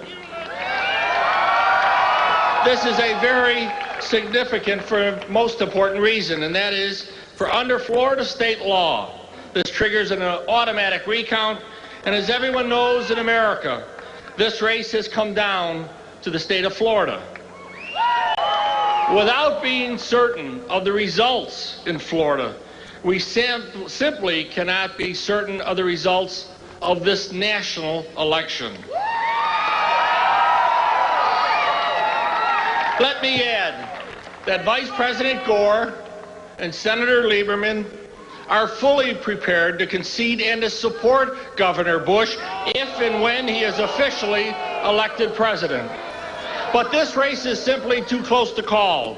And until the recount is concluded and the results in Florida become official, our campaign continues.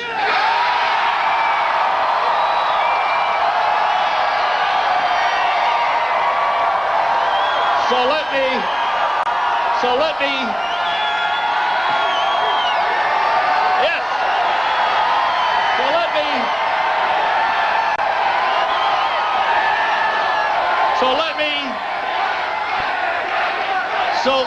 so let me thank all of you. Let me thank all of you on behalf of Vice President Al Gore and Senator Joe Lieberman for waiting out here so late tonight, and we hope to have you back very soon. Thank you very much. Good night. Now, about an hour ago, that's what Gore's man Daley said.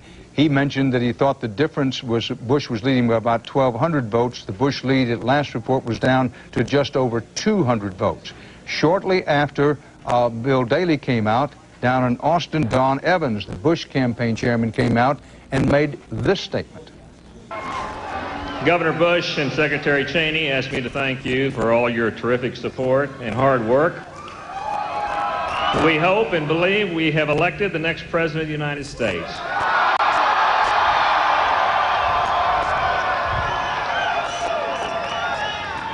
The latest vote count in the state of Florida shows Governor Bush winning that state by more than 1,200 votes. They're still counting, and I'm confident when it's all said and done, we will prevail. Thank you again for all your hard work and all of your efforts, and we look forward to a great celebration. God bless. Now, after he made that statement, Bush's lead in Florida dropped on down to just over 200 votes, with still some votes to be counted. How many, we don't know. As of now, Gore trails by about 900 votes in Florida. This is new information just in. Gore trails by about 900 votes in Florida. That still would be something on the order of 1/3 of 1% of the total vote of 6 million votes cast in Florida. Bush still leads in Florida, but it's close enough where there's very likely going to be a recount, and that will take hours, if not days, to finally get that squared away. Byron Pitts is on the phone about the Florida vote. Byron, what have you found out? Well, Dan, two bits of new information. A short time ago, the Florida State Attorney General Bob Butterworth announced that there will be a recount in Florida later today. He said it was his hope that the election workers may be allowed to go home, get a few hours sleep. He said, quote, that no one here is quite sharp right now. They'll be allowed to go home and rest, and then they'll return, and the recount will begin. Secondly, we're hearing from the Gore campaign that they're getting complaints, they allege, from some of their supporters in places like Duval County in North Florida and Dade County in South Florida, that there were some discrepancies with the ballot, that many of their supporters say that when they went to vote, the way the ballot was configured, that they unintentionally voted for Pat Buchanan when they meant to vote for Al Gore. That's one of the issues that the Gore people are raising as to why there should be a recount. That there may be something wrong with the numbers in Duval County and Dade County. But again, Bob Butterworth, the Attorney General, said the recount will occur at some point later today in Florida once the workers get a few hours sleep. Dan? Byron Pitts in Florida. That gives us a headline for this hour. Attorney General in Florida says there will be a recount, which means we won't know who the next president of the United States is going to be for quite a while yet. 249 for Gore, 246 for Bush, with 270 needed to win. In the national overall count, Gore has a slight lead over Bush now in the popular vote. Dan Rather, CBS News. We'll be right back. Stay tuned.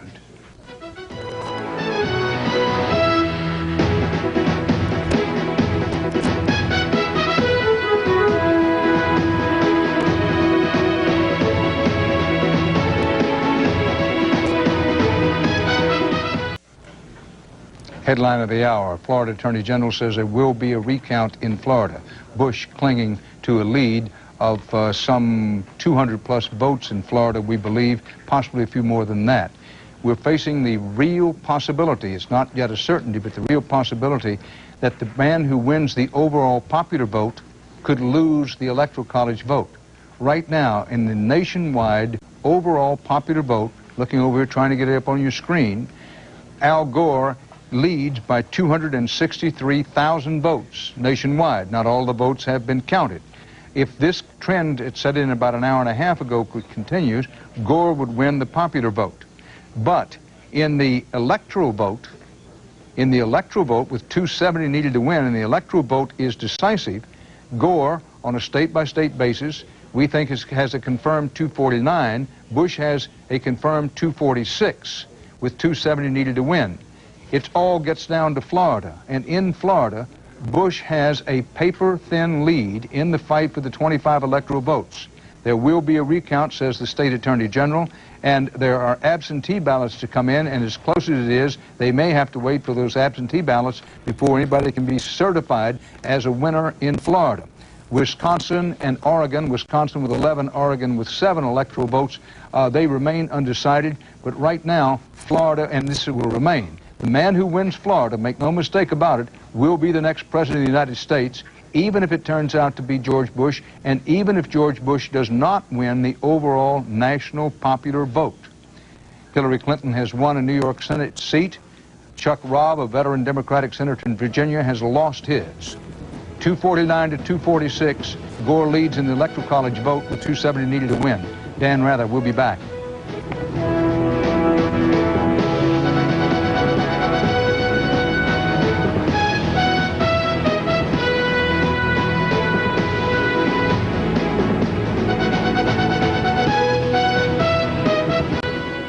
Well, a lot of possibilities are opening up here, none of them leading to any fast knowledge of who's going to be the next president of the United States. In this unprecedented situation, the Florida Attorney General, has been reported by CBS's Byron Pitts, has said there will be a recount in Florida.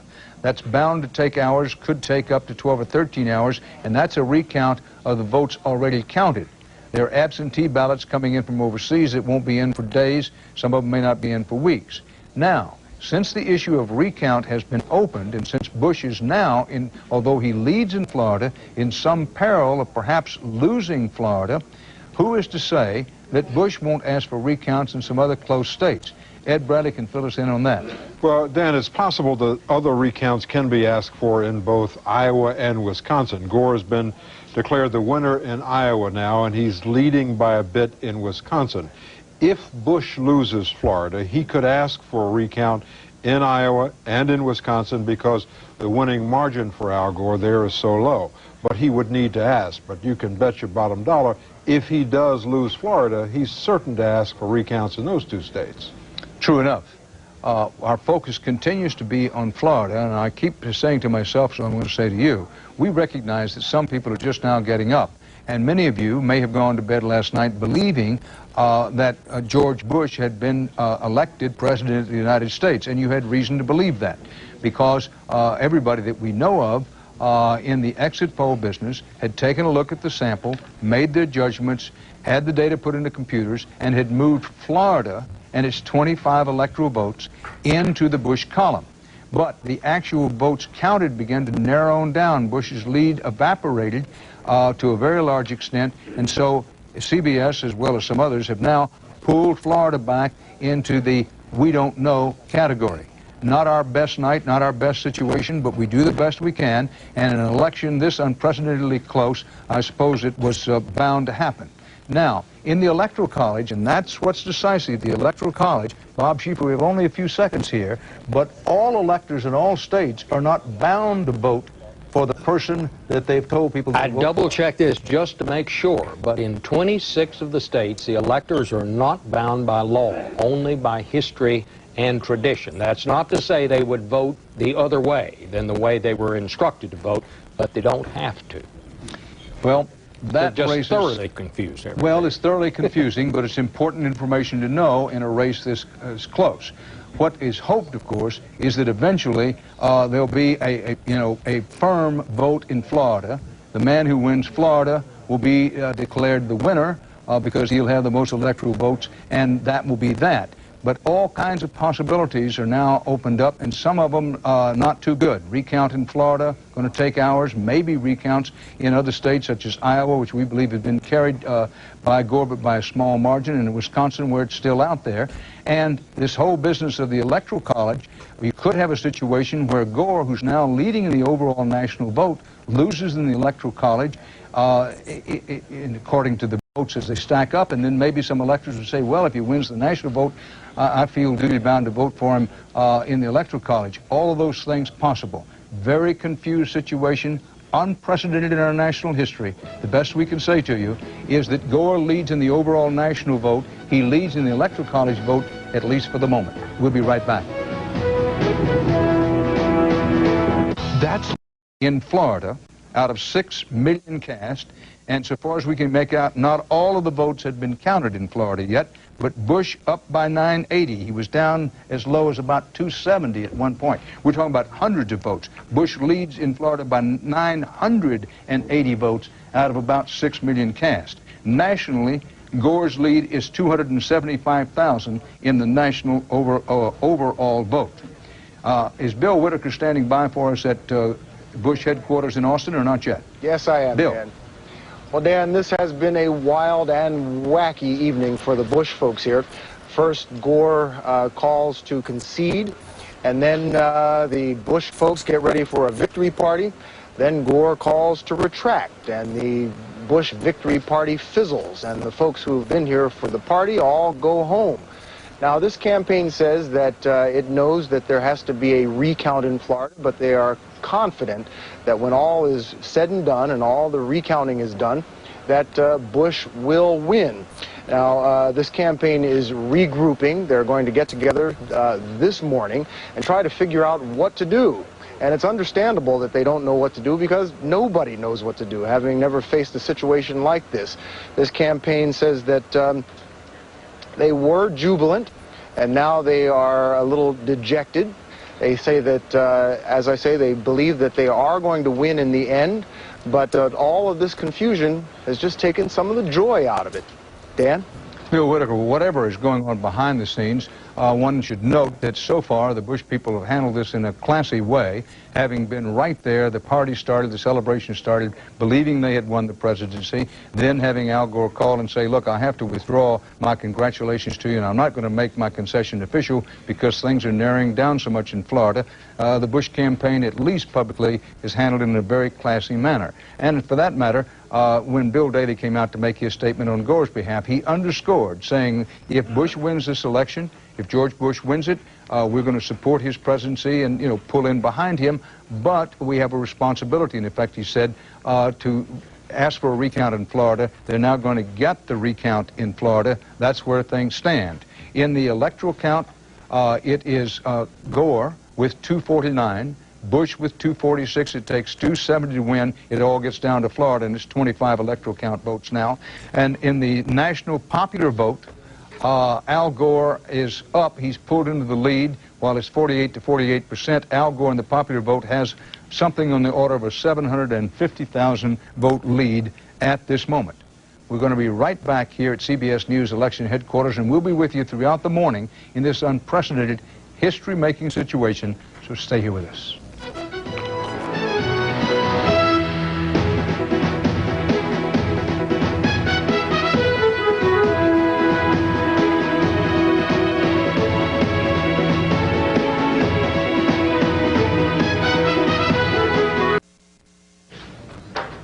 We still don't know who the president is, and are not likely to know for some hours because of confusion about the Florida vote. A recount has been ordered in Florida. It's mandated by law. Anytime the winning margin gets below 0.5%, by law they have to ask for a recount. And George Bush has a margin in Florida, but it's down to about 1/3 of 1%. He leads by a few hundred votes, possibly as many as 700 to 900 votes in Florida. Bush still leads, but it's so close that there is going to be a recount. Nationally, Al Gore leads by about 750,000 votes in the overall national popular vote total. The electoral vote is where the payoff is, and there Gore leads 249 to 246. But Florida, with those 25 electoral votes and Bush clinging to a several hundred vote lead out of 6 million votes cast down there, still has hopes that in the end, and once the recount is done, that Bush is going to be the winner, but that is not yet assured.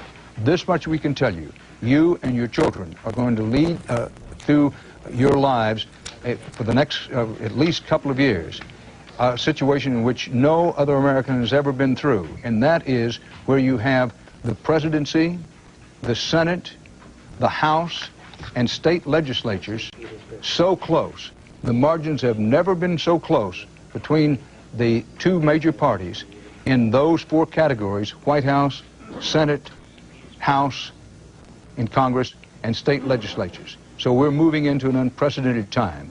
And Anthony Mason, voters, when asked coming out of the polls today, what do they think more important, the Electoral College vote or the popular vote?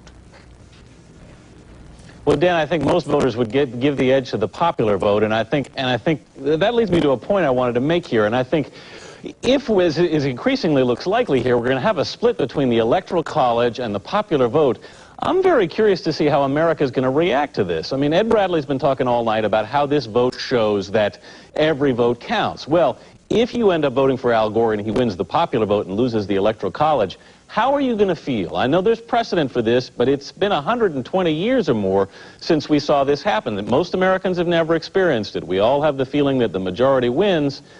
Are Americans really going to accept a decision like this? I think it's going to be very interesting to see the response, Dan. Indeed it will be. Keep in mind, it's not yet assured that one man is going to win the popular vote and another man is going to win the Electoral College. That is a working possibility.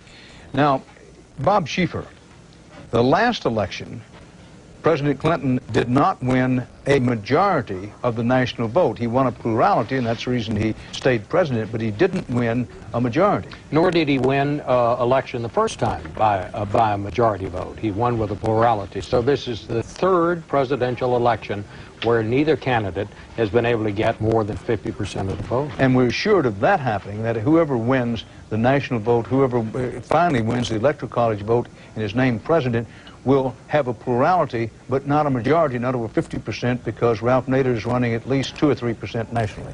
Leslie? But when this happens, in our great system, everybody accepts this plurality president as the president, accepts him, assumes he has a mandate as if he'd won a majority. We've had several like that. And the system goes on, and to answer Anthony's question, I think everybody will abide by the Electoral College because that's the way this country operates. Well, we shall see. And keep in mind, we keep emphasizing that a recount has been mandated in Florida. The state attorney general says there will be a recount. But Ed Bradley, recounts then become possible in some other states where there's been so cliffhanger close. Well, you do have the possibility of Iowa and Wisconsin, and we've been taking a look at other states to see what has been the pattern in the history of recounts. We mentioned Nevada, where there had been 5 recounts in statewide races. We've come up with 3 more states. In 1988, in the Rhode Island governor's race, Bruce Sunland against Governor Edward DePrete, Sunland demanded a recount and lost after 2 weeks. In 1989, in the Virginia governor's race, Marshall Coleman, the Republican, against Doug Wilder, the Democrat. Coleman initially lost. He demanded a recount. It took 43 days for that recount. Coleman lost. 1981, New Jersey governor's race, Tom Kean, a Republican, against Jim Florio, a Democrat. Florio lost, demanded a recount, and lost after 3 weeks. So 2 things that stand out here is that it seems that everyone who demands a recount has lost in these votes, but all of them take a long time, 2 weeks, 43 days, 3 weeks. So I think it's optimistic to say that this thing might be over by tomorrow night. This, by the way, was a headline in the St. Petersburg Times, looking at the online edition, recount in Florida. That's going to determine the election. And also there was there's a group called the Voter Integrity Project, which takes phone calls from voters around the country reporting problems with voting. For example, an inability to find a name on the voting rolls, voting machines that don't work. And this group, this Voter Integrity Project, which is a nonpartisan organization, got calls from Florida today earlier and said that this is a hot spot. They're going to write up their reports and submit them there to the Secretary of State. And on it goes. In terms of what's in and counted, Gore, 249 electoral college votes. Bush assured, we think, of 246. It takes 270 to win. Wisconsin and Oregon are yet to be decided, but it all gets down to Florida. Bush is clinging to a lead of between 700 and 800 votes in Florida. There will be a recount. We're going to take a short break here and come right back. Keep the dial right where it is. Dan Rather in New York.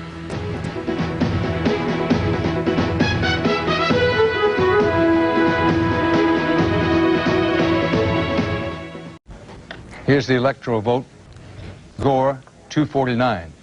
Bush, 246. It takes 270 to win. This is the way the Electoral College map looks at this hour. Florida, which is where the presidency is going to be decided, it's been pulled back from the Bush column. Bush leads by between 700 and 800 votes at last count. Wisconsin and Oregon, Wisconsin with 11 and Oregon with 7 have yet to be decided. But the man who wins Florida will win it all. Now, Gloria Borgia, our CBS News consultant, has been on the phone and has talked to a high Bush campaign man who does not want to be identified. But what does he tell you, Gloria? Well, some very interesting things, Dan. First of all, they are looking at the margins in Iowa and Wisconsin, because they believe that perhaps if Al Gore is demanding a recount in Florida, then perhaps they should demand a recount in Iowa and perhaps even the state of Wisconsin. They also say that they are up between 791 votes to 1,784 votes in the state of Florida. They say the only votes that are outstanding are those overseas ballots. Now, those ballots have 10 days to arrive in this country, but they have to be postmarked as of yesterday. They say they feel very confident, Dan, because in 1996, 2,300 of those ballots were sent in, and 54% were for Dole. And don't forget, Dole lost the state of Florida. So they feel quite confident about the state of Florida right now, Dan. Well, what the Bush campaign feels confident about is that in the end they will win the Electoral College. It's increasingly possible that Gore is going to win the overall national vote. That's right. That's right. And they're also saying, look, if you want to play hardball in Florida, well, you know, we might just review Iowa. All right, Ed Bradley. One other thing about the absentee ballots. There may be as many as 30,000 of them. Some of them may already be here and have been counted. We don't know that. We know that 30,000 are requested, and they have 10 days from yesterday to get them in, but some of them may have been sent in earlier, so they may have already been counted. We don't know how many are in.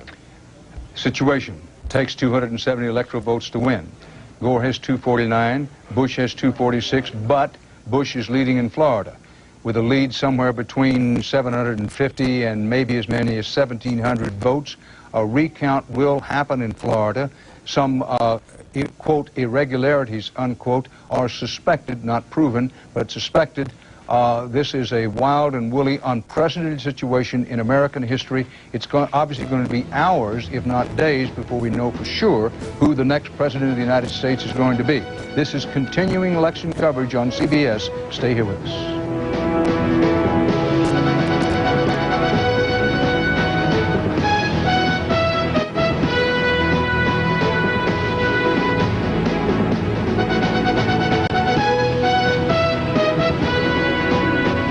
CBS News election headquarters in New York. For those of you who are just waking up and may have gone to bed last night thinking that George Bush had won the presidency, he may yet win the presidency, but he has not, despite what you may have heard last night, actually done so. The electoral vote count, 249 for Gore, 246 for Bush. It takes 270 to win. What's happened overnight is that Florida, but first was thought to have gone for Gore, then was pulled back, then was thought to have gone for Bush, then was pulled back.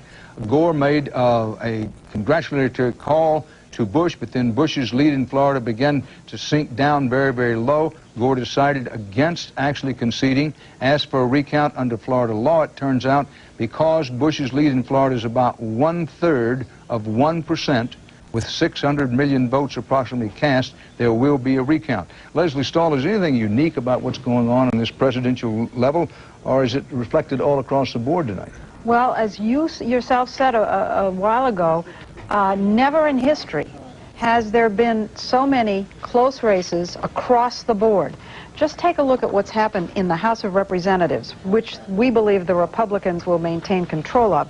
But if you look at the overall vote for House, the Democrats ended up with 49% of the vote, the Republicans with 49% of the vote. In the Senate races, Democrats, 48% of the vote, 50% for the Republicans. If you look at the governor's races, the vote was 49% for the Democrats, 50% for the Republicans. Every single kind of voting around the country shows you that we're split right down the middle. And in the Senate, the Republicans will maintain control of the Senate. Hillary Clinton won in New York. Rob lost in Virginia, so the Republicans are assured of control of the Senate, if nothing more, by having the tie-breaking vote of Dick Cheney if he becomes vice president. If George Bush is elected president. There are now 48 seats that are held by the Democrats, 50 seats held by the Republicans, but we still have the race out there in Michigan that hasn't been called, and we still have one other race that hasn't been called. That's the one out in Washington State. We thought that Debbie Stabenow, not Debbie Stabenow, Maria Cantwell, the Democrat out there, had won. We pulled that call back, so it's 50-48 with 2 still to be decided. In Florida, Bush's lead somewhere between 750 votes and perhaps as many as 1,700 votes. Virtually all the votes are believed now to have been counted, but when it says 100% of the precincts reporting, doesn't mean all of the votes, every vote, including absentee ballots, have yet been counted, but it's getting down very close to the point where that will be true. But a recount has been ordered in Florida, mandated by law, say some. The state attorney general says there is going to be a recount. That's bound to take some hours. Some absentee ballots may yet be coming in from overseas in Florida. The Bush people continue to say, we think we're going to win Florida, and the man who wins Florida now wins the presidency. The Bush people continue to say, we think we've won it, but there's going to be a recount, so we'll have to wait for that to come in. In the overall national popular vote, Al Gore is leading by something in the order of 750,000 votes, so we could have a situation where Gore wins the popular vote overall nationally, but Bush wins in the Electoral College. That's where it sits at this moment. Not likely to change for some hours now, although Wisconsin and Oregon have yet to be decided. Repeat for emphasis, it won't matter, at least not much for the moment, because he who wins Florida wins it all. Dan Rather at CBS News Election Headquarters. We'll be back. It isn't over. CBS News Election Headline of the Hour. We're still here as America's waking up only to learn that we still don't know for sure who the next president will be. With the results in Florida back up in the air, neither George Bush nor Al Gore has confirmed the 270 electoral votes needed to win. In Florida, Bush now leads by somewhere between 750 and 1,700 votes, and a remarkably small margin with 6 million votes cast. A recount in Florida will begin after election officials there get a few hours sleep and freshen up a bit. So it's going to be some hours before we can say for sure who the next president is. Wait, there's more. Al Gore now leads George Bush in the national popular vote by roughly what? Help me out here, Bob Schieffer. Certainly 200,000 or 300,000 votes. A couple of 100,000 votes. One can only wonder what's next. Only wonder indeed. Ed Bradley on the presidential desk. Well, you know, Dan, I saw this story here from Katherine Harris, who's the Secretary of State in Florida.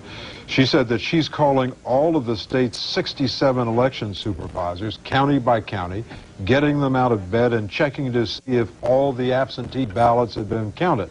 She says we're calling supervisors, waking them up and getting them out of the bed, and I'm going to sit down with my lawyers and decide what the policy issues are here. I mean, this is really uncharted territory. This, of course, is a national election, but you have to ask the question, who has jurisdiction here? Because If there is a recount, and that seems certain in Florida, and a candidate disagrees with the result of that recount, he can then challenge it in court. Well, who has jurisdiction over that? Is it the Federal Election Commission? Is it a state court? If you know any election lawyers in Washington, maybe we should call them in and get them on the phone. Well, maybe one of those great Philadelphia lawyers from your hometown, but we don't want to joke about this, that there are a lot of possibilities out there. But let's hold to the center insofar as there is one. 270 electoral college votes needed to win. Gore has 249, we think, firm, and Bush 246. It's all in Florida. And in Florida, Bush has had a lead for at least 8 hours now. I would say certainly 6 hours, let's say.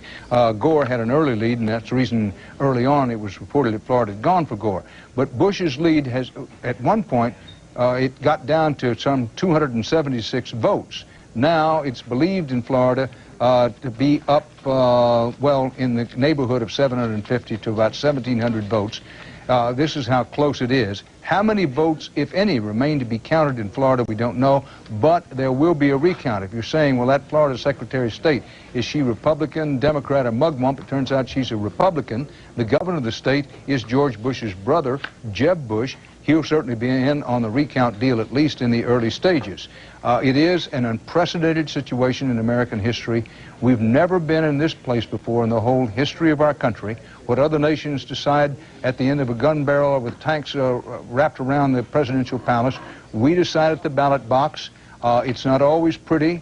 It's not always as organized as you'd like for it to be. And no, in truth to tell, in not all cases is it as absolutely stone-cold honest as you would like to be. There's no suggestion of any skullduggery in Florida in terms of anybody stealing votes. There has been a suggestion that there was confusion in some ballot boxes about people said that they thought they were voting for Gore, and it turns out the thing was so confused they wound up voting for Buchanan. Whether that becomes an issue or not, we'll simply have to wait and see.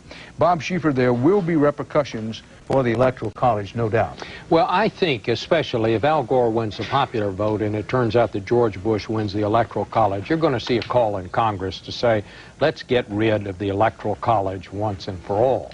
Now, whether that will be done, it takes a long time to do it because you have to have a constitutional amendment. That means it must be passed by 2/3 of both houses of Congress and then be ratified by 3/4 of the states. That usually takes a couple, 3, 4 years to get something like that done. But I don't think there's any question that there'll be a call to do that. You know, the reason we started the Electoral College was not for what's happening now, but there was an argument at the Constitutional Convention over whether it should be a popular vote. That was kind of hard to do in those days because people couldn't get from one place to another. Or should the Congress elect the president? The Electoral College was the compromise. I, for one, am a fan of the Electoral College because I think it makes the candidates campaign all across the country. If you do away with it, they'll campaign in California, New York, and Texas, and Florida, and the rest of the country may not see them. Well, we'll come back to the point in a moment, but just to hold to this. And if you did away with the Electoral College, the candidates would concentrate not just in those big states, but in the biggest cities. You would spend most of the time and most of their advertising money and all of that, their efforts in the largest cities, New York, Los Angeles, and Philadelphia. So there will be a national debate about the Electoral College, no doubt. There has been a long one, but there is value in the Electoral College when you understand that it's to give sparsely populated states such as Wyoming, just to pick one, to make sure that they have some say, some real say in how this goes. But for right now, the law of the land is the Electoral College decides. And in the Electoral College, it's 249 for Gore, 246 for Bush, 270 needed to win, 25 votes in 25 Electoral College votes in dispute in Florida. There will be a recount down there. We are not going to know who the next president of the United States is for some hours. Conceivably, it could take some days. Now, with that in mind, let me go to Anthony Mason. Anthony, any effect in all of this for the economy? Well, Dan, we've been talking all night about how Wall Street is going to react to all this, and of course we're going to have to wait and see. But one thing that voters told us today in our exit poll is that regardless of who is elected president tomorrow, they believe things are probably going to get better. In fact, when we asked them, is the economy going to be the same or better in the next year, 85% said yes. Take a look at this. Are you worried about the future of the stock market? About 43% of the people said they were. But this is interesting, too. 70% of Americans said they have investments in Wall Street, in the markets, in mutual funds. So America is invested in this economy. They believe in this economy. And we saw them today split right down the middle. Dan? Indeed, we did, Anthony Mason. Just to pick up this business about the Electoral College, there's going to be a recount in Florida. This is a very unusual situation in a presidential election under the Electoral College. Stop for a moment. If we didn't have the Electoral College, and I'm not arguing that we should or should not have it, but it's worth considering, imagine a national recount being demanded, not just Florida, a whole nationwide recount, which might very well be the case if in an election as close as this one, and that would take months to do. That'll be one of the arguments for keeping the Electoral College. The main reason, the main argument for keeping the Electoral College, whether you agree with it or not to understand it, is to make sure that sparsely populated areas of the country still have some weight in deciding the outcome of the election. Ed Bradley, you had a point you wanted to make. Now yeah, there's a history of this in Florida with these close elections and recounts. In 1988, you had two congressmen running for the Senate, Connie Mack, the Republican, and Buddy McKay, the Democrat. 3.9 million votes were cast. 3,000 separated the two. 3,000 votes out of 3.9 million. McKay did not concede until 8 days after the votes in 5 large counties had been counted again. But I can hear someone saying, well, I'm unimpressed by that because we had almost 6 million votes cast in Florida in this presidential election, and about 1/3 of 1% is George Bush's lead. So a much larger election and a much smaller margin, although that is instructive. We've been making the point, overwhelmingly, in elections, whether you're talking about for county commissioner or senator, when you ask for a recount, usually the person who was leading at the time the recount was asked for, usually that person comes out on top. Not to definitely say that that would be the case in Florida, but it might very well be that case. Now, Dateline Florida, the Florida Attorney General says the recount will be open to both camps. Let's listen to what he has to say. I don't know at this point in time as we're speaking who's the winner. But no matter who the winner is, there has to be a recount. And the 67 supervisors of elections should have that recount as quickly as possible, with the media watching the recount, and also with somebody from each one of the campaigns as allowed by law to be there to watch it. The reason the Florida Attorney General says a recount is mandated at Florida law says anytime it's closer than 1/2 of 1% margin must be a recount. We've said that Bush's lead is about 1/3 of 1% at the moment. 249 to 246 with 270 needed to win in the Electoral College. Florida will decide it. In the overall national vote, Gore leads now by several 100,000 votes over George Bush. Gore may win the national popular vote, and he stands a very good chance of losing the Electoral College vote. We'll be right back. Stay here with us.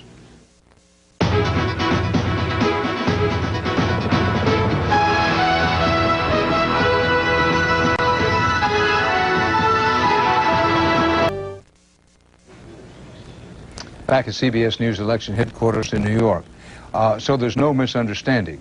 Bush's lead in Florida, he's had a lead since roughly about midnight Eastern time. But Bush's lead is now down to 1/30 of 1%.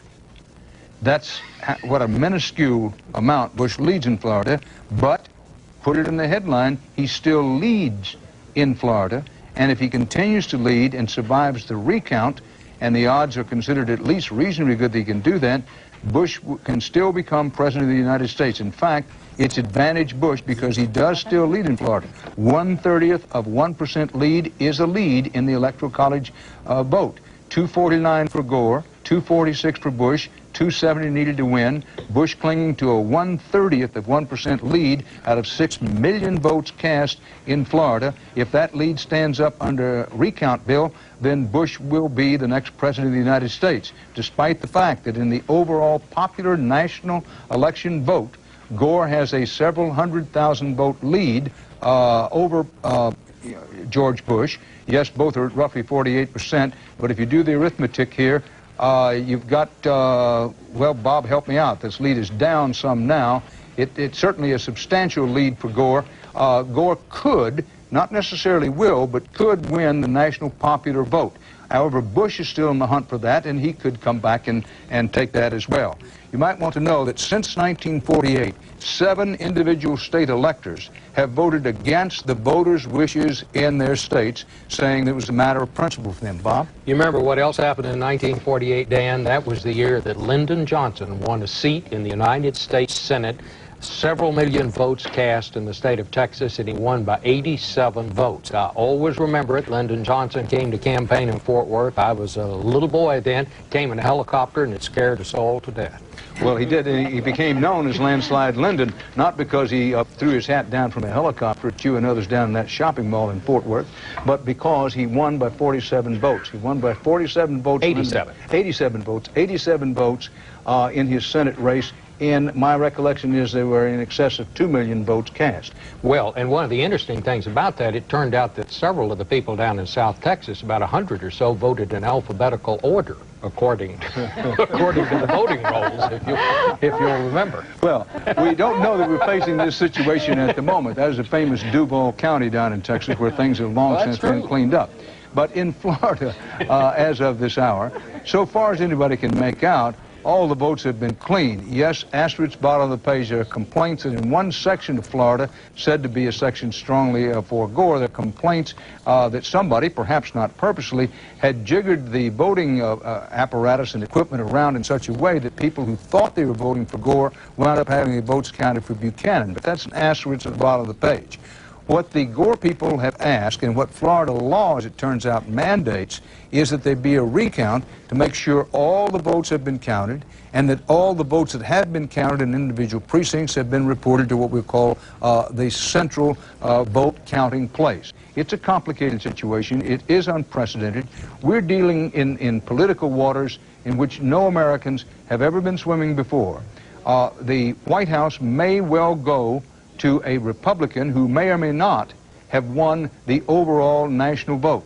The Senate almost certainly will be in control of the Republicans. The House, their margin will be down, but it looks like a net pickup of only 2 for the Democrats. So we're facing the possibility here, and some would say a probability. You have a Republican-controlled White House, a Republican-controlled Senate, and a Republican-controlled House of Representatives. This hasn't happened for the Republicans since 1952, when Dwight Eisenhower beat Adlai Stevenson, who was attempting to succeed Harry Truman. Now, the Democrats have been in the position of having the White House, the Senate, and the House of Representatives, not very often, but in fairly recent years, in the first Clinton term it happened. He had that. Jimmy Carter had it for a while in 1976. Now, the electors are due to meet December 18th, that's less than 6 weeks from now, to make the election official. Hopefully, which Florida electors will attend and will be voting for whom will be settled long before that. This is the way it shapes up. 270 electoral votes needed to win, 249 for Gore we think is solid, 246 for Bush solid. Take you to our map, and on the map you have a situation in which 3 states have their polls closed, long since closed, but we do not yet know who is the winner. Florida with 25 electoral votes, that's where the presidency now hinges. Wisconsin with 11 undecided. Oregon with 7 undecided. All the states in red, a majority of the states, George Bush has taken. Those with the blinking lights, Nevada, Arizona, Louisiana, Arkansas, Missouri, Tennessee, Kentucky, Ohio, and West Virginia all voted for President Clinton in 1996, but they went for Bush tonight. So with all that red there, Bush has clearly carried more states than Gore, but Gore carried more populous states, including New York, Michigan, Illinois, and California, to say nothing of Washington State, and that's the reason it now stands 249 for Gore, 246 for Bush in the Electoral College race. Now, if you want to have a look at, we've said this Florida race shows a lead for Bush somewhere on the order of 750 to possibly as many as 1,700 votes, which would be about 1/30th of 1% of the 6 million votes cast. And Wisconsin, let's give you a look at this Wisconsin presidential race, if we can get the numbers up. This state's been out there for a long while with 11 electoral votes. It's this close, really, really close, about what? Maybe a not quite a 7,000 vote lead for Al Gore. Nader with 4%. Again, this is another state where Nader may make the decisive difference. And if you want to go out in Oregon, take a look at that vote. A presidential race in Oregon. 7 electoral votes at stake out in the Beaver State. Bush leads Gore 49% to 46%. Again, with Ralph Nader running at about 4%. This is with 75% of the Oregon precincts reporting. But we must continue to underscore and italicize that the race boils down to Florida now. The candidate who wins Florida's 25 electoral votes will be the next president of the United States, and George Bush has been clinging to a lead that once was down as low as about 270 some odd votes. He's now backed up to between 750 and 1,700 votes. There will be a recount in Florida. We're going to take a break, but we'll be right back. Stay here with us.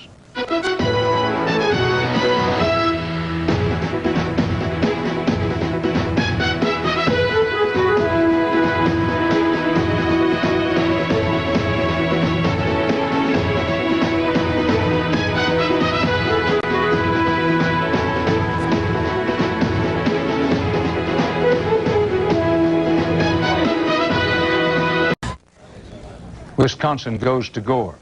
11 electoral votes in Wisconsin. It stayed out there undecided for a long time, going the Gore column. Gore now has 260 electoral votes. Bush 246. Oregon 7 electoral votes are still up for grabs. But, and this is important, it doesn't matter. Whoever wins Florida gets Florida's 25 electoral votes will win the presidency. So Gore is breathtakingly close. But even if Gore were to take Oregon, and at last look he was trailing in Oregon, Gore having gotten Wisconsin, can still win Oregon and not win the presidency. Gore leads in the overall national vote. He leads in the Electoral College vote, but he may very well wind up not being president of the United States because Bush clings to a lead of about 1/30th of 1% out of some 6 million votes cast in Florida. If that Bush lead stands up through a recount, and the probabilities based on history are that it may very well indeed do that, then Bush would be the next president of the United States, no matter if Gore winds up winning the overall national vote. Dan Rather at CBS News Election Headquarters in New York. We have a long way to go here, folks. We hope you'll stay in here with us. We're going to be back. We'll tell you how Oregon goes, when and if we know it's still out there. Florida, they say California is the big burrito, Texas is the big taco. Right now, if you want to follow that through, Florida is the big tamale. It's not only a hot tamale, it's the only tamale that counts up here now. 25 electoral votes. He who wins Florida wins it all. If the children are getting up now and you're about to send them off to school and they say, who's the next president? You just have to say, honey, you know, it's been a historic night. We still don't know, and we may not know by the time you get back from school. In fact, the probability is high we won't. Dan Rather, stay here with us, CBS.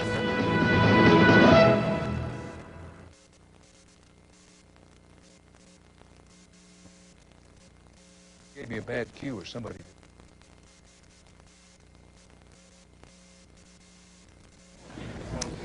Dan Rather back at CBS News Election Headquarters in New York. The uncharted water in American history. The Republicans have held on to the Senate. They've held on to the House of Representatives. They are breathtakingly close, oh so close, to winning the White House. Gore has just picked up 11 electoral votes in Wisconsin to get to 260 in the Electoral College, but it takes 270 to win. Even if Gore should win Oregon, where he's been trailing, it won't matter. It's all down to Florida. 25 electoral votes in Florida. It once was called by just about everybody for Gore. That was pulled back. Then it was called by just about everybody for Bush. Gore called Bush and saying, well, I want to congratulate you. Then Bush's, what seemed to be commanding lead in Florida, began to evaporate and get down, and it was pulled back into the undecided category, and that's where it stands now. But Bush has a lead in Florida. Oh, so tight is that lead, but the lead, if it stands up through a recount, which is going to be ordered in Florida, and the outcome of the recount we can't know for at least some hours now, and given the overseas absentee ballot situation, it could could be days. But Bush still leads in Florida on the order of 750 to about 1,700 votes, depending on to whom you listen. But I repeat, and I keep using the figure because it tells you what a small margin it is. Out of 6 million votes, Bush's lead is about 1/30th of 1%. That's how close it is. Bush's people believe that that lead will stand up into a recount. The Gore people have said, look, we feel a responsibility of a recount. The Attorney General of Florida has said the law mandates a recount when it's this close, anything 1/2 of 1% or below. And the Gore people say, we have a responsibility to ask for a recount. We've asked for it. The Bush people have said, in effect, well, we're not crazy about it, but we understand. And that's where things are at the moment. 270 needed to win. Gore has 260 now, having picked up Wisconsin. Bush has 246, but it's advantage Bush because he has a lead of some few hundred votes in Florida at this moment. Bob Schieffer, in the Senate, no doubt about it, the Republicans are going to have control. Well, they are. They have now have 50 seats. We still have 2 races to be decided out there. If the Democrats win both of those seats, and they have a chance to win both of them, but if they do, we'll have a 50-50 tie. But I'm sorry. Go ahead. But the other part of it is, Dan, you know, we have some, and I don't know how else to put it, but we have some people that are getting on in age in the Senate. Strom Thurmond is 97 years old. Jesse Helms is 79 years old. They're both Republicans. They're not in good health. If they should have to leave the Senate for some reason or other, their bad health just forced them to resign. In both of their states, you have a Democratic governor, so you would have Democrats appointed to replace them. That could throw the control of the Senate back to the Democrats. There's one other thing to consider here. If Al Gore winds up winning this thing, one of the Democratic seats that they won tonight was Joe Lieberman's seat. He would have to resign to be vice president. There's a Republican governor up in Connecticut. He'd appoint a Republican to replace him. In all those cases, those appointments would be for about two years. Complicated enough to make your head hurt. Byron Pitts has dropped a dime. He's on the phone again from Florida. We're going to take a break. When we come back, we'll have an up-to-the-minute telephone report from Florida. Gore leads 260 to 246 with 270 Electoral College votes needed to win. But Florida's the whole game, and Bush can still win it. CBS News election headlines of the hour. Wisconsin falls for Gore, but Florida is still the key to the whole election. The polls closed in Florida 11.5 hours ago. We said then it could be the make-or-break state in electing the new president. It was, and it still is. Here's the short version, about as short as we can make it. The Florida call for Bush that put him over the 270 electoral votes needed to win was recalled. In a few hours, they'll start a Florida recount with Bush's lead over Gore there, just 1/30th of 1% out of some 6 million votes cast. It's a margin of in the hundreds of votes, just a few hundred. The presidency of the United States of America is still not decided and not likely to be decided for some hours yet. To make things even stranger, Gore has a several 100,000 vote lead now in the national popular vote. Let's take a look at this national popular vote. The lead for Al Gore is something on the order of, what, a little over 200,000 votes or thereabouts. So we could have a situation where Gore wins the national overall vote and Bush wins the electoral vote if his very tiny margin in Florida holds up. If you're just getting up and thought Bush was elected president, here's what happened while you slept. The Florida call by the television networks operating from a central place where the exit polling information comes in. Each network makes its own decision, but they're all feeding, if you will, off the same exit poll data. The call that put Bush over the top may or may not stand. It's been pulled back because Bush's actual counted vote lead is so tiny. Now, with Bush's lead there knocked back to just a few hundred votes and an official recount coming, it's destined to be hours, possibly days, before we know who the next president of the United States is going to be. Bush's electoral vote count goes back down below the 270 needed to win the presidency. So how did Florida flip-flop, and not just once but twice, or at least flip-flop in terms of the calls? Here's the real deal. Shortly before 8 p.m. Eastern Time last night, Florida was called for Gore, but there were mistakes in a few exit poll precincts, and errors in tabulated vote. It's the old story. You put junk into the computer, you get junk out. Bottom line, it was a bad call, human error. When we discovered it, we pulled the call back. That was the call for Gore. The Florida call for Gore was rescinded. That was in the late hours of Tuesday before midnight. Florida put back in the toss-up column.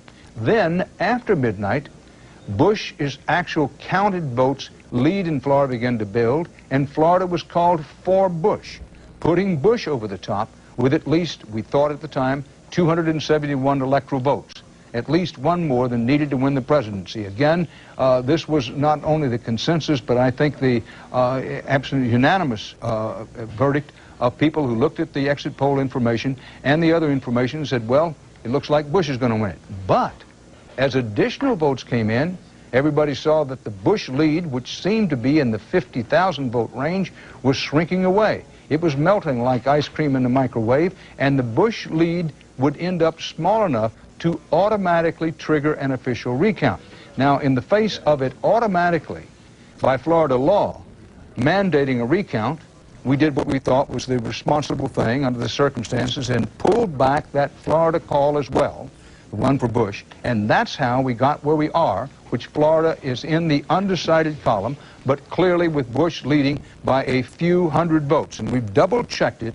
The differential in Florida, the difference is 1/30th of 1% with about 6 million votes cast. Ed Bradley has information about how this Florida recount deal is going to go. Ed? Well, Dan, there's 67 counties in Florida, and there's what's called a county canvassing board in each of those counties made up of 3 people, a supervisor of elections, a judge, and a chairman of the county commission.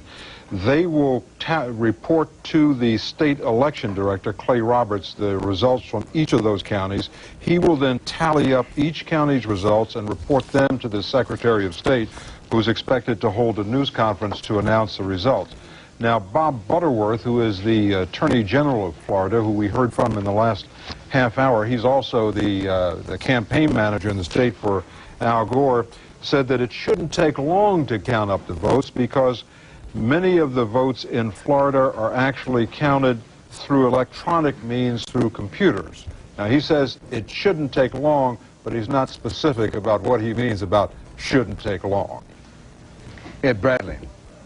Want to recount for those of you getting up. We recognize a lot of people getting up who went to bed last night believing that Bush had won the election. It's 260 to 246 in the Electoral College vote at the moment, with 270 needed to win. Gore got to 260 because he picked up Wisconsin. But with Florida's 25 electoral votes hanging out there, Bush can still certainly win. It's advantage Bush because he leads by a few hundred votes in Florida at the moment. A recount has been called for, but that doesn't mean that Bush is going to lose. And indeed, the odds are still, they're very small, but still weighted ever so slightly in the direction of Bush winning the Electoral College vote. At the moment, the national overall vote total looks something like this, with Al Gore having a several 100,000 vote lead, approximately, over George Bush in the overall national vote. So we do have the possibility, not yet a probability, that Gore could win the overall national vote and Bush would win the Electoral College vote. Bill Whitaker is at Bush headquarters in Austin, having had his huevos rancheros and back at work. What's new, Bill? Well, Dan, it's ironic that this should now come down to Florida because in a way for the Bush campaign, it's always been about Florida. It's always been central to their election strategy. Since winning the nomination, he has campaigned in this state about a dozen times. And if you look at those Great Lake battleground states, you'll understand why Florida is so important, because Al Gore ended up winning those big states. Now, Bush's brother, Jeb, who's the governor of Florida, promised that he would deliver Florida for his brother. And through the campaign several times, half joking, half seriously, George W. Bush said to his brother that if he didn't deliver Florida, that the family Thanksgiving dinner would be a little chilly. Now, in this bizarre election, it sort of ends up as it began for the Bush campaign, all about Florida. Dan? Bill Whitaker. And Bob Schieffer, give me a quick pop on this Nader situation, because we know that Nader made a difference in Wisconsin and in Oregon. also in Iowa, but it turns out he made a difference, and perhaps a decisive difference in Florida. Well, precisely. We've just put these figures together. Nader got 94,000 votes in Florida. That's 1.6% of the overall total. Now, in our exit poll, 8% of the voters in Florida they made up their minds in the last 3 days who they were going to vote for. 9% of those last-minute voters voted for Ralph Nader. So Nader made the difference. There's no other way to read that. Well, now, I don't suspect that Ralph Nader will like to have this said, but true or untrue, that if Gore loses this race in the final analysis, if not the vice president himself, his followers, supporters, and campaign managers are going to say, Nader wrecked us. Well, I think that's absolutely correct. It turns out not just in Wisconsin and Oregon, which was sort of expected, and in Iowa, Nader got a substantial turnout, although Gore turned out to win the state. And now in Florida, it could be the difference for Gore. Well, I think we'd make a mistake if we said every vote that was cast for Ralph Nader was a vote that would have gone to Al Gore. Surely some of those people would have voted for George Bush. They're just kind of anti-establishment kind of people. But I also think it's probably true that Ralph Nader took more votes away from Al Gore than he did from George Bush. So I think you can say in this election, Nader had a lot to do with what happened. Well, like it or not, and we know they like it not, the Gore people can read it and weep when it comes to Nader's tallies. Now, we're going to take a break, but before we do so, review where we are. In the electoral vote, in the electoral college vote, 270 needed to win. Gore has 260, having picked up Wisconsin within the last hour.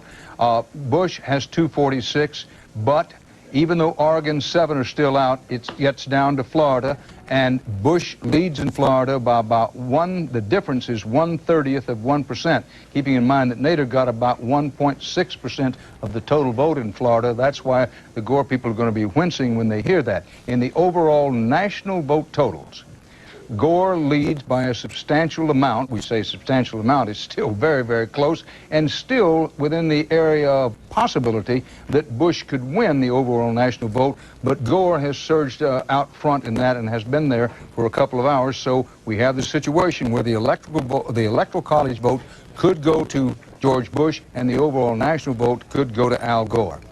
Dan Rather at CBS News election headquarters in New York. Going to take a break. Don't go away. We'll be right back with you.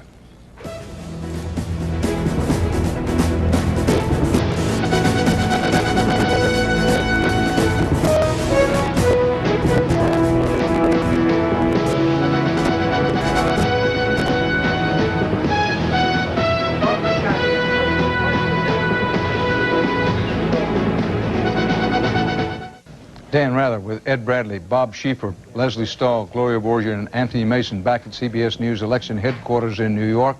It remains tick tight. It has been for virtually the whole night and now into the wee hours of the morning, and we go into the dawn of a second day.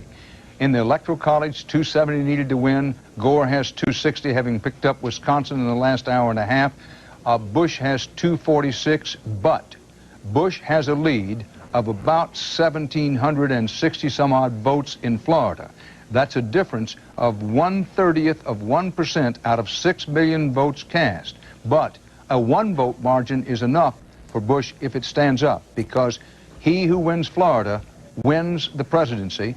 Bush has had a lead in Florida for a long time. If you went to bed last night and you thought that Bush had won the presidency, that's because at one time Bush's margin in Florida was 50,000 votes or so, and everybody, almost by a total agreement, said, well, Bush is going to win it. So it was, having earlier been in the Gore column, went to the Bush column, but has now been pulled back into the undecided column. But Bush does continue to lead in Florida. A recount has been ordered by the state attorney general in Florida, not because he thinks any irregularities. Of course, they'll investigate any possibility of irregularities, but because under Florida law, if the margin is 1/2 of 1% or below, and this is way below that, then Florida law, in the opinion of the attorney general, mandates a recount. So what they've done, they've let some of the poll workers go back to home and go to bed. Some of them now have been rousted out of bed. They're going to get themselves together there in Florida. They're going to arrange for this recount. The recount, no one is kidding anybody. It could take hours. It could be 8 or 9 o'clock tonight before we know the outcome. could be even longer than that because there's a complicating factor of absentee ballots that were shipped overseas, and those absentee ballots have a few days to get in, quite a few days in fact, and so we'll just have to see how this whole situation goes. We'll show you the overall electoral map. Very interesting situation is developed. Gore with 260, Bush with 246 in the Electoral College, 270 needed to win. Oregon with 7 electoral votes is still undecided. Bush leads in Oregon, but it isn't going to matter. If Bush wins in Oregon but loses Florida, he doesn't become president. Even if Gore wins Oregon and loses Florida, he doesn't become president. Florida is the whole shebang.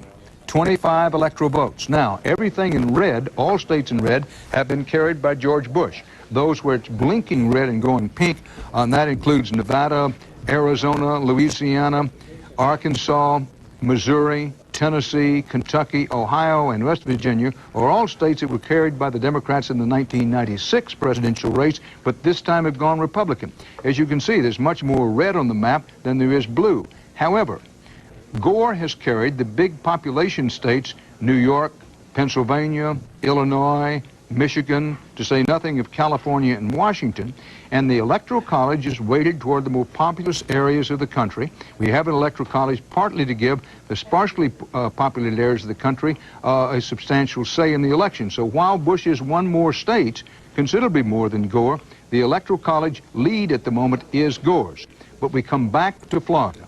If Bush wins Florida, and he leads there now by a minuscule percentage, but nonetheless he leads, if that stands up in the recount, under the rules and under the law, Bush is supposed to become president, and no doubt will, even though Al Gore now has, in the overall national popular vote, a lead over George Bush of about 217,000 votes. Yes, the percentage is the same, but look down on the actual figures. Gore leads Bush by about 217,000 votes in the national popular tally. That means there is a possibility, and right now it's advantage Bush, that Bush could win the Electoral College vote and lose the overall national popular vote. Now, before the election, many Republicans who feared that Bush might win the national vote but lose the Electoral College vote raised the specter of appealing to the Supreme Court and saying, well, that's not fair, and believing and knowing that they have a Republican majority in the Supreme Court thinking they might win it. Now, nobody in the Bush camp talked that way, certainly not publicly, and I know of no one who spoke that way privately, but some Republicans did. So far, we haven't heard that on the Democratic side, with Al Gore now winning the national overall popular vote count. If that stands up, you may have some grumbling about it. But the law is the Electoral College decides it, and right now, it's close. Gore leads in the Electoral College with 270 needed to win. He has 260. Bush has 246. But, as I say, advantage Bush because he has a lead of about 1,700 plus votes in Florida at the moment. A recount has been ordered. It's going to take hours. The Bush people say they are confident that in the end they're going to win it. And indeed, both history and common sense would tell you they still have a very good chance to win it in the Electoral College. Gloria Borgia has been working this story. Gloria, you have some new information for us? Yes, I do. I think the story is escalating pretty quickly, Dan. I spoke with a Democratic attorney who had had a meeting until the wee hours of this morning with the senior management of the Democratic Party. It seems that they intend to send a large group of attorneys to Florida, somewhere between 100 and 200 lawyers. That is because you have to have lawyers in every single county of the state, everywhere there was what they call a significant counting event. Both candidates have these so-called observers. Second group of lawyers also goes to investigate potential irregularities in the state. This lawyer told me that the Democratic Party knows that it has a huge tactical decision right now because they're going to have people on the ground to observe the process and collect information.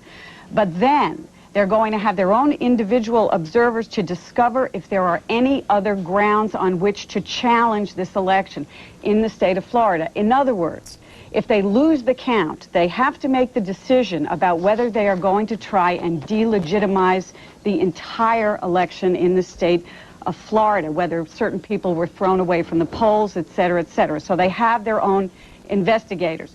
Do they decide to try and go after delegitimizing this election? If they do that, then this would get thrown into the House of Representatives. The lawyers meeting early this morning didn't even know if a judge in the state of Florida would have the authority to declare this election null and void right now. This is kind of the unknowable. All these attorneys are meeting about it, but they know they're going to send this big group down there right away. And the Gore campaign has not decided what to do yet because they haven't had all of these legal options laid out for them, Dan. Round and round it goes. Where it stops, nobody knows. It's all centered on Florida. We're going to take a break. We'll be right back here with you. Don't go away.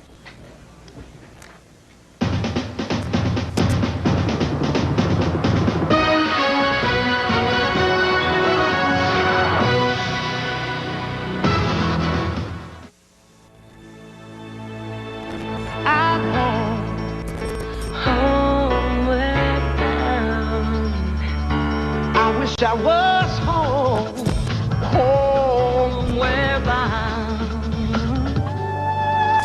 Home, when my thoughts escaping. Home, when my music plays. New MSN Explorer. Everything you need to feel at home on the web, all in one place. Emotional, complete. That's the Purina Cat Chow way of life. Recount ordered in Florida. No verdict on the presidency yet. Probably won't be one for at least a number of hours. John Roberts is at Gore headquarters in Nashville. John? Dan, the vice president is asleep. He's trying to catch up on, I guess he was up for 50 hours before he finally decided to go down for the night.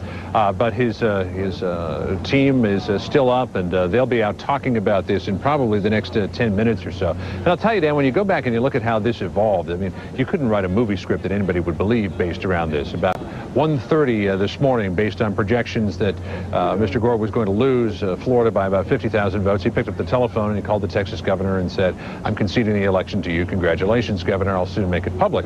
And on his way down here to War Memorial Plaza, his field director called one of his aides and said it's not a margin of 50,000 votes, it's more like 60,000 votes.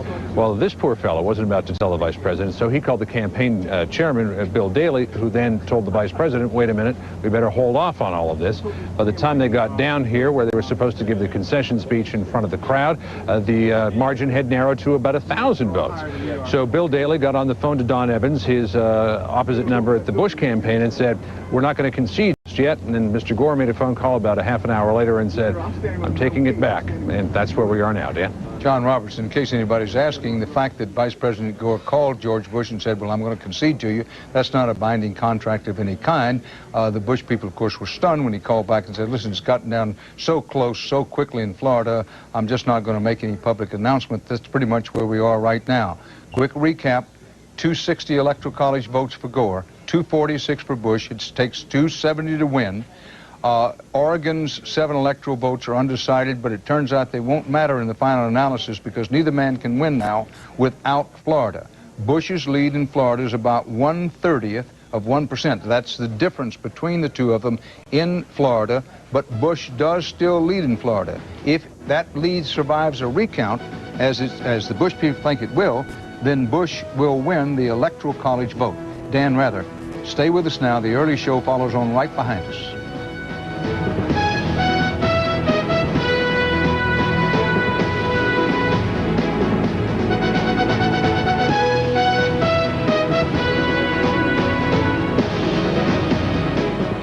Now, we're going to be right with you, but Brian Gumbel, Jane Clayson, and the gang are going to join us on the early show in just a few minutes. In the meantime, let's point out that while the television networks and the radio networks of the country using a pool of data, exit poll information, and other information have made some mistakes over the night, the big one being in Florida, first calling it for Gore, then pulling it back, then calling for Bush, and calling it back.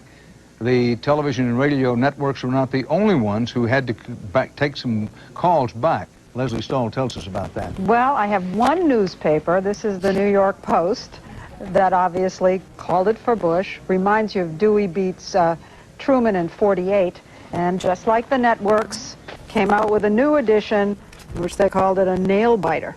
You know, when it happened to Truman, it was a hunch. When it happened to us, it was based on technology. This is kind of scary about computers and what we're basing all this on tonight. And in fairness to the New York Post, they may yet be right. In the case of the Chicago newspaper with Truman, they were wrong. Bush, it still advantaged Bush. It still could be right, but they pulled it back. That's just the way it goes. And in fairness to Gore, making his little concession phone call to Bush, he was probably listening to us. He and his people, no doubt about it. Well, it's 260 Gore, 246 for Bush, with 270 needed to win.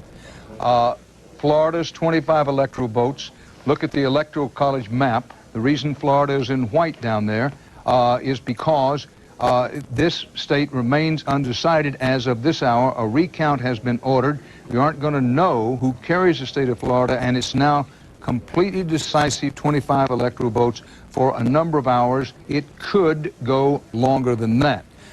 Ed Bradley, there's this talk that the Bush people say, well, listen, if Al Gore's, since he's getting a recount in Florida, maybe we'll want to recount in places like Wisconsin and Iowa. Well, if they lose in Florida, I'm certain that they will challenge them because you have a similar margin in Iowa and Wisconsin.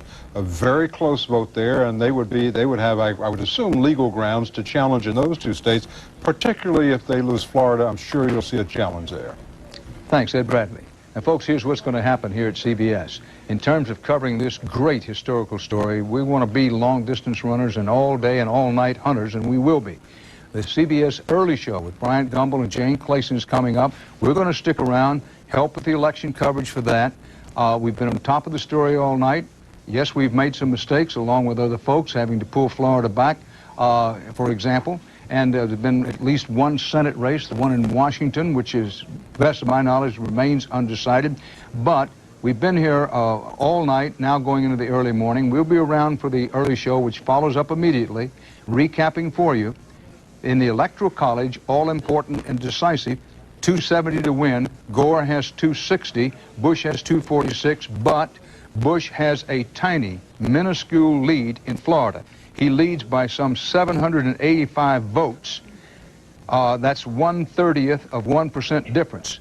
Nationally, Gore over Bush by 235,000 votes in the overall national tally. We're looking at a very real possibility that Gore can win the popular vote since he leads by 235,000 votes there, and that Bush will win the Electoral College because he has a minuscule but steady lead of a few hundred votes in Florida. Stay tuned for the early show.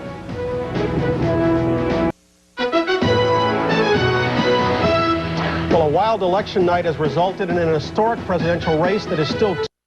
With roughly 1,800 votes separating Gore and Bush in Florida, a recount is already underway. And it's early this Wednesday morning, the 8th of November, 2000. And good morning. Welcome to the early show on this Wednesday morning here with Jane Clayson. I'm Bryant Gumbel, and it doesn't quite rate with Dewey defeats Truman, but you get the idea. Well, a lot of Americans went to bed last night thinking that that was the case. Well, it's certainly not the case. And then things changed. This is really of historic proportions, Jane. What we have here is what they said in the movie one time was a failure to communicate. I looked it up. A deadlock is defined as a stoppage or standstill caused by the opposition of two equally strong, unrelenting forces. We certainly do have a deadlock this morning. If it were just a matter of the popular vote, this would be very easy to call because it's over and done with. Take a look at the popular vote. In the popular vote, Al Gore is slightly ahead, but the candidates are virtually tied at 48%. The problem comes when you look at the all-important electoral count. For now, Al Gore has 260 of the 270 electoral votes needed to win, while George W. Bush has 246. And so the problem becomes the state of Florida.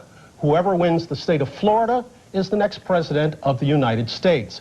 But right now, George W. Bush leads by just a small margin of votes, with both candidates practically running neck and neck. And so due to the small margin of difference, what has happened is the state law has kicked in and an automatic recall is already underway in the state of Florida. So let's go there right now. Byron Pitts is on the story for us. Byron, good morning.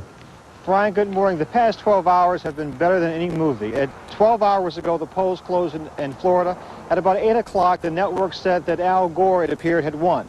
A few hours later, there were some technical problems in some of the precincts across Florida. That was changed because some of the fouls in the exit polling. By about 10 o'clock or later that night, George Bush was declared the winner. In fact, here's the headline from the major newspaper here in Central Florida, the Orlando Sentinel.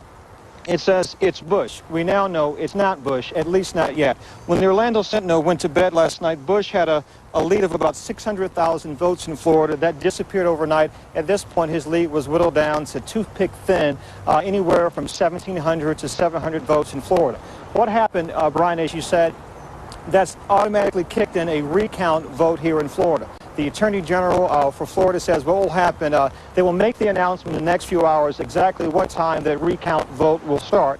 All 67 counties in Florida will recount their votes. That could take, we're told, anywhere from a few hours to 12 hours to determine who's won the race in Florida. As you said, 25 electoral votes are at stake here. The winner of Florida will win the White House. At this point, we don't know. Right? Byron, you're talking about 10 to 12 hours, but we're aware there in Florida what are called 10-day ballots, absentee ballots that as long as they get within 10 days of the voting day, they're still counted, and those could number upwards of 3,000. What happens if after they do the recount, that number falls under 3,000? Are we looking at a delay of 10 days? Sure.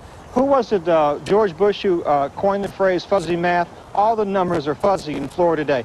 Brian, what you're talking about in the absentee ballots for military voters and citizens living overseas, they were given until Election Day, November 7th, to mail in their ballots by November 7th or to arrive in Florida within 10 days. So those folks overseas have about 10 days. We understand we're talking about 2,000 to 3,000 additional voters. And because the race is so tight, that could shift the vote in one direction. The expectation, at least what the Bush people are hoping for, historically those absentee ballots, those military voters, typically swing towards the Republicans. But because the race is so tight right now, we really don't know. The first order of business for election officials in Florida is to recount the votes they have now and to see who's ahead. All right. Byron, thanks very much. We'll get back to you. All right. Jane? Brian, we're going to go to Diana Olick now with the George W. Bush camp in Austin, Texas. Diana, good morning. Good morning, Jane, from the very confused and confounded city of Austin, which has been through one crazy night. Bush supporters held vigil here at the state capitol for most of the night as this roller coaster race just kept rolling on.